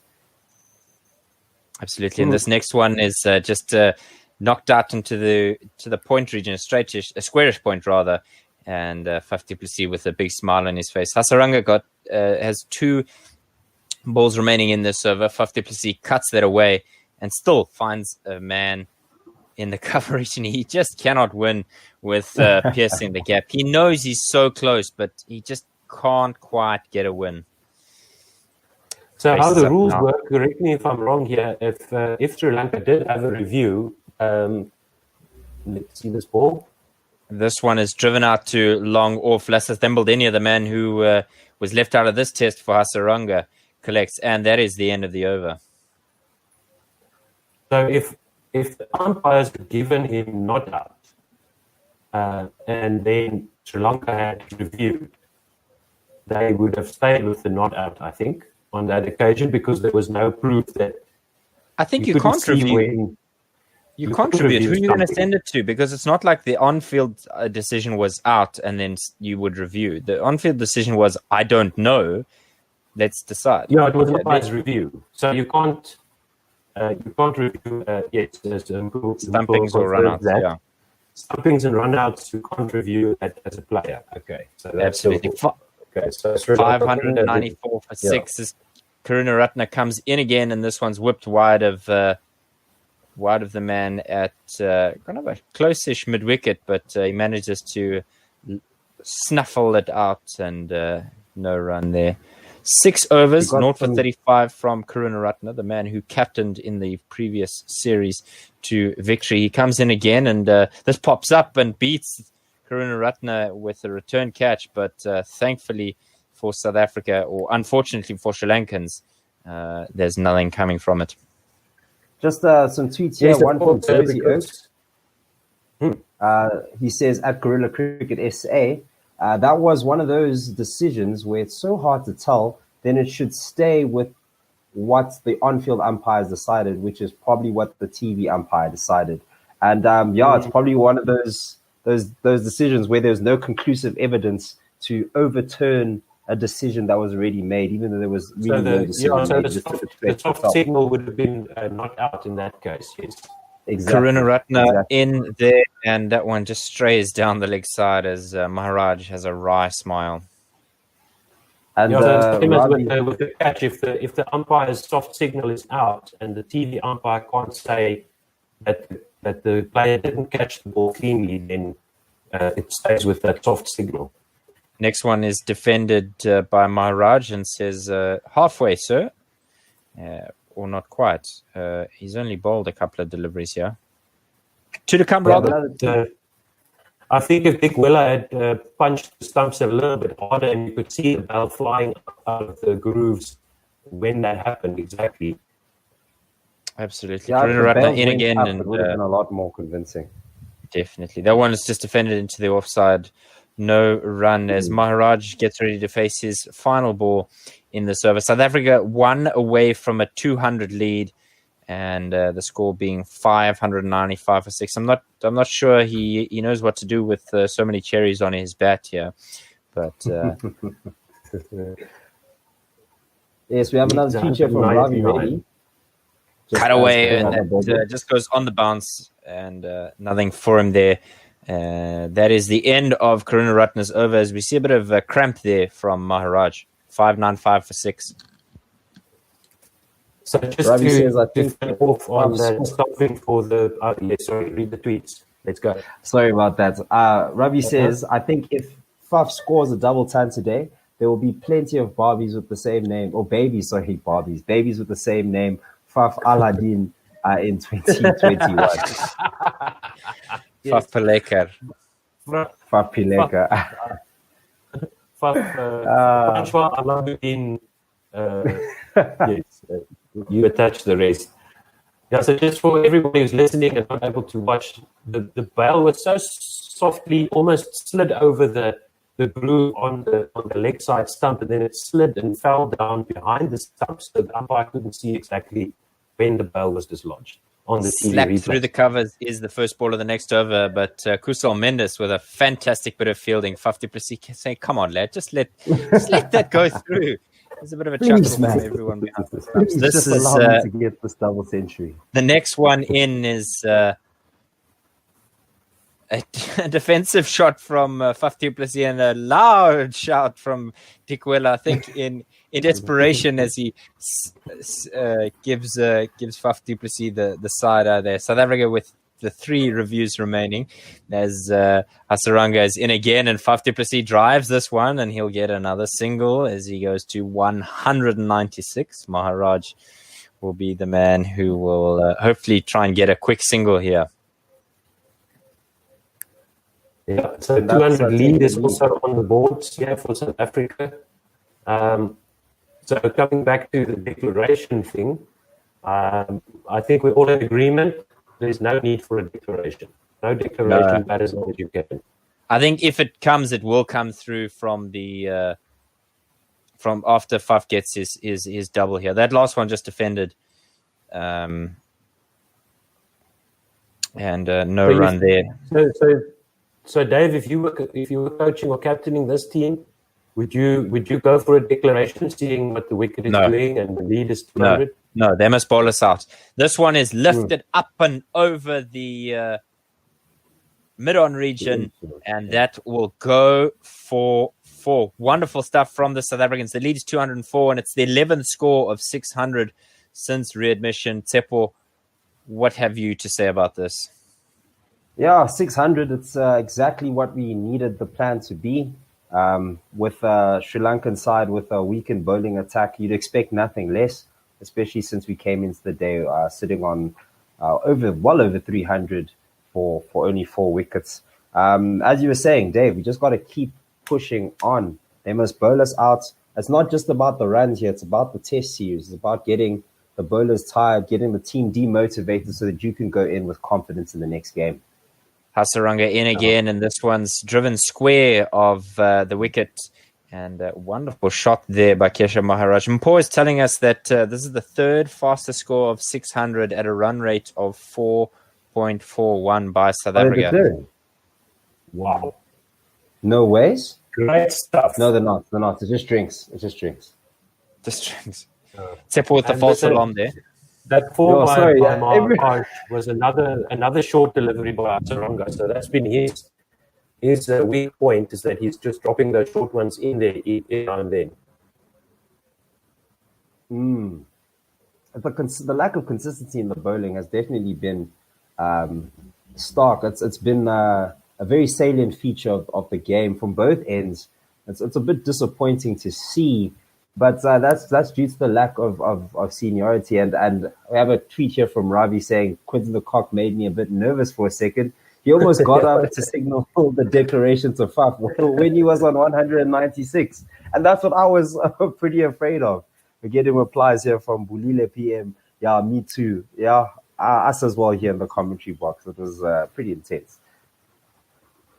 Absolutely. It's not often that you get a chance to score 200 in a test match in a tier 1 fixture. So this is definitely not the time to declare. And we don't think any declaration should be coming soon. Maybe you can look at a declaration maybe like after tea tomorrow or after lunch tomorrow to give yourself 4 or 5 sessions to bowl Sri Lanka out if you're still batting by them a lead of more than 300. So I think if the lead goes past 300, we've got to go and get those 10 or get those 7 wickets before one of those guys that have been off the field in the innings get back on their feet. That being Kumara and Rajita.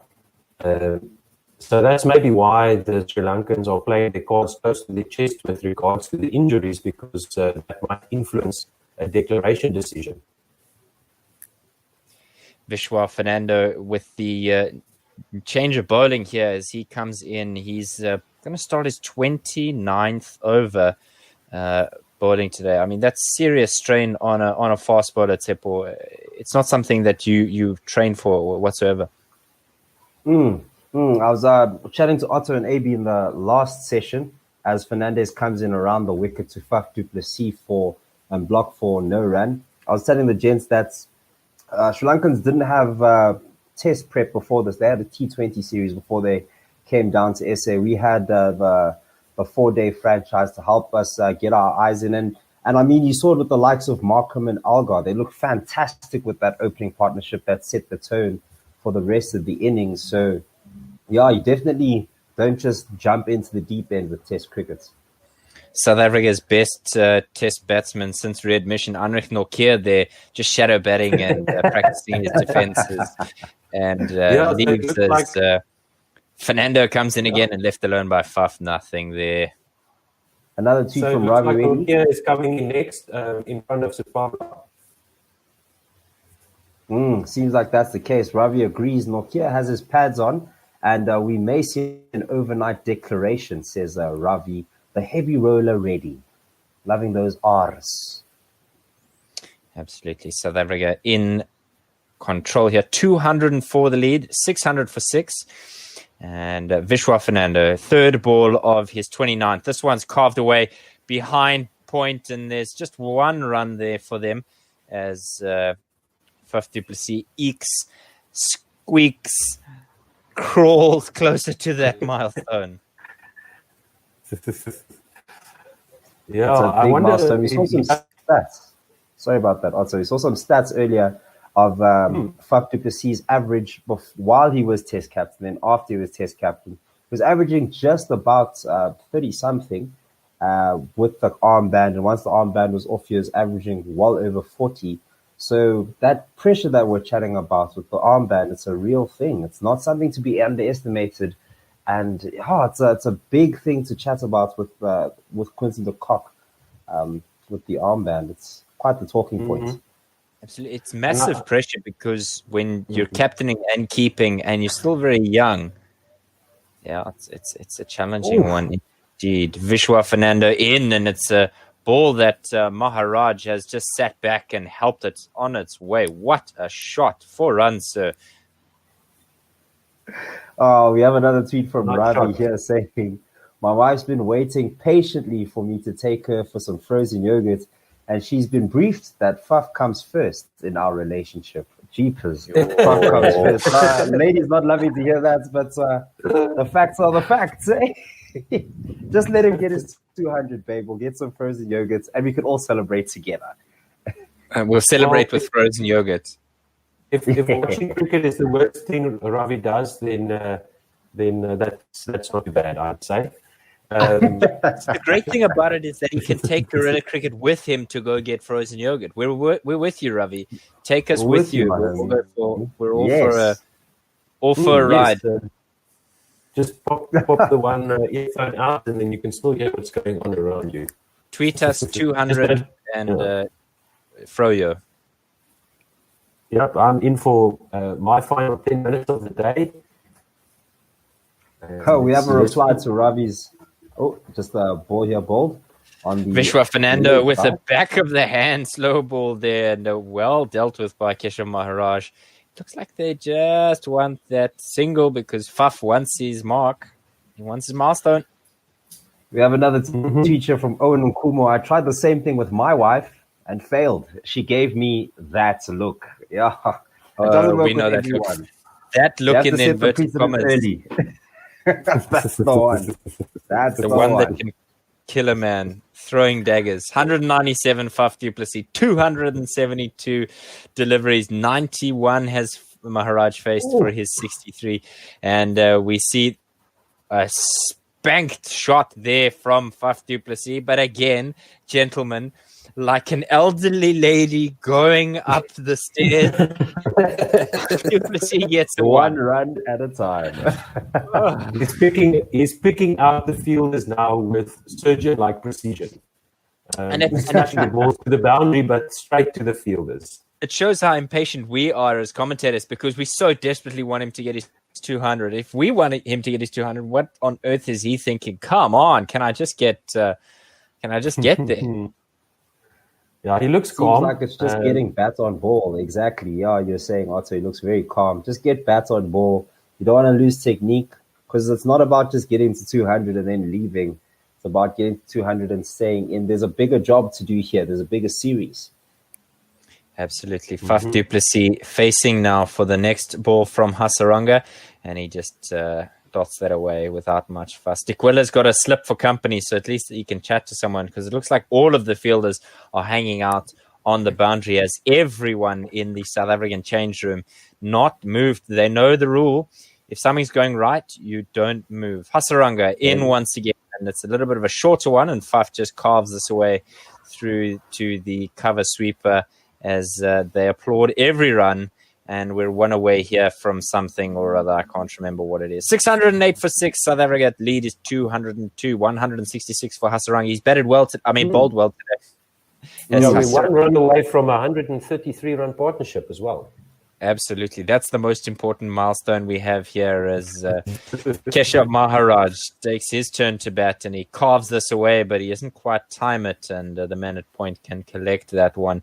83 kilometers an hour and hands-on-head stuff from Hasaranga as he was hoping to get a dismissal that was reminiscent of Vian Mulder earlier in the day. As the sun begins to set at Supersport Park. Hasaranga in again, slip waiting, and this is driven down the ground too long off as we finally get 133 partnership. Wonderful stuff from these two from 184 deliveries, and massive effort here from these guys. Yep, a record partnership for the 7th wicket, so another congratulations between these two. And I couldn't read out the rest there. Yeah, the previous one was 132 by Mark Barcher with Mark Barcher. Oh my word! Be serious. Oh my stars in heaven! Another one like Dean Elgar has been dismissed on 199. South Africa have head in hands from Quinton de Kock and Dean Elgar, as he knows that pain very well, a victim of it himself, and just shocked. Wonderful bit of batting by the former South African captain. He's going to be livid with himself, and he's also going to get a couple of fines. Glenton Steerman, the man who's not playing in this game but is eating his shirt there. Biting his shirt. Robbie! Just a lazy lob shot there to mid on. Easy catch for Sri Lanka there. So poor shot by du Plessis, and nobody but himself to blame there. He looked calm, but the pressure got to him. But well played. Personal best, and he got away with one there with the stumping. He's the star of the innings for South Africa for this first innings. And has taken the game far, far away from Sri Lanka. So well done, Faf du Plessis. So close, yet so far. Fudge brownies. Fudge. If you know what I'm referring to, you know. Applause from his teammates. And the only person who can kind of commiserate with him is Dean Elgar, because he knows exactly what that feels like. A man dismissed for 199. As we see a new man, no declaration from Quinton de Kock as he goes back into the change room, because I think he's just going to let South Africa bat out here.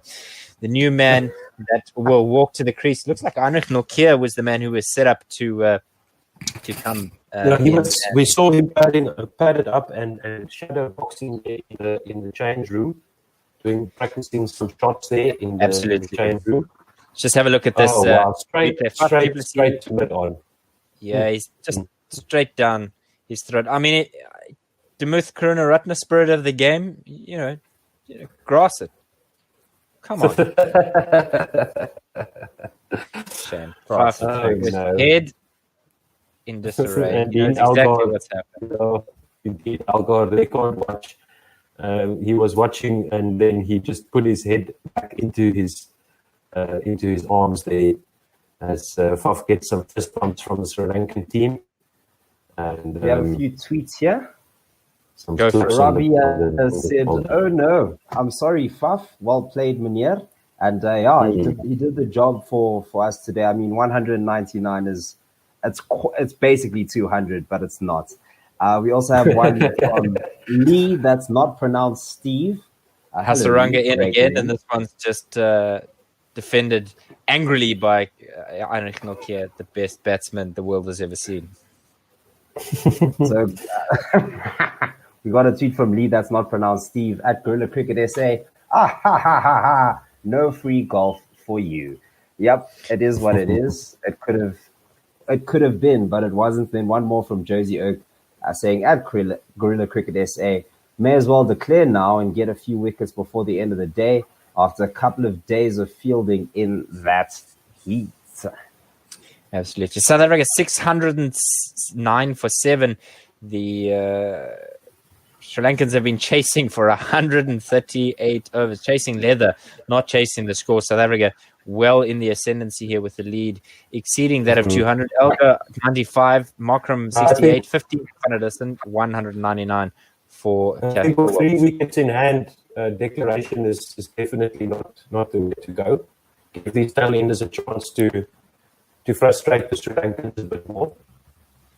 Vishwa Fernando is going to start his 30th over here. He's going to come left arm over the wicket to the season campaigner in Maharaj. He's on 64. He bumps him, and De Quilla takes that without much fuss. Yeah, and one more tweet from Robbie Reddy saying, "Yeah, looks like my wife got the last laugh in the end, mates." You see, that's why you don't say no. You should have just gone that ice cream, my man. That's what you should have done. Exactly, because that's why we have things like PVR. You just got to. Yeah. And Gorilla Cricket SA, so you can take it with you. Absolutely. If you really want to watch it, then go for it. But take us with you. This one is dragged down the leg side by Vishwa Fernando, And Maharaj doesn't get anything from it. 129 kilometers an hour, probably the fastest delivery we've seen in a long time. But South Africa lead here by 2-1-3. But I do want to have a conversation about the declaration now. Do you think that it would be best for South Africa to get Sri Lanka in, put them under pressure? Because I could feel like the Sri Lankans, they have their tails up. It's a little victory there, getting a scalp on 199. So maybe get the pressure back on them, or do we just keep batting them into the ground? Do we just keep going until maybe even tomorrow? I think we definitely just keep batting. Yeah, that's my call. Yeah, only 3 wickets left, and we can give Sipamla some time in the middle on debut, and Nortje and Ngidi some batting practice as well. Might as well. That's true. Vishwa Fernando halfway through his 30th over. He bowls now to Maharaj, gets in line with it, and that looks like it's gone off the pads there rather, and gone down to the boundary for just a 1 there. And Murray Rasmus showing us that it looked like came off the legs there. 2 to come, 610 for 7 the score. Now Maharaj 64 from 97, and Nachi Nortje 0 from 1. Let's see what Nortje can do here. What is his attitude going to be? Is he going to swing for the fences, or is he going to try and stay with Maharaj for another big partnership? A class batsman like him. Here comes the double. Here comes the double, lads.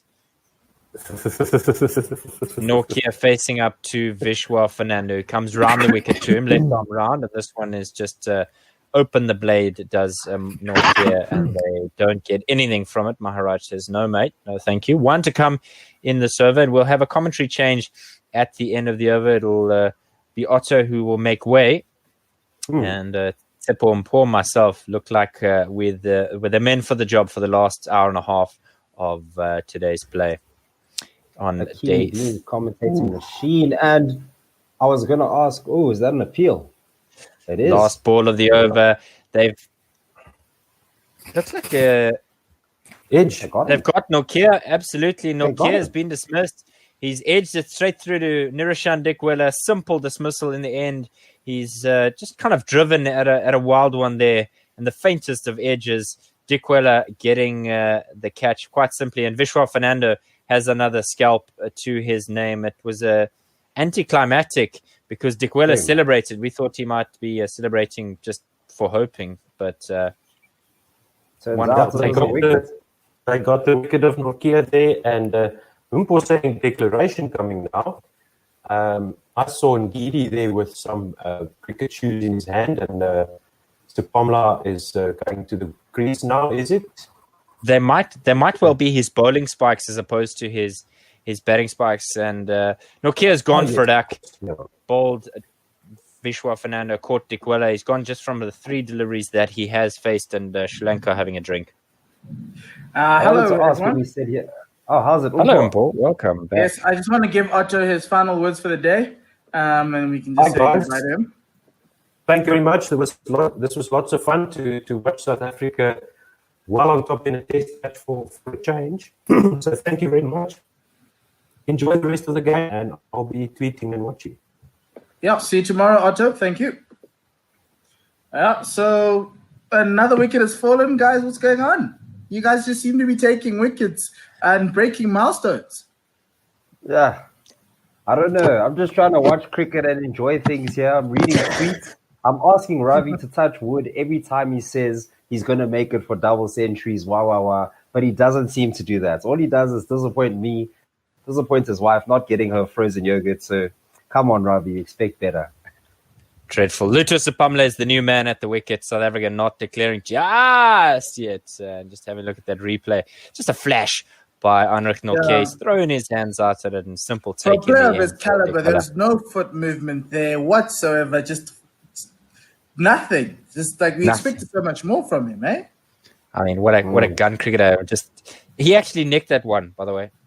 Yeah, yes, he actually did. Just for a change. Because, South Africans just walk these days. They hear, ears popping because of the altitude. I don't know. This one is slapped away by Maharaj, and they'll get through for the just single Oh, rather misfield, and they get through for just the one again. Okay. Mm-hmm. Sapamla with 611 for 8.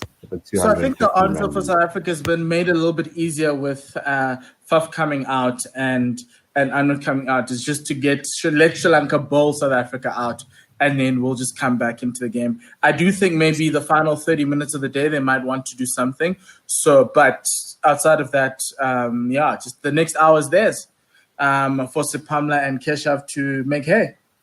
Hasaranga in again, and Sapamla. There's a big shot here for his wicket, and he's given in the end. Adrian Holstock gives Sapamla out first ball on his debut. The review, young man. We've got 3. He's Review.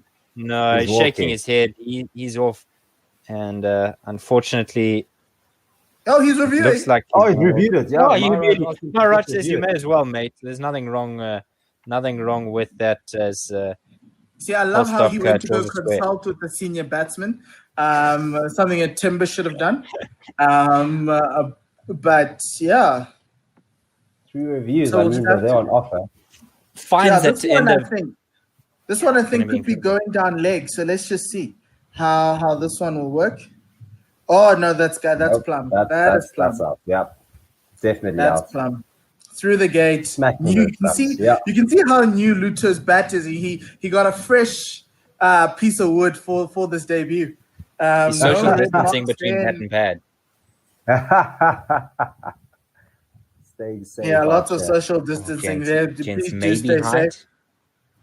Maybe. No. This I don't know. Smacking the stumps. It's hitting the bottom of middle. It's gone under the stumps, gents. Gone under the stumps.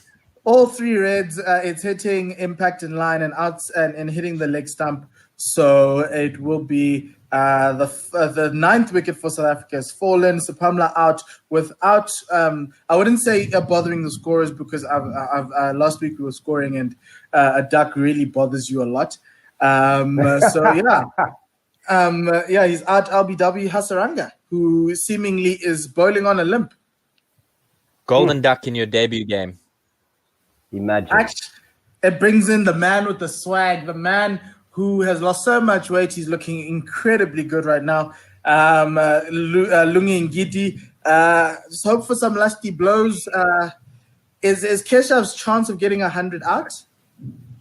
Oh, yes. Mayura, for the past 2 days, he's been saying Hasaranga destroyed Sapamla's backside. And right now, he's the one with the last laugh because he got Sapamla's wicket. So well done, Mayura, on YouTube. Thank you very much for the prediction. The man is working with bookies. I think Mayura is working with bookies. I don't know what's going on here. But this was 2 days ago, dude. He's been calling for this even yesterday. He's been planning it. So if you didn't put money on that. And then Lungi getting ready to help his partner out.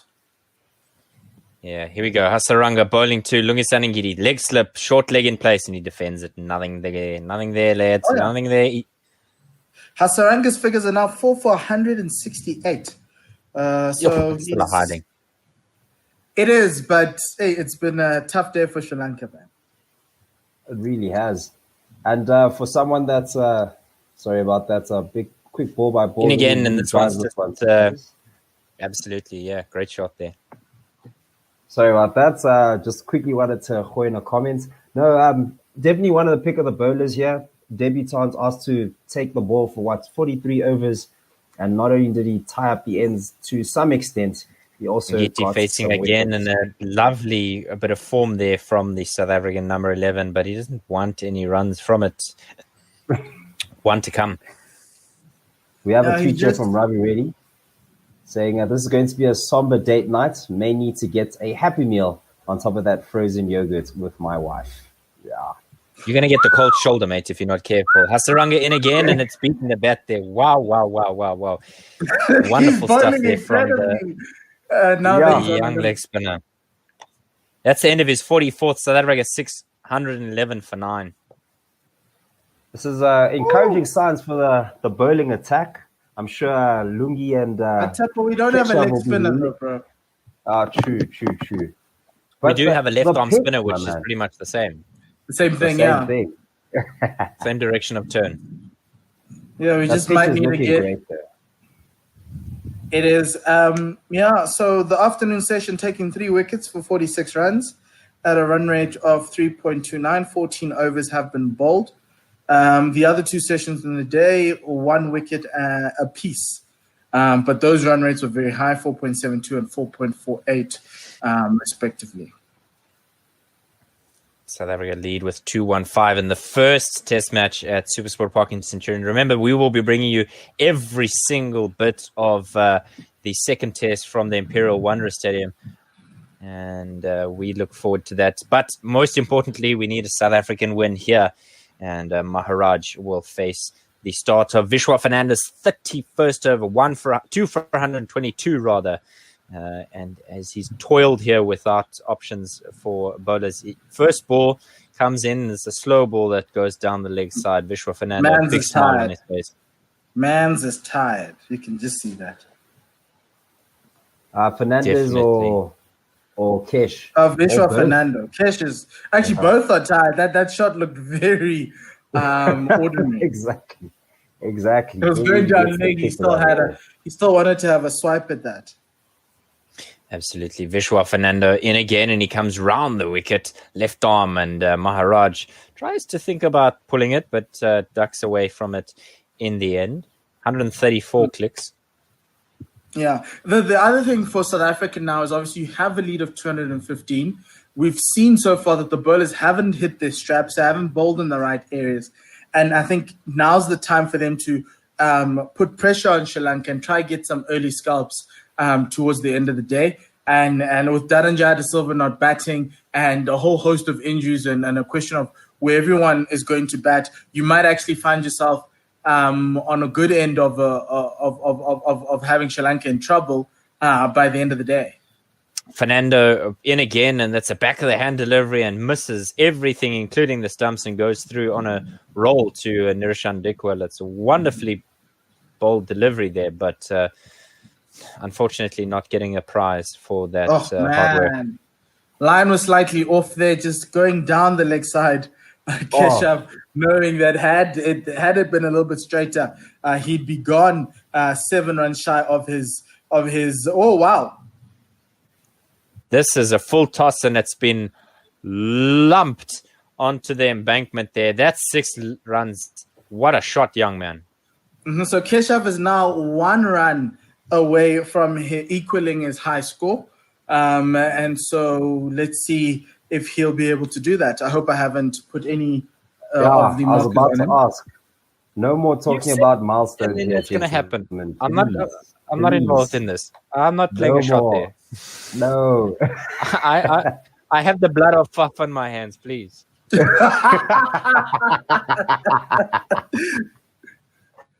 I have the blood of Timber on my hands, but it's fine. Ooh. Swing and a miss. Next one is a short one. Swiped at that one. That was a baseball type shot there from Keshav Maharaj. And he says, well after it, I don't know if he was saying sorry or he was saying no run. I'm not quite sure what that was for, but we'll just give him the whole no run. The minus no run. No run. He's just rubbing the bottom of his bat. His bat is definitely not used to spending this much time at the wicket. But nevertheless, Vishwa Fernando with 1 ball remaining in the 31st over. He's in again, and Keshav Maharaj lobs this into the air. Thankfully, it falls in no man's land, and I think they'll come through for the 1. Double Nelson right now. Double Nelson lead, so feet up. Or do we put up our feet for a double Nelson lead?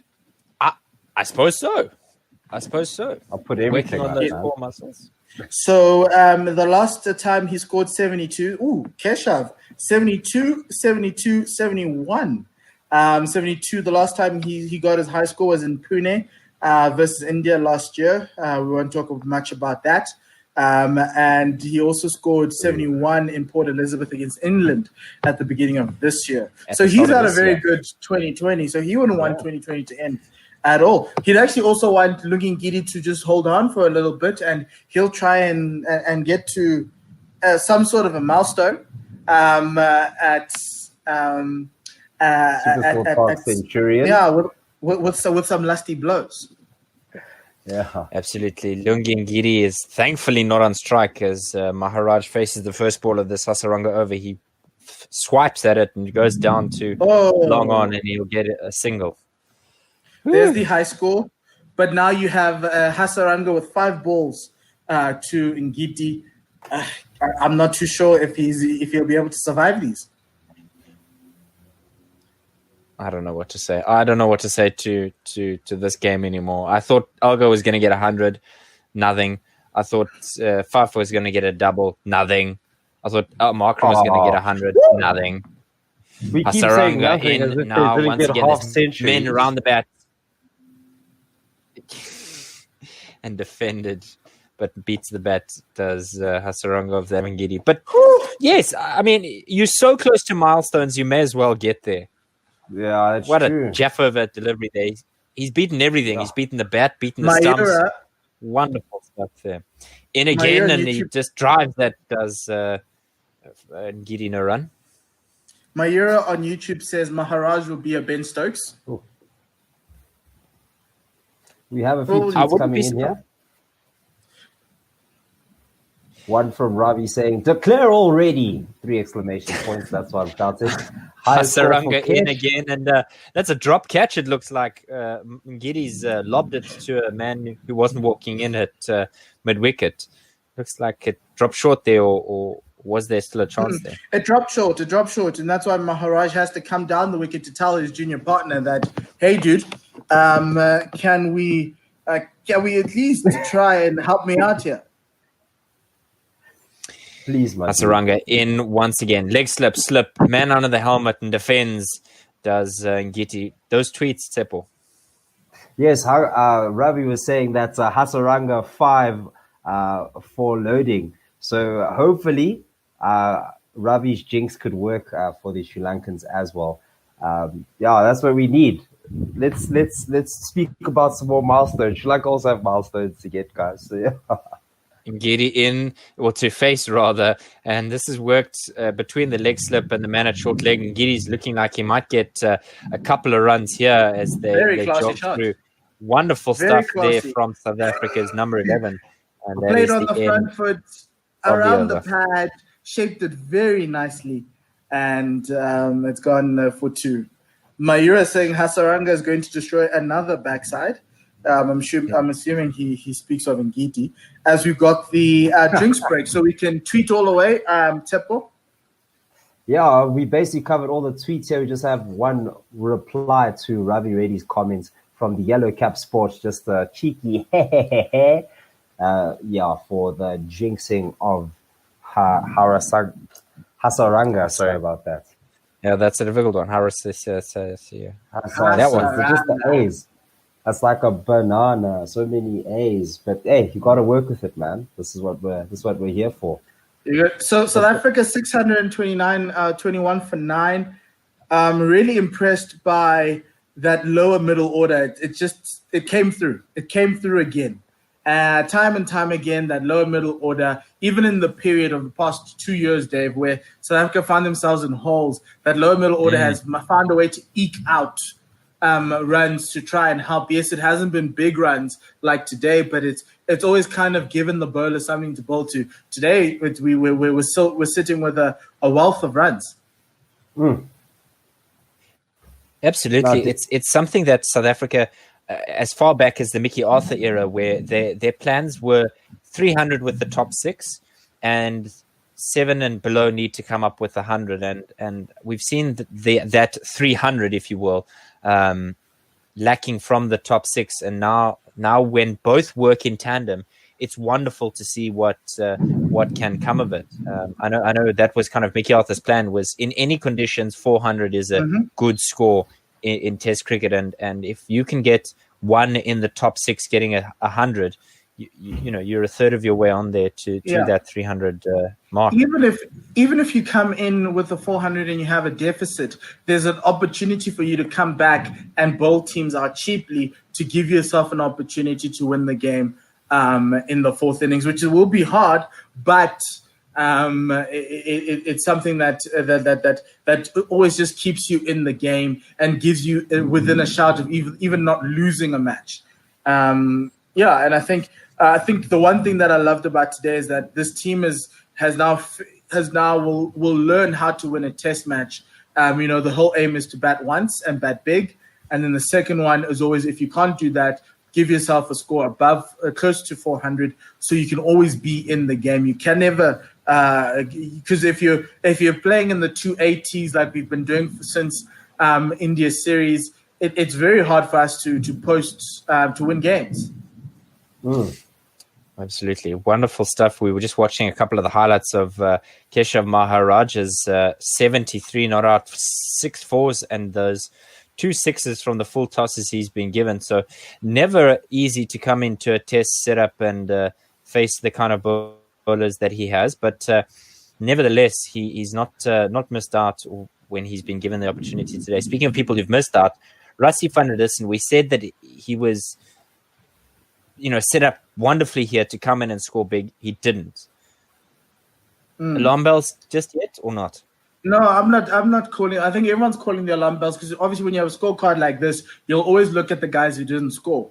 But Rassie's bats in the top order for his franchise, and he's been one of the better batsmen across the different formats for South Africa over the past 18 months. So I don't understand why we would be dropping him just yet, or looking to move him off. I do think once Faf retires, I don't know when that will be. I hope sometime in the future, because the man looks good and he's batting really nicely. He might move to number 4, and you'll give that number 3 opportunity to one of the newer guys coming into the setup, like Ian Peterson or Reynard van Tonder. But don't give him an opportunity. We're back live. Vishwa Fernando, left arm over the wicket to Keshav Maharaj. That's skied high in the air. There's a man under it, and he takes it, and it looks very uncomfortable there for him. And that is the end of the South African innings. 621 all out. Maharaj goes for 73, and Ngiti 2 from 9. The lead is 225, and it's all done, gents. Yes, so it is all done. We have a 10-minute changeover. So in that 10 minutes, we can chat, we can discuss, we can talk about what we've seen and the state of play. But before that, Dave, can you give us the scorecard, the South African scorecard, and what Sri Lanka went through as well? Let me get that going for you. South Africa, a stark batting performance compared to what we have seen before lockdown. I know South African fans were lamenting, as we were on commentary, the lack of performance from the South Africans. Let's go through the innings. Dean Elgar and Ed Markram opened the batting. The first man to go was Markram for 68 from 94 deliveries. He was caught. Shanaka bowled Fernando. Dean Elgar caught and bowled Shanaka on 95, agonizingly short of that milestone. Rassie van der Dussen wasn't around for very long, only 42 deliveries for his 15 caught. Dikwala bowled Kumara. Faf du Plessis, the man who took us from good to great in this innings, 199, and again agonizingly short of that double ton. Karunaratne taking the simple catch off De Silva's bowling. Faf du Plessis Quinton de Kock rather came and went with a flurry of boundaries, and then he was dismissed by De Silva, caught Theramane, the substitute, at slip. Temba Bavuma batted really well with Faf du Plessis to get to his 71 from 125. He was caught Dikwela by Shanaka.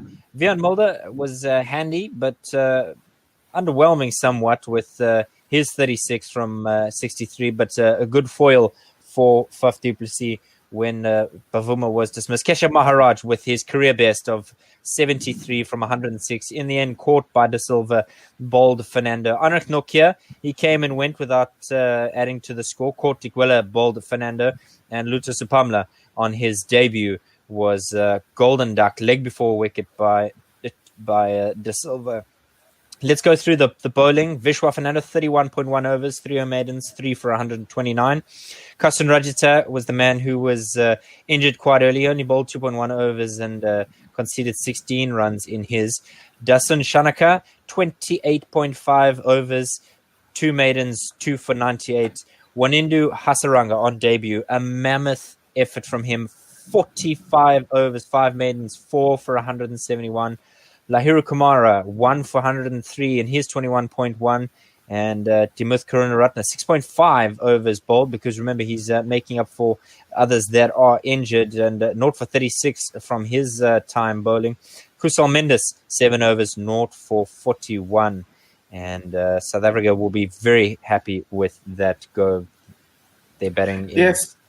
Look, I was really happy that Wanindu came back from that injury and kept on bowling to help his team out. And that's what you want to see. The character of the Sri Lankan team has been very good in and amongst those injuries. You know, it's been very tough for them. It's been a tough first test, and they don't have the ability to bring players through into the bubble in South Africa because of obviously the various COVID protocols from Sri Lanka. So it's quite tough as we see the light roller being used. I think Sri Lanka don't need the pitch to be giving the bowlers a lot more assistance there. Look, I think what do you guys take if you're Sri Lanka? What's your thing for today? Just try not to lose wickets and expose the middle order and lower order that has a lot of injuries. It's about staying in overnight. That's the key of the game. The only way you could actually get the runs that you need is if you're actually still in to face the delivery. So, especially with this pitch, hopefully the South Africans will get a decent, disciplined bowling display going to put pressure on the Sri Lankans. And their job is basically just to stay in. They have enough time to get the runs. They just stay in and make sure that this match doesn't run away from them. And we also have a few tweets that slipped through the cracks. My mistake, guys, when I read Ravi's initial tweet on Keshav Maharaj, he did say that Keshav would get his highest score. And what did Uncle Ravi tell us? He told us that he did. And you know what? You're right. By 1 run. Got a few replies to that. Just a cheeky also got some replies from the Yellow Cap Sports. He laughed at the Uncle Ravi part. And then it's just correcting the tweets that I missed. And just some compliments there from Ravi once again. Awesome. Great to hear the live streaming commentary on YouTube. And those are the tweets that we have. And did you guys just see that SuperSport's got to have the Super Smash in New Zealand live on our TV screens? Oh, which is very fascinating. It'll be the first time we see New Zealand cricket, domestic cricket. Well, I do think SuperSport's on this drive to get all T20 cricket on TV, since we might be going into another lockdown. Don't say that, Mpo. I don't want to hear that. No more lockdowns. What must happen, Dave? We people are dying out here. People are dying, Dave. I don't know. We're smacking peaks like we're trying to climb mountains out here. It's crazy. Yeah, but it's good that there's still sport, though. It's a challenging one because there's the whole balance that comes into it of economics versus health risks. And obviously, I think if we go into another lockdown, so South African sport will be affected by the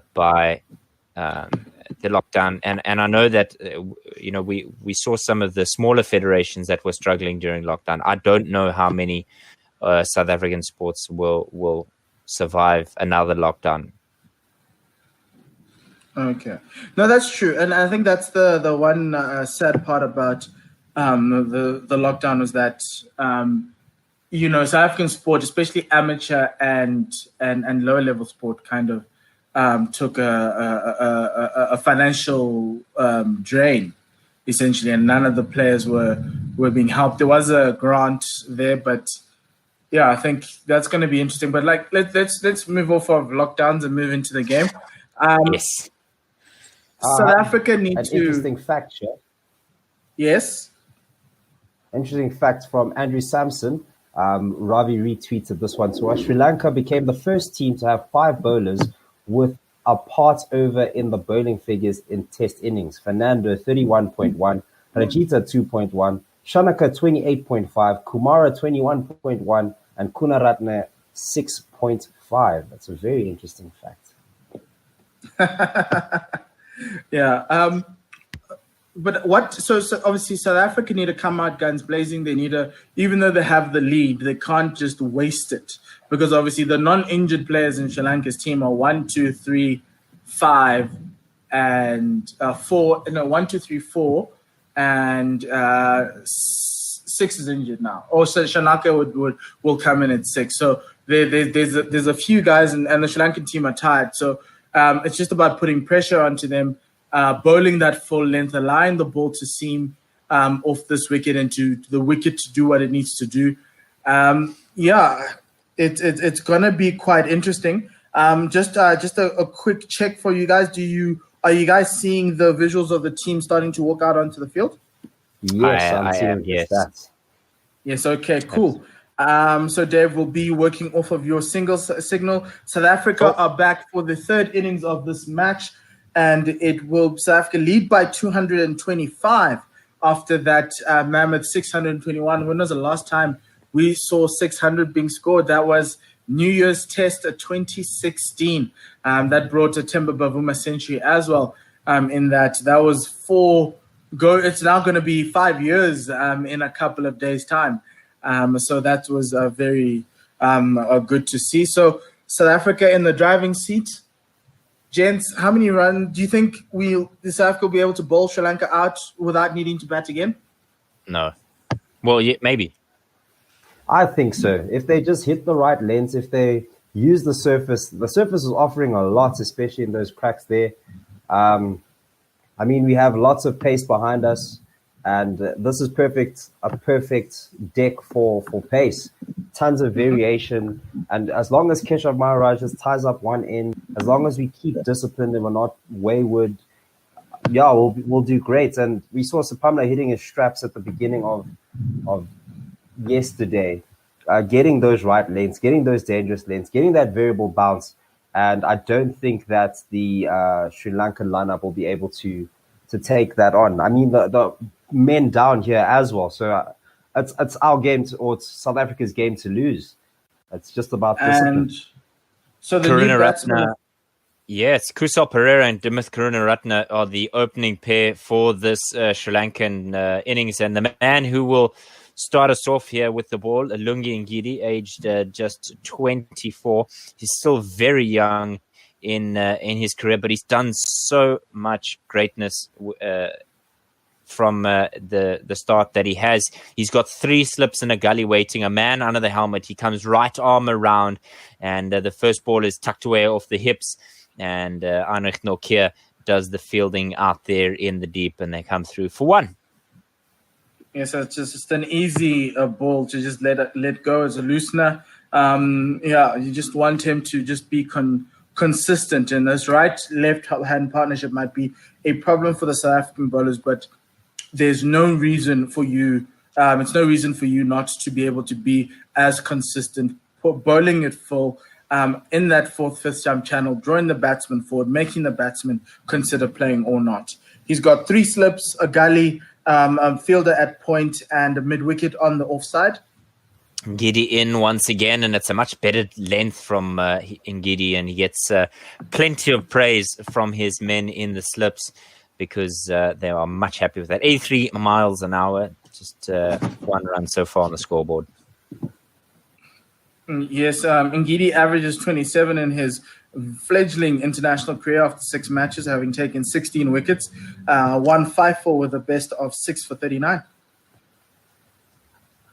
Who's his bowling partner, Tsepo? Who are we going for, Nokia or Sipamla?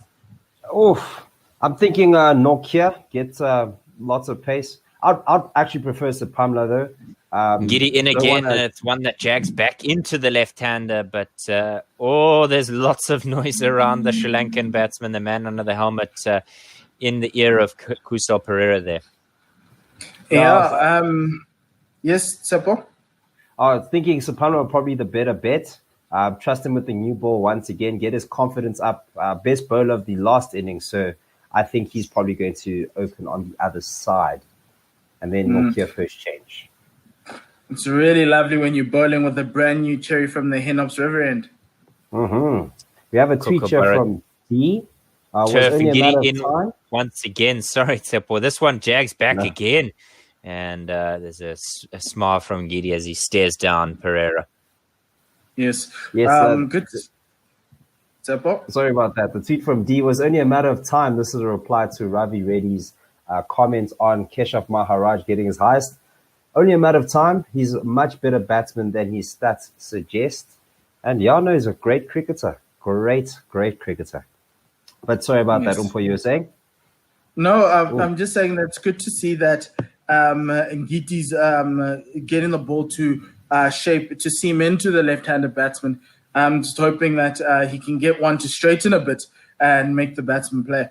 He's in again, and he's hit that hip of Kusal Pereira, and there's big noise around. South Africans obviously looking forward to taking a wicket early here.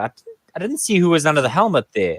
That's a face that doesn't look familiar. Is that Carl Verena under the helmet? Short, yeah. Short, long sleeves. Oh, that hit the elbow. Ow. Then who would be off? Faf. The field. Or is he not at second slip? I'm not sure. It looks like he's at second slip. So Van der Dussen at first. Second looks like Faf and it's Aiden. It's Aiden rather at second. So it must be Faf. So Verena under the helmet. End of that first over, just one from it. Sri Lanka 1-0. Yeah. So let's see. So you're saying, Tsepo, that the partner here should be Luto. Cleaned up the innings nicely towards the end and give him the new ball. We gave it to him last time. Why change the plan now is my thing. But it looks like it's Heinrich Nokia on the other end. Okay. Yeah, I think the plan might be from the Sri Lankans here to face a bit of trial by short balls, because we know that they're not. Wouldn't that be a waste of the new ball, banging it in short? I don't know. I think it might be use the ball while it's still hard, because as this pitch will deteriorate over today and tomorrow, it's not going to get any easier to bowl short pitch bowling as. But you have a new cherry though. That's why you got to make use of it while it's still hard. Nokia in again, right arm around the wicket, and it's worked off the pads down to the man at fine leg, Lungi Ngidi. A bit of a fumble there, but hands on heads from Markram. No, I disagree, Dave. I honestly think you need to try and see if you can't get any assistance from the pitch by being able to draw the batsman or obviously use some short balls here and there in your set that you're bowling your spell, but not all the time. None of this body line short ball, because all the subcontinental teams now are very good playing short balls. It's no longer like a myth that if you come from the subcontinent, you can't play short balls. We've seen that with India. We've seen that now with Sri Lanka in the last series that we played against them. And so I really do think you are playing into their half if you play a short ball. Right arm around the wicket here, and this one goes past the hip of Kusal Pereira. Still yet to get off the mark. He's shaking his arm because it's the one that got hit by Lungi Ngidi in the previous over. 90 miles an hour. It's rather Keshav Maharaj who's been off the park. Well, no, there's two people now. Sarah Advir, and I'm assuming Reynard van Tonder. Is it Reynard van Tonder as well? Yes, he's under the helmet. Okay. Right. And Nokia in again for his third, and this hits the bat quite hard there as Nokia is looking to get going. 142 clicks from that last one. A bit of noise there from the man under the helmet. He's got to take whatever time he can get on the park and make some noise while he's there. Look, he has a test kit with RVT on it, so it's his. He's not giving it back at the end of the day. 100%. And it's also got a shirt number behind him as well. So an official number. You know, he just doesn't have a cap number. This one is full of this time from Nokia, who just gets a defensive shot from Pereira. 2 to come. But just going on to what the plan should be, what you guys were speaking about earlier, I'm agreeing with Umpo. Let's hit that line and length. Let's get that discipline going, because it's not just about this test. It's not just about a subcontinental batting. It's about the long game here. I want to see a South African team that's consistent, that's strong, that's focused. And you can do the short balls a little later. You're wasting the new ball. Nokia in once again. He's got 3 slips waiting. There's a waft at that one by Pereira, and a menacing look there from Nokia as he turns around to go back to the top of his mark. Yeah, that's much better. And to play devil's advocate to both of you, I think the risk that you run with that is that they know that they need to bat long, and it's 3/4 of the way through. Well, almost the end of day 3, and there's day 4 and 5. They could just leave those balls that you are saying, well, let's bowl outside the off stump. No, again, this is driven hard at by Pereira, and that'll race to the boundary 4-4. That was full and wide. He reached for that one, but it was all timing there, just letting a bat come through, and he stroked it very nicely. We have a tweet here from the Josie Oak. He says that Sri Lanka may bat for a day and a half and leave a cheeky 150 to get. Lots of predictions here from Josie Oak. I like to see that. I like to see. What do you guys think? Do you think they'll meet the deficit? It's possible because their top 4 are not injured. They're not injured. They can do exactly what South Africa did. And that's what we need to be wary about, which is why you don't want a complacent approach his bowling attack. You want them to hit their straps, to push Sri Lanka as much as possible, and make this send this top order bat so they can question themselves as to who comes in next, because they're all injured. Ngidi round the wicket to start his second, and it's just pushed at hard by Karunaratne to defend that one, and Ngidi collects it himself. Because the last thing you want is an opening stand of 100, taking up half of this lead, because then you find yourself in a situation, because you don't want to bat here and try and get 150 on this pitch on either day 4 or 5. Absolutely, and this is clearly a track that you could end up having that be the case. And Ngidi is steaming in once again round the wicket to Karunaratne. There's a waft at it, a short and wide delivery, but nothing connects there, and Quinton de Kock gleefully accepts. Thank you. It seems that we're just leaving it just outside, and Karunaratne will play at it. Much like in the first innings, they don't look like they're going to take their foot off the gas here. They want the runs to come quickly. They want to bat with flair. And it doesn't look like they're going to be changing their game anytime soon. Yeah, so far, there aren't any balls that are beating the bat in that 4th, 5th stump channel, trying to square the batsman up. Ngidi in again, and this one has trapped him on the pads, but it would have missed everything, including the leg stump there. So just a bit of... maybe that's what we should be going after, tackling the legs. A guy like Karunaratne, you see, he starts well outside leg stump, but that's, I think, why South Africa are looking to get him there, because he's come across and he almost overcommits with that front foot coming across his stumps, and that's when you get one that just nips back and you get trapped leg before. Getting the leg before into play with around the wicket, yeah? Absolutely. And Ngidi halfway through his second, South Africa with that lead, and Sri Lanka still trailing by 219 runs, a 6 without loss. This one is driven, but it's beaten the man that was close in, Wiaan Mulder, and that'll race away to the boundary here for 4. Good timing. It was overpitched. It was a half volley, and Kusal Pereira just climbing into that very nicely. It was Dimuth Karunaratne there. Apologies. Good foot movement. Not a lot of overcommitting needed. You just need to just get into your stride, make sure your front foot is set, and let the rest of your mechanics follow through. And that's possibly straight out of the textbook there, Dave. Absolutely, that's a wonderful bit of work there. But it's something that Brian Lara was talking about quite recently, about how the Australians were getting out, and you saw it slightly there, is that cricketers, I'll tell you after this delivery. This one is shorter and a much better length from Ngidi, and applause from his skipper behind. So Brian Lara talks about you cannot play a shot unbalanced. And a couple of times the Australians and I think the Indians have been guilty of it is the heel is touching the ground, but the toes aren't flat. The foot isn't flat when playing the shot. And what happens is that when you're not set in a base, you're still kind of getting your balance when playing the shot. And often that's where you see guys nick off, or you see guys get trapped in front because they're not, their foot needs to come to the ball before the bat. But this one's just absolutely come back and castled him. He's got him. On. Giri with the first stick there. Karunaratne has been bowled. South Africa in the game.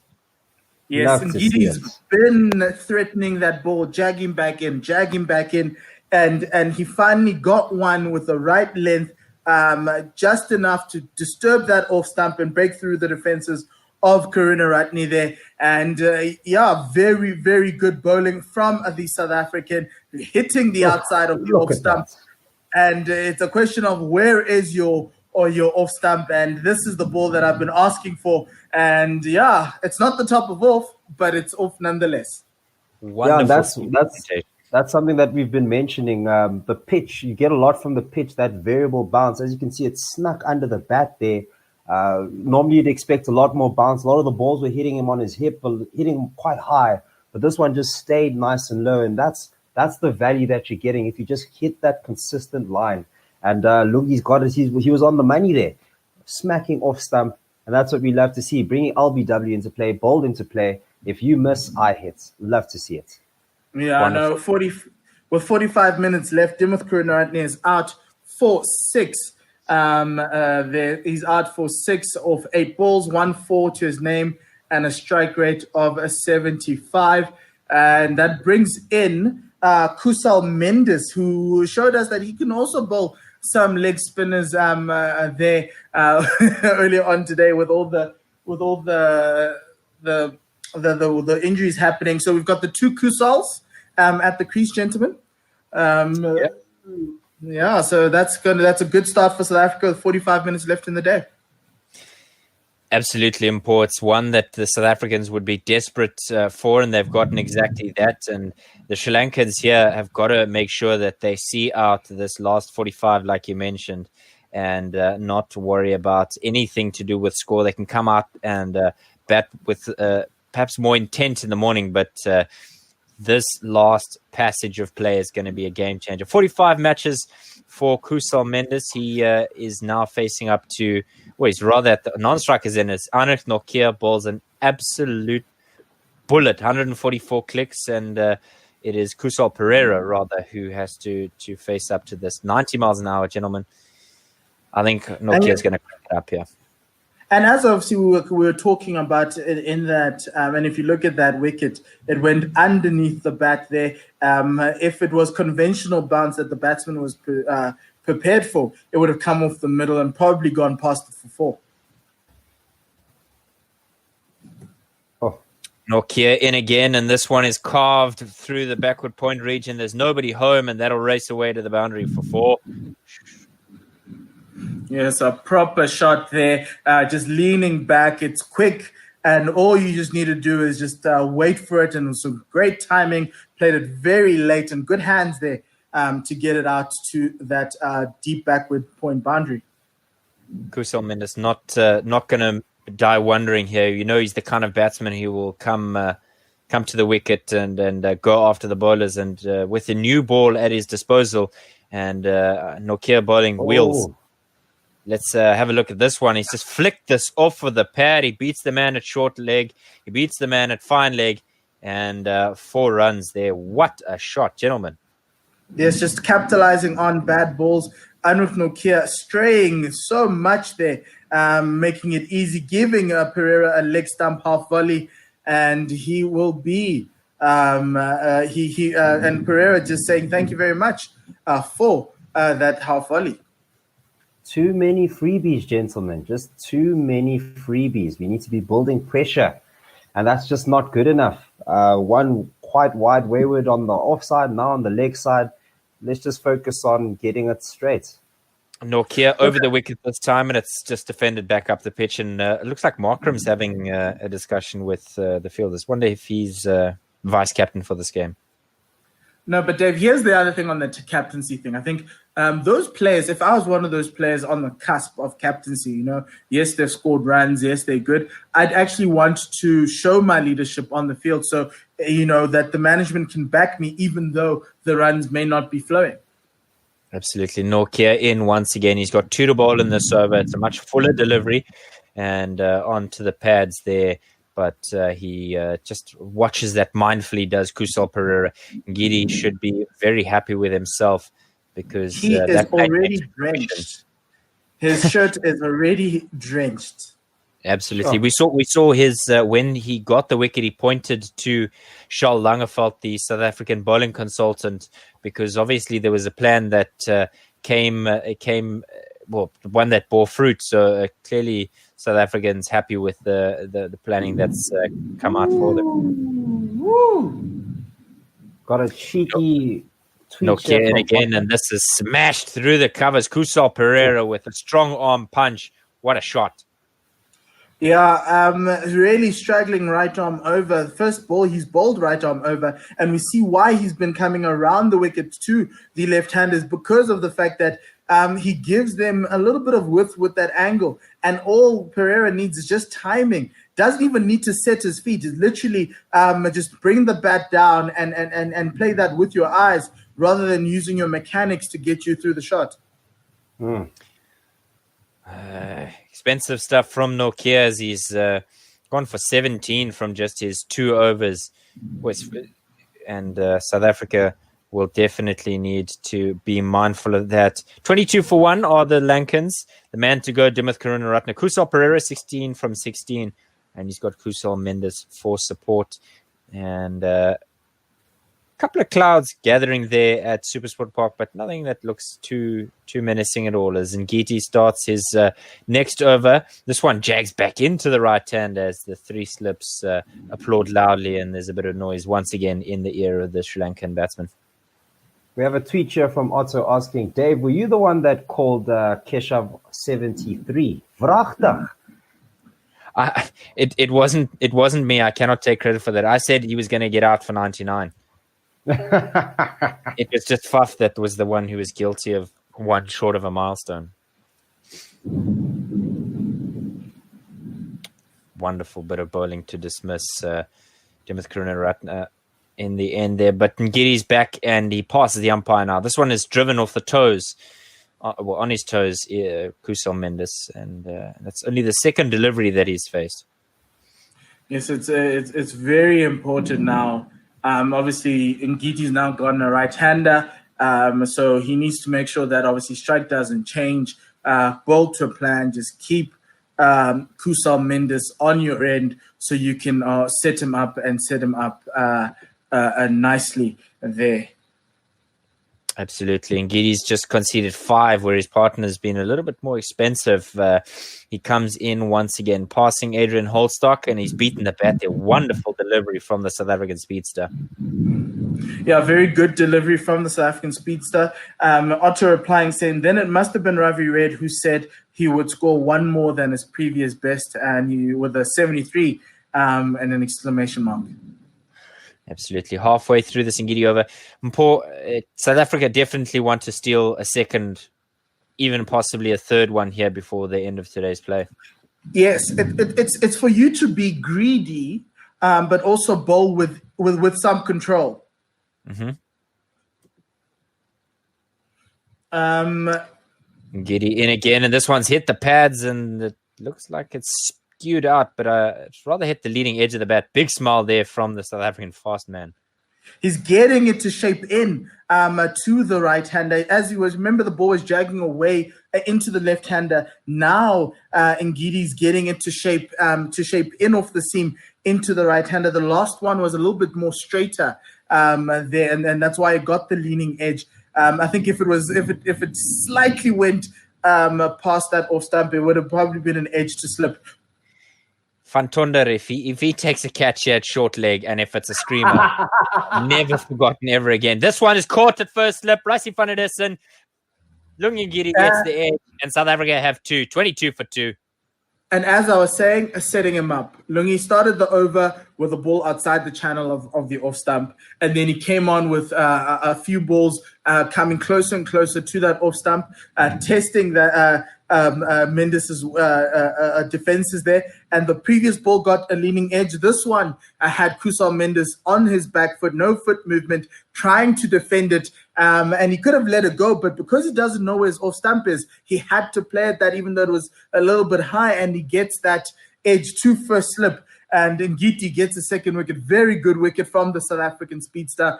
Incredible piece of fast bowling. He is on the money. The news of Kagiso Rabada seemingly has Ngidi fired up, which is something you want to see, Coach Dave.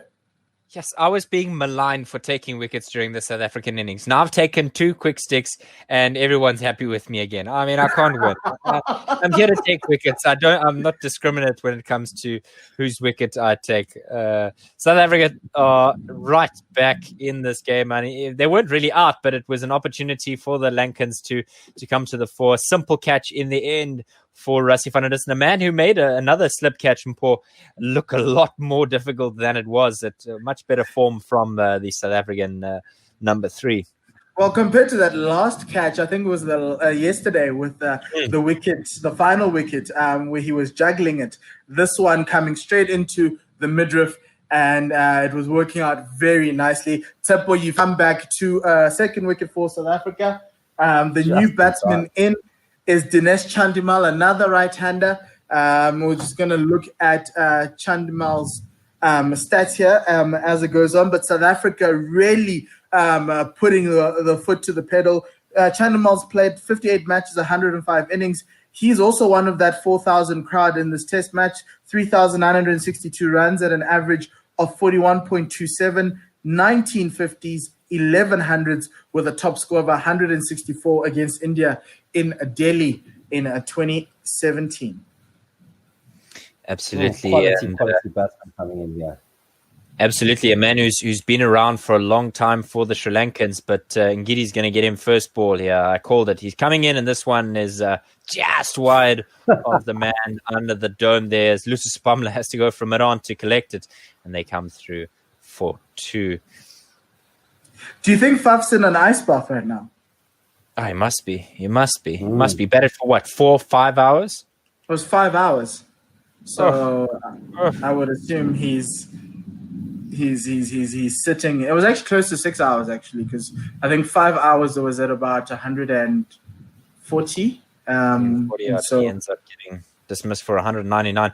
Big celebrations from the South Africans with that last wicket, and everyone is happy with everyone, and it's a much looks like a much more settled South African lineup rather than one that's disjointed in some way. Chandimal 2 from 1, Kusal Perera 16 from 16, Sri Lanka 24 for 2. Early trouble here for the Lankans. Yes, very much so, Dave. And the Sri Lankan physiotherapist is out again, looking at the calf of Dinesh Chandimal. Another injury happening today. He just walked to the wicket. What can be sore? For 200 Who knows? Are you whining that you're sore? It's the altitude. It's the altitude that's smacking the calves. That's the problem. We also have a tweet here from Ravi, the heavy roller, saying the man of the match for Sri Lanka had to be the Sri Lankan physiotherapist. And I agree 100%. This man has been working overtime just to make sure that Sri Lanka get through this match. But what could be the reason for all of these injuries? This is not normal. It's a lack of preparation. It's a lack of preparation. They've been in South Africa for about 2 weeks. They haven't been able to train for about, I'm assuming, a week. And so, because if I look at the way the Proteas had done their setup, they were only allowed to train as a group from last week, Tuesday. But the team had staggered practices only from the start of last week, Sunday. So it isn't much. And the good thing about for some of the players in South Africa is that everyone in South Africa played in a 4-day match. This series, outside of the guys who are playing in the IPL, being Faf and Quinton de Kock, who are obviously fully fit. So Sri Lanka, yes, the players have been playing in the Lankan Premier League and they were in a bubble. They've come to South Africa and in a bubble. They've had to sit in their hotel rooms for a certain amount of days while the tests were being done and making sure that they do not have COVID. And so this is another, I think, it's a result of COVID, because 2 weeks of preparation should be enough to make sure that your squad is fit and there's not a lot of niggles going around. And if there are niggles, you can bring people in, and you can't bring people in because of the COVID protocols at a national level. So it's just very unfortunate for the away team. And they needed some warm-up games to get them through. I see India played a warm-up game against Australia A to get them going through. That would have worked. That would have helped Sri Lanka a little bit more if they came slightly a week earlier to prepare and do it. But obviously, because everyone's trying to, around the world, trying to cram cricket into this back-end period of the year, because everyone was in lockdown around the world. It's a little bit tough for them, and this sadly is something that the Sri Lankans will have to take. And they were always on the back foot. This is just digging the hole even further. Right, finally, after that injury break, Nortje rather starts his third over, and that one is back of a length and just darted out into the offside as Maharaj is back on the field. So that means Arvia is no longer with us, but good to see South Africa able to use their 11th, 12th, 13th, 14th man, because, Sri Lanka's 12th, 13th, 14th men have played more than, a lot of their team in this test match, but a lot of fielding. Yeah, Anrik getting an opportunity to bowl to a right-hander now, so he'll probably be very happy about that. Absolutely. He's at the top of his mark. He starts and he's got the red Kookaburra turf in his hands, passing Murray Rasmus now, and that goes through to the keeper. No run. Yeah, just he hasn't been on the money so far in the spell, and I think looking at the way Lungi bowled so far, there could be a possibility that Anrich gets dropped for the next test if Luto Sapamla comes back for his spell and bowls a little bit better. That next one there from Anrich Nortje is just forced Chandimal just to fend at it and goes between third slip and gully and races away to the boundary for 4. Yes, very good edge there. A bad ball from, it actually wasn't an edge, it was a really controlled shot there. Bad ball from Anrich Nortje. Bad ball again as that bumper goes over the top of Quinton de Kock, and there's another boundary. Nortje is unhappy with himself, and rightfully he should be. Unnecessary runs here, gentlemen. Just unnecessary runs. Let's just get line and length. It feels like he's just bowling too hard. He wants it too much. That's the thing. Look, I do think that his natural length is slightly shorter than the traditional test match length that's required on the high felt. But I've seen him bowl those balls before in domestic cricket. So I don't get why. Yeah, obviously it'll be a little bit tougher to get guys to bowl that extra yard closer to the wicket, because obviously that might change much. But I'm just really disappointed that he's not doing that consistently, rather than deferring to short. He's reminding me of the one who went on Kolpak. Hardus for you. Many of the other ones. Hamza Safir is saying hi guys on Facebook, and this one's a leg stump half volley, and that goes down to the fine leg region. Thankfully Lungi Ngidi is there. Dwayne Pretorius, Dwayne Olifir, Dwayne Olifir, yes. End of that Nortje over. Sri Lanka 34 for 2.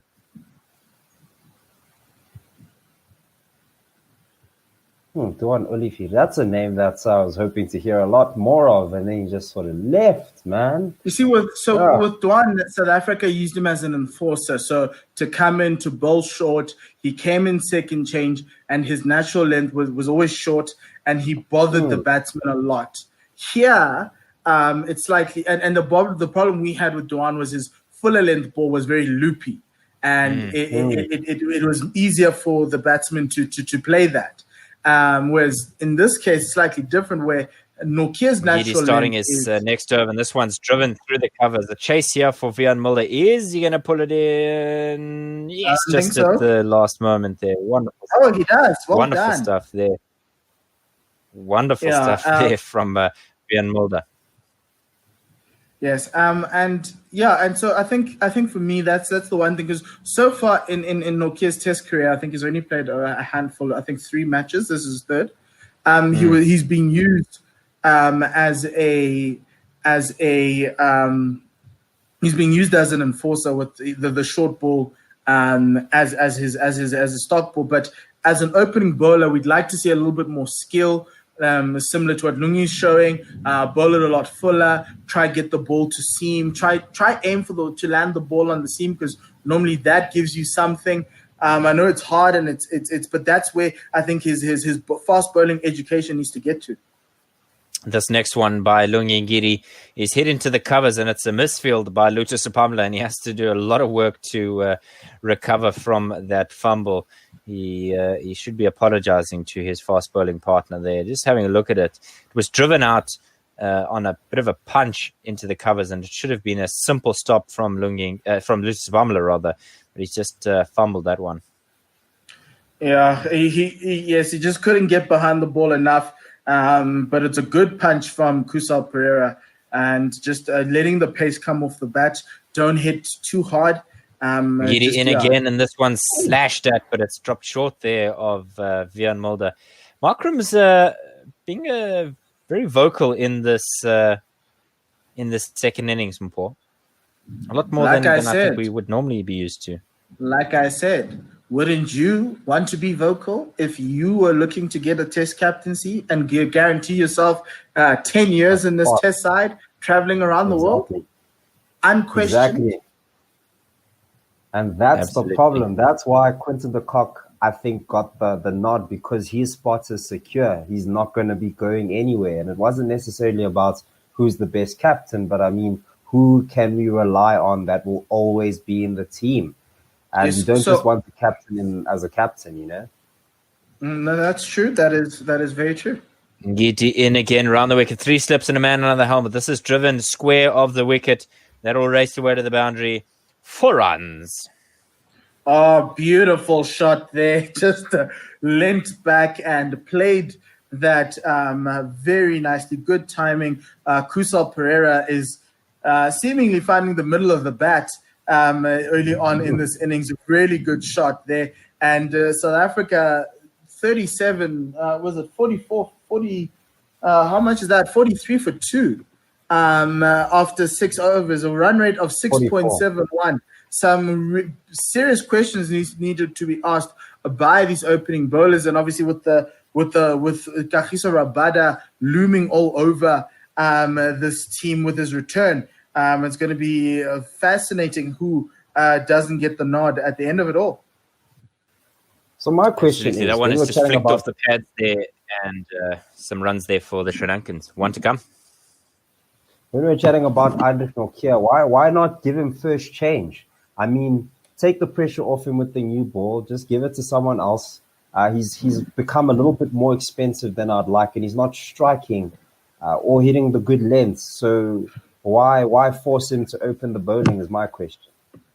Because obviously the last time Luta opened the bowling, and he got plastered all over the ground. So I think the South Africans are just overcorrecting here, and it's giving them the similar result. Ngidi in again, and this hits Chandimal on the hip, but that is the end of the over. Sri Lanka 44 for 2, Chandimal 10 from 8, Kusal Pereira 24 from 21, ended the Ngidi over there 2 for 17. That was a really expensive one. 12 runs from it, 11 runs from it. Otto commenting to us on Facebook. He says, remember, you can advertise on One World Sports Radio. Get in touch with us now and get your brand in front of the Proteas men and women's teams fans. We can also offer rugby and football commentary to get you noticed by our fanatical followers. Hashtag ProteaFire, hashtag SAVSL. So change of bowling here. Vian Mulder is going to get a ball this evening, a man who picked up 3 in his first outing here today. And an interesting selection there by the South African skipper. Instead of going for Luto Supamle, he's gone for Vian Mulder, who replaces Heinrich Nokia. He passes the umpire now, and this one's driven straight to Themba Bavuma, who's lurking there at a shortish cover. Yes, Vian Mulder has been the most accurate bowler of the Proteas in that first innings, and it's reward for his accurate and stellar bowling. Obviously, we saw Luto go from the lowest of lows to the highest of highs, but Vian Mulder has been very consistent, and adding with those 30, could it be a no ball? That looks like there might be something behind there. Something? Anything? Looks like there is. Hard to say. Kusal Pereira. That's a no ball. No ball signaled by Maria Erasmus.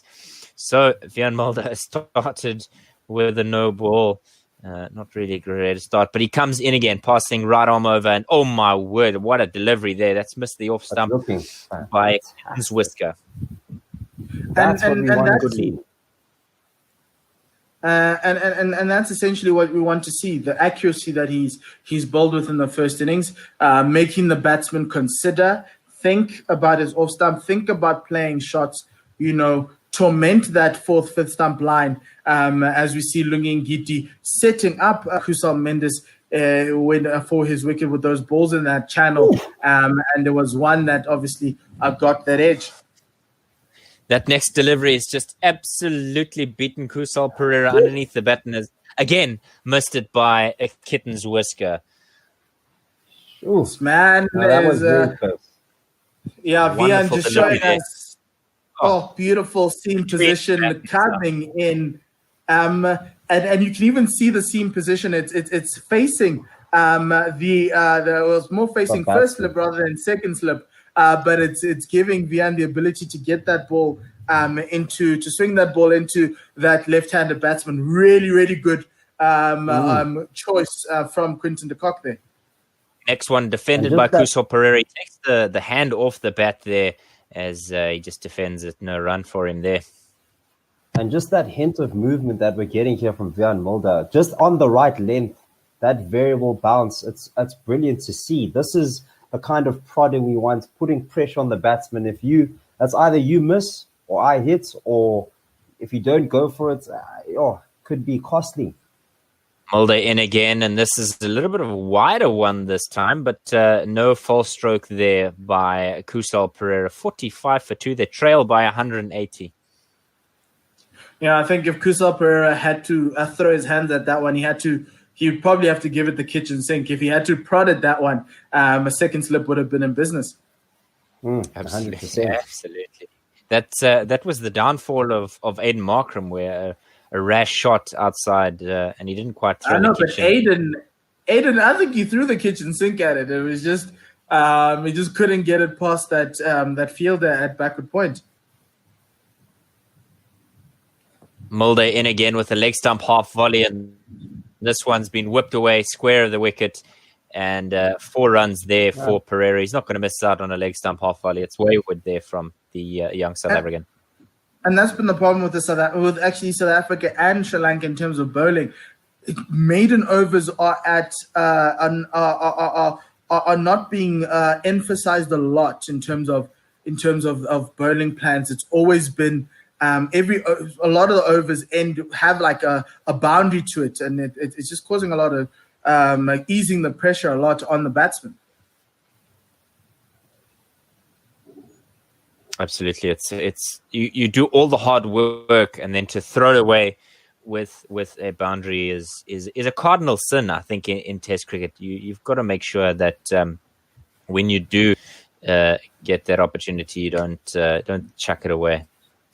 Look, he's a youngster, and I think he'll learn. But I think this bowling attack also has to learn that you create the pressure in Test cricket, especially because wickets aren't. It's not like an ODI where the batsman has to impose himself on you, and you can get away with mishits and missed times. This one, you have to work for your wickets, and in working that, you're building the pressure. And Lungi has that right now, a little bit better than all the other bowlers so far. And you're only going to learn one way, and unfortunately, it's going to be the hard way. The start of the new Ngidi over is just fended away to Bavuma at point region. No dice for him there. Yeah, and to a certain extent, that's what you need to and as a captain, your question is, what are the plans? What are you trying to do? We spoke about this the night before. We spoke about this at the end of the session. This is what we are planning on doing. Are you executing these? And you hold the bowlers to it. Ngidi in again, and this one spits up like a cobra as Chandimal fends it away. And there's another bit of a whisper in the ear from the South African slip cordon. I think they're obviously trying to get into the heads here of the Lankans. They're really 2 down in their search of chasing that South African lead. We just had a lovely little diagram here showing the Sri Lankans how they chase the width, and happened a lot in the first innings as Ngidi comes in. Ngidi in once again, passing the umpire, and this one is chopped between bat and batsman, and it's beaten Van Tonder on his right-hand side. He's had to run with the dome on his head to the deep square boundary. Yeah, just Sri Lanka as I was now. saying. Yes? Sorry about that. As I was saying, the diagram showing how the Sri Lankans have been going for those wayward offside balls. If you just get it a little bit close to the stumps, not getting it too far wide, then you're in business, because they're also very keen to go for those balls. But here's the thing. Here's the thing. Those balls are bad balls. It's not as though those balls were actually any good. They're too wide that the batsman doesn't need to use his feet to play at. And it's something that we're probably going to have to take up with SuperSport, because, yes, they're chasing the width because you're bowling rubbish. It's not as though you're bowling some really good balls. And they need it. There's because I know Sean was the master of that metronomical corridor of uncertainty, just to keep putting the ball there, and that's what we need right now from a South African point of view. Vern came in for a decade; he did that for us. Now we need that next bowler who can do that. Exactly. Kagiso was very good at bowling that line and length. He's learned on the job for the past 5 years in international cricket. And that's why I think they had to rush him back in. Ngidi in once again. The previous one just had the hand off the bat from Chandimal. And this one again hitting to Maharaj, who's now at backward point. 3 slips and a gully, lurking to try and poach a wicket late here. South Africa already taking 2 early on in the Sri Lankan innings, but I think these 2 are trying to consolidate the ship. And that's why a player like Lenton Steenman was really unfortunate, because he was going to be that guy who's done that year in and year out on the domestic scene, that corridor of uncertainty, testing the batsman. He just obviously had that niggle that unfortunately ruled him out. Convincingly driven is the next one. It's over pitch by Lungi Ngidi. Chandimal just says thank you very much, and that one races to the boundary. 4 runs, end of the over. Again, trying a little bit too much from Lungi Ngidi. He's looking for that perfect ball, and he just overpitched it there. And Dinesh Chandimal just taking the ball very nicely there, just on that half volley. Just bring the bat in and let the ball fly. Absolutely. What a shot. What a cricket shot. Just a small stride and bang.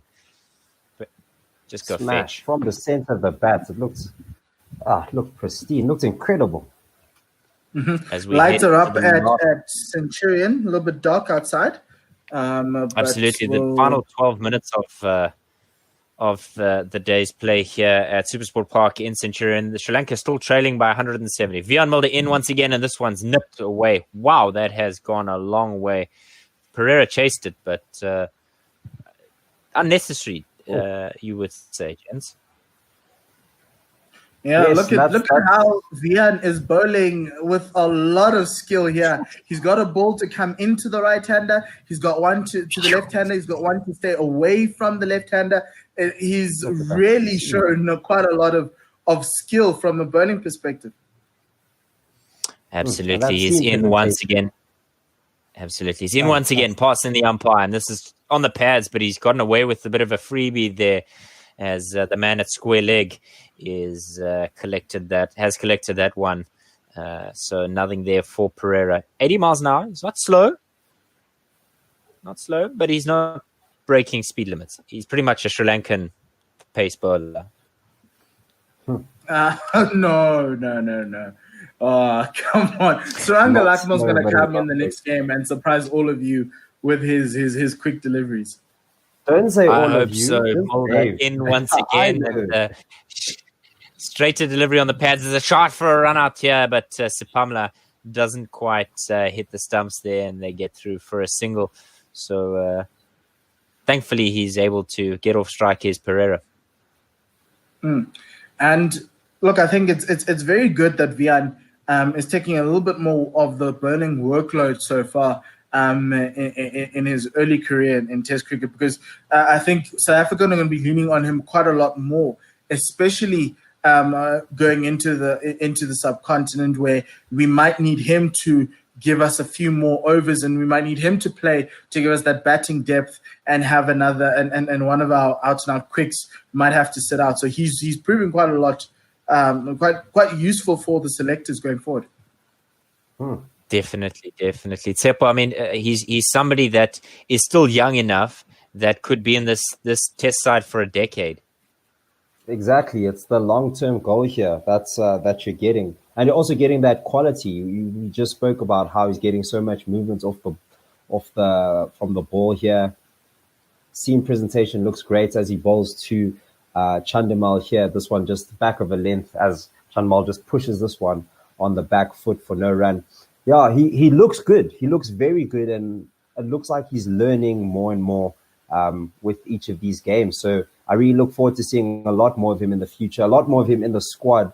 And if he's not in the starting 11, I definitely feel that he'll be knocking on the door for many, many years. The favorite child, Mpo, of Otis Gibson. Wiaan Mulder. And Jeff Tayana. Jeff loves this man. Well, can you blame him? Look at him. Mulder in now for his final delivery of the over, and that's just left alone by Chandimal. No run. That is the end of Mulder's second, 6 from his 2 overs, 56 for 2, and about 9 minutes worth of play left in the day here. Can South Africa get just one other wicket before the close of play to set up tomorrow, seemingly to be the final day and the decider, unless the Sri Lanka come through with the physio comes through with a massive job tonight to get a lot of their players ready. Yeah, absolutely. Some serious work ahead of him, Tsepo. 100%. But it's not an insurmountable task. The key is just one run at a time and make sure that you finish this game. Get through the innings. Absolutely. 6 wickets on day 1, 7 on day 2, and 8 today. And consistent fall of wickets. And Ngidi once again round the wicket, and he's absolutely bamboozled him with a fantastic delivery there. Hands on mouths from the South African fielders there, because that is wonderful bit of bowling there. This is what we love to see. Just a bit of a bounce. No footwork whatsoever. Oh, wow. Ever so slightly away. Watch this. He comes in a little bit of an away nip. What a delivery. Quinton de Kock with his mouth agape. If he didn't have hands, Quinton could have caught that with his mouth. He was so far. Markram again. Capitan. Skipper. Ngidi in once again, and this is a full one. It's gone down the leg side. There's a shot. Ah, was that Mr. Umpire? And Adrian Holstock says, what do you want from me? Lost my 8. Leave me alone. They're considering a review. Ngidi's like, come on. And the review is taken. Trying to buy a wicket, I think. Yeah. And you know what? With this pressure, I think it's a good move. While they still have the Sri Lankans under pressure, there are 3 reviews that you can play with here. If there's any time to go for one, now's a good time. Get one of these very strong, very established batsmen in, and then you're starting to get into the injured players. So definitely worth a shout. Oh, never mind. Nothing there. Just came off the iPad. Never mind. Nothing at all. I wonder if is it worth considering the adding up or the accumulation of reviews in a test match instead of getting 3 fresh at the start. So whatever you had in the previous innings, you get plus your 3. No, that would slow the game down even more. Because you could end up with a team having 6 reviews in the second innings, and it's just taking up a lot of time. But then maybe you take away something like you retain the review if the umpire's call is not fortuitous to you. But that is given. That away. That already happens. So with the retaining of the review if it's umpire's call. Absolutely. Temba Bavuma with a scowl on his face, and maybe it's just because of the late afternoon sun in his eyes. I can't blame him. I would also probably be frowning with that. And in once again, Lungi Ngidi round the wicket, and this is driven comprehensively through the cover region, but not the timing. It looked very good, but it didn't quite come out the bat as Pereira would have liked to see it through just one. Love to see the quality of Ngidi coming through here, exactly what the South Africans needed. 2 quick breakthroughs at the beginning to put Sri Lanka's backs on the wall. And now we have a test match, gentlemen. Yes, it's just the run rate has run away. Sri Lanka getting to 57 very quickly, and some very poor bowling on the other end of the pitch. This next one is just left alone by Chandimore from Lungi Ngidi, and Sri Lanka 57 for 2. They trail by 168 in day number 3 as we wrap up for this first Betway test. Yeah, final day. Yeah, this is day 3. It's a moving day. South Africa set themselves up for a win, and boy, did we move! Yes, we did move. This test match moved incredibly. We cleaned out the house. Ngidi in once again. This one is wafted up and over the slip cordon, falls safely. Boundary serve. Very well played shot, that. Very, very well played shot. 100% control. He knew exactly how to use the bounce that he got there from Lungi Ngidi and just guides it right over the slip cordon. Yeah, some quality batting on display here, and that's why the South Africans need to strike early, put these gentlemen under pressure. Yes, another bad ball put away, messing up a good over. Just there's always a full ball in and over for the South Africans, and that's just really disappointing. You don't have to bowl like T20 where you need to make the most of 6 balls. You can make the most of your spell rather than just the 6 balls in and over. So you don't have to have different balls every ball. But seemingly the South Africans are falling into that trap. The last ball of that over played out to the offside, no run. As we try to get Dave back on to the stream there. Just the end of that over, Sri Lanka 61 for 2, trailing South Africa by 164. Dave, you're back. Nothing much there. We've covered that final ball. Wonderful. Sri Lanka with the... Is it insurmountable, gents? Yes. What the targets? Well, just I don't think it is. Test match. I don't think it is. I think anything can happen. Anything can happen. I just don't see Sri Lanka bowling South Africa out with bowlers 5, 6, 7, and 8. But Mulder in again, and this one's just worked off the pads as Lucha Sapamla. Sorry, Mpo has to come and do some fielding here late in the day as they come through for 2 comfortably. Go ahead. And that's the cloud looming over this test, is whether some of the players will be able to come back into the game and bowl. If they are able to come back, how long do they need to wait in order for them to bowl again? And that's why the Sri Lankan team is keeping quiet about all these injuries, largely before they come back, because if we all know what's going on, South Africa we will know how far South Africa are ahead of this match. Mulder in once again, and that was a ball that spat up out of the floor there as Kunderakok took it almost above his head there. Wonderful bit of bowling there from the South African fast man. Yeah. Mayura on YouTube saying Kusal Perera is going to take the last 100 of this year. What do you guys think? That's a brave assessment. Brave assessment. He's done it before against South Africa. Mulder in once again, and this is a full delivery and just a leading edge there from Perera. Nothing. That's a very good ball turning. It's a little bit straighter line, but it's still getting that lovely shape in off the deck into the left-hander's pad. So if Vian can try and get one to go across the left-hander from that line, you could probably have the slips in business. Absolutely. As we are probably in the last over of the day's play, there's 3 balls left in this Mulder over. Kusal Perera facing up more over the wicket, and that's driven straight back at the South African fast man, and he stuck a paw out and stopped it. Well done, sir. We love to see it. Love to see it. Yeah, Vian Mulder proving to us that he's also a good fielder as well.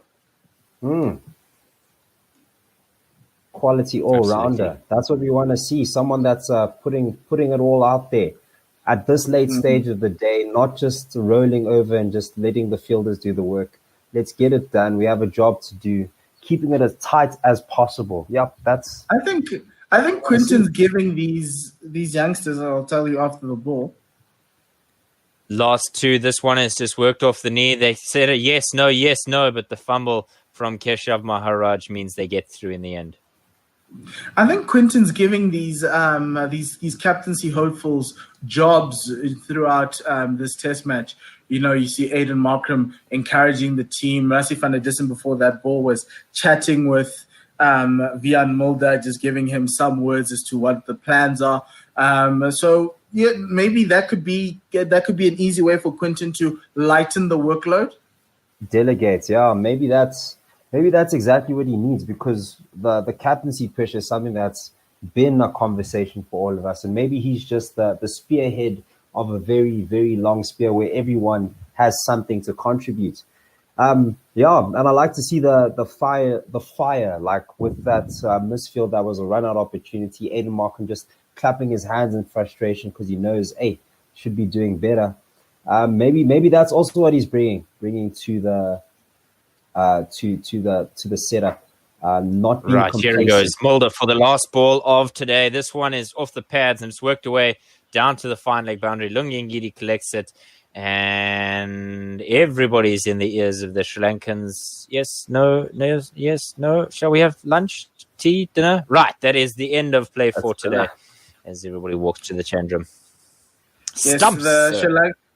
Yes, stumps on day 3. Sri Lanka finished a 65-4-2. They started their innings about an hour ago and managed to score 65 runs in 5.41 overs. This partnership, let me just get you how much this partnership is worth. I think it's worth. This partnership is worth 43 runs. And the run rate's been 5.86. So there's some very good bowling from South Africa, but some increasingly poor balls there. 4 balls there from the South Africans. Currently at the crease, Dinesh, who will start off tomorrow, Dinesh Chandimal, 21 of 21 balls. Kusal Perera, 33 of 39 balls. On YouTube, Mayura says, I think he wants us to sing it. He says, Mayura Priyanath say, get out the way. Pitch, get out the way. So thank you very much for joining us, Mayura. Are there any final tweets there, Tepo, for us to go through? No, we had no final tweets here. It's been pretty dry here. Don't forget, you can tweet us at Gorilla SA. and we'll read out your tweets. Say what you want to say, and we'll say it for you. And a very interesting shot that we're seeing from the television is of Dinesh Chandimal getting on top of that buggy ambulance. Now, I don't know where he's going to, but he's going to get treatment. He's not walking up the stairs. And so it's just incredible. Because it's a mile to the change room from the stairs. Yes, but remember, he's always also had that cough problem. And that's just very tough for the for the Sri Lankan team. Just so many injuries everywhere you look. But I know Mickey Arthur will have them ready tomorrow to fight through this. And even though they're going down, they'll go down with a fight. So gents, any last words? I think Dave's now gone. Tsepo, do you have any last words for today? Last words for me is, I want to see a slower run rate, but that doesn't seem like it's going to be the case. And moving day was a brilliant day. I'm keen to see some more tomorrow. Dave, do you have any final words? Absolutely. Thank you, Mpo and Tsepo, for your company in this final hour and a bit of the day's play. Yeah, definitely South Africa in the pound seat. It's good to see if you're a South African fan. If you're a Sri Lankan fan, worrying signs with the number of injuries. You're going to probably see a number of changes in the New Year's test, the one on the 3rd of January from the Imperial Wonder. So looking forward to seeing how the rest of this test pans out. Listen, from all of us here at One World Sports Radio, also Guerrilla Cricket South Africa, it's been a pleasure to have been bringing you this game. And we will see you tomorrow morning at 10 a.m. We'll be with you for the first ball there. South Africa needing 8 wickets and Sri Lanka trailing by 160 runs. So it's going to be an enthralling day's cricket tomorrow. From ourselves here, Lesale Kakahiso.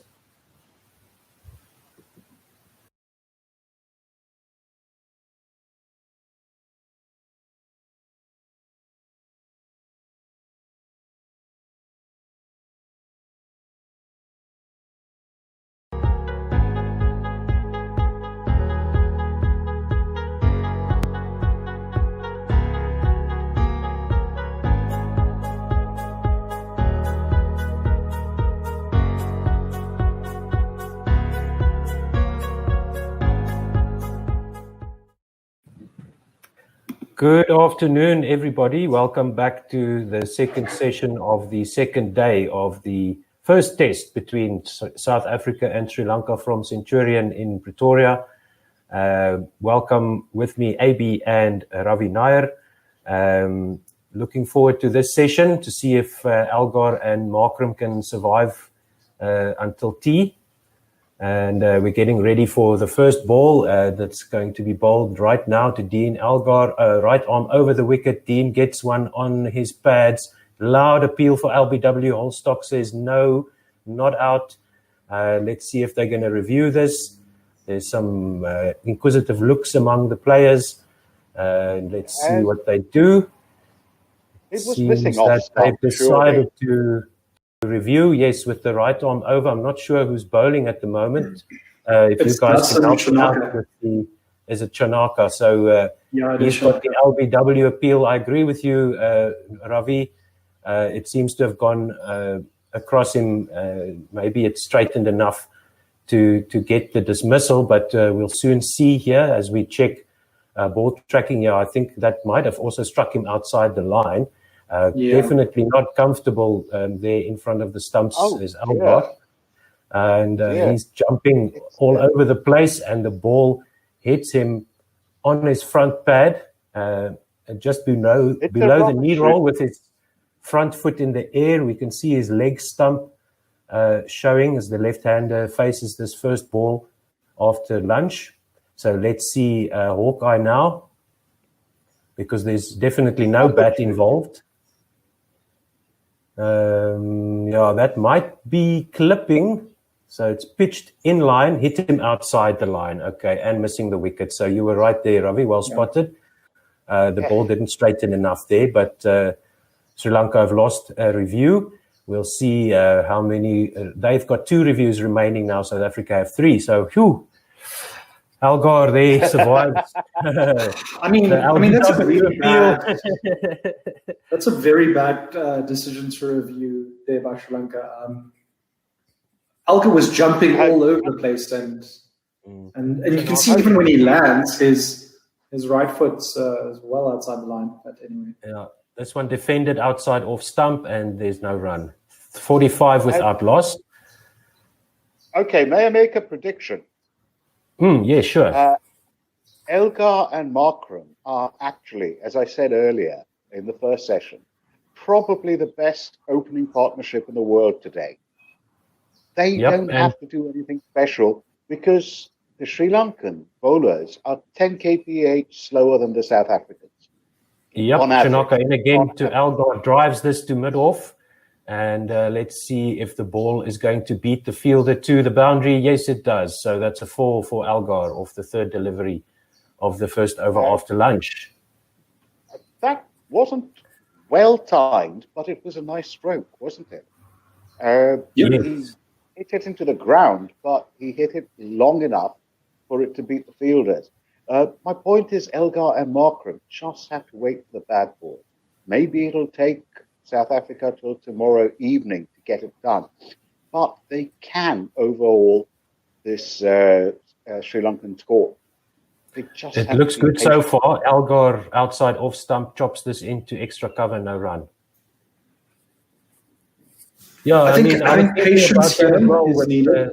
Yeah, definitely. And with Rajita injured, we'll see if he comes back, when he comes back, and maybe that will help Sri Lanka a bit. But the speed of Shanaka and Fernando, not that great. So if you're used to facing Nortje and Sipamla and Ngidi in the nets, this should be okay. Around the wicket now, Shanaka, a dangerous looking ball there, tries the Yorker on off stump, but Algar manages to keep it out. And as one of our Twitter folk mentioned there, he's making it look a little bit more difficult than it should look. But he manages to defend his stumps. So no run there. Elgar likes to make things look difficult, but that's possibly why we call him Nuggety. There we go. First shot. If you're playing the Algar drinking game, take a shot there for Ravi Nair mentioning the N-word. But he's not the most beautiful of batsmen. He never has been. But he is a tried and tested, as it were, opening batsman. That's the point. He can do this. And against this bowling attack, which is frankly not really up to much, he should be able to go on. Absolutely. In terms of speed, they're definitely not where our guys are. Let's see if they can find the consistent line and length that works on this pitch, like Sipamla and Mulder managed to do yesterday afternoon and this morning. So 49 without loss, and we are in the, let's see how many overs, not showing the overs at the moment. South Africa trail by 347 runs in their first innings here. Sri Lanka scored 396 for 9 and effectively all out because of Da Silva's injury. And as I mentioned as well, Rajita for them also injured. Sri Lanka never dropped below 4 runs and over. I'm going to suggest that South Africa should actually look at staying below 4 runs and over and just get the bloody runs. Forget about Lahiru Kumara, right arm over, and also over the wicket keeper's head. Same problem that Nortje had, good length ball or just short of a length that flies over the keeper's head for 4. 53 up for South Africa, 50 up, and without the loss of a wicket. So we'll take that. Thank you very much. Let's see, where did this pitch? Yeah, it's just short of a good length. Markram lifts up his hands above his head to let the ball go through his armpit out to the keeper, and the keeper was unable to catch that ball over his head. In fact, the keeper was questioning what the hell happened. It looked like he was the umpire, but frankly, the umpire had nothing to do with it. All the umpire had to do was signal dies. Markram's Kumara again on Markram's pads, and he flicks this expertly past mid-on to the boundary for another 4. So it seems that this wicket is difficult to bowl on, guys. 57 now without loss, because the Sri Lankans are making the same mistakes as the South African bowlers. Now he's drifting onto the middle stump of Markram there after that unintended bouncer, I would say, or the unexpected bounce that he got there. Yeah. There are cracks. There is something, there for the bowlers. There is a bit of uneven bounce, a little bit of uncertain. In a game? Seam. Yeah, that one was wide outside off stump and didn't bounce at all. Markram just drops his hands and sways a little bit out of the way, but he didn't need to because it was too wide outside off stump. And they're just looking at it. What I'm liking so far from this Proteas opening pair is they've played everything on merit, and this is something we haven't seen in a long time from Proteas batsmen. Is that they seem to be controlled, and I don't know if they've been working on that or what the message is, but this is exactly what you need from an opening pair. You need that 50-plus partnership. It settles down the dressing room. Kumara on off stump, work to the onside, no run. And they just showed us there that Kumara's delivery that took off like that over the wicketkeeper's head, in fact,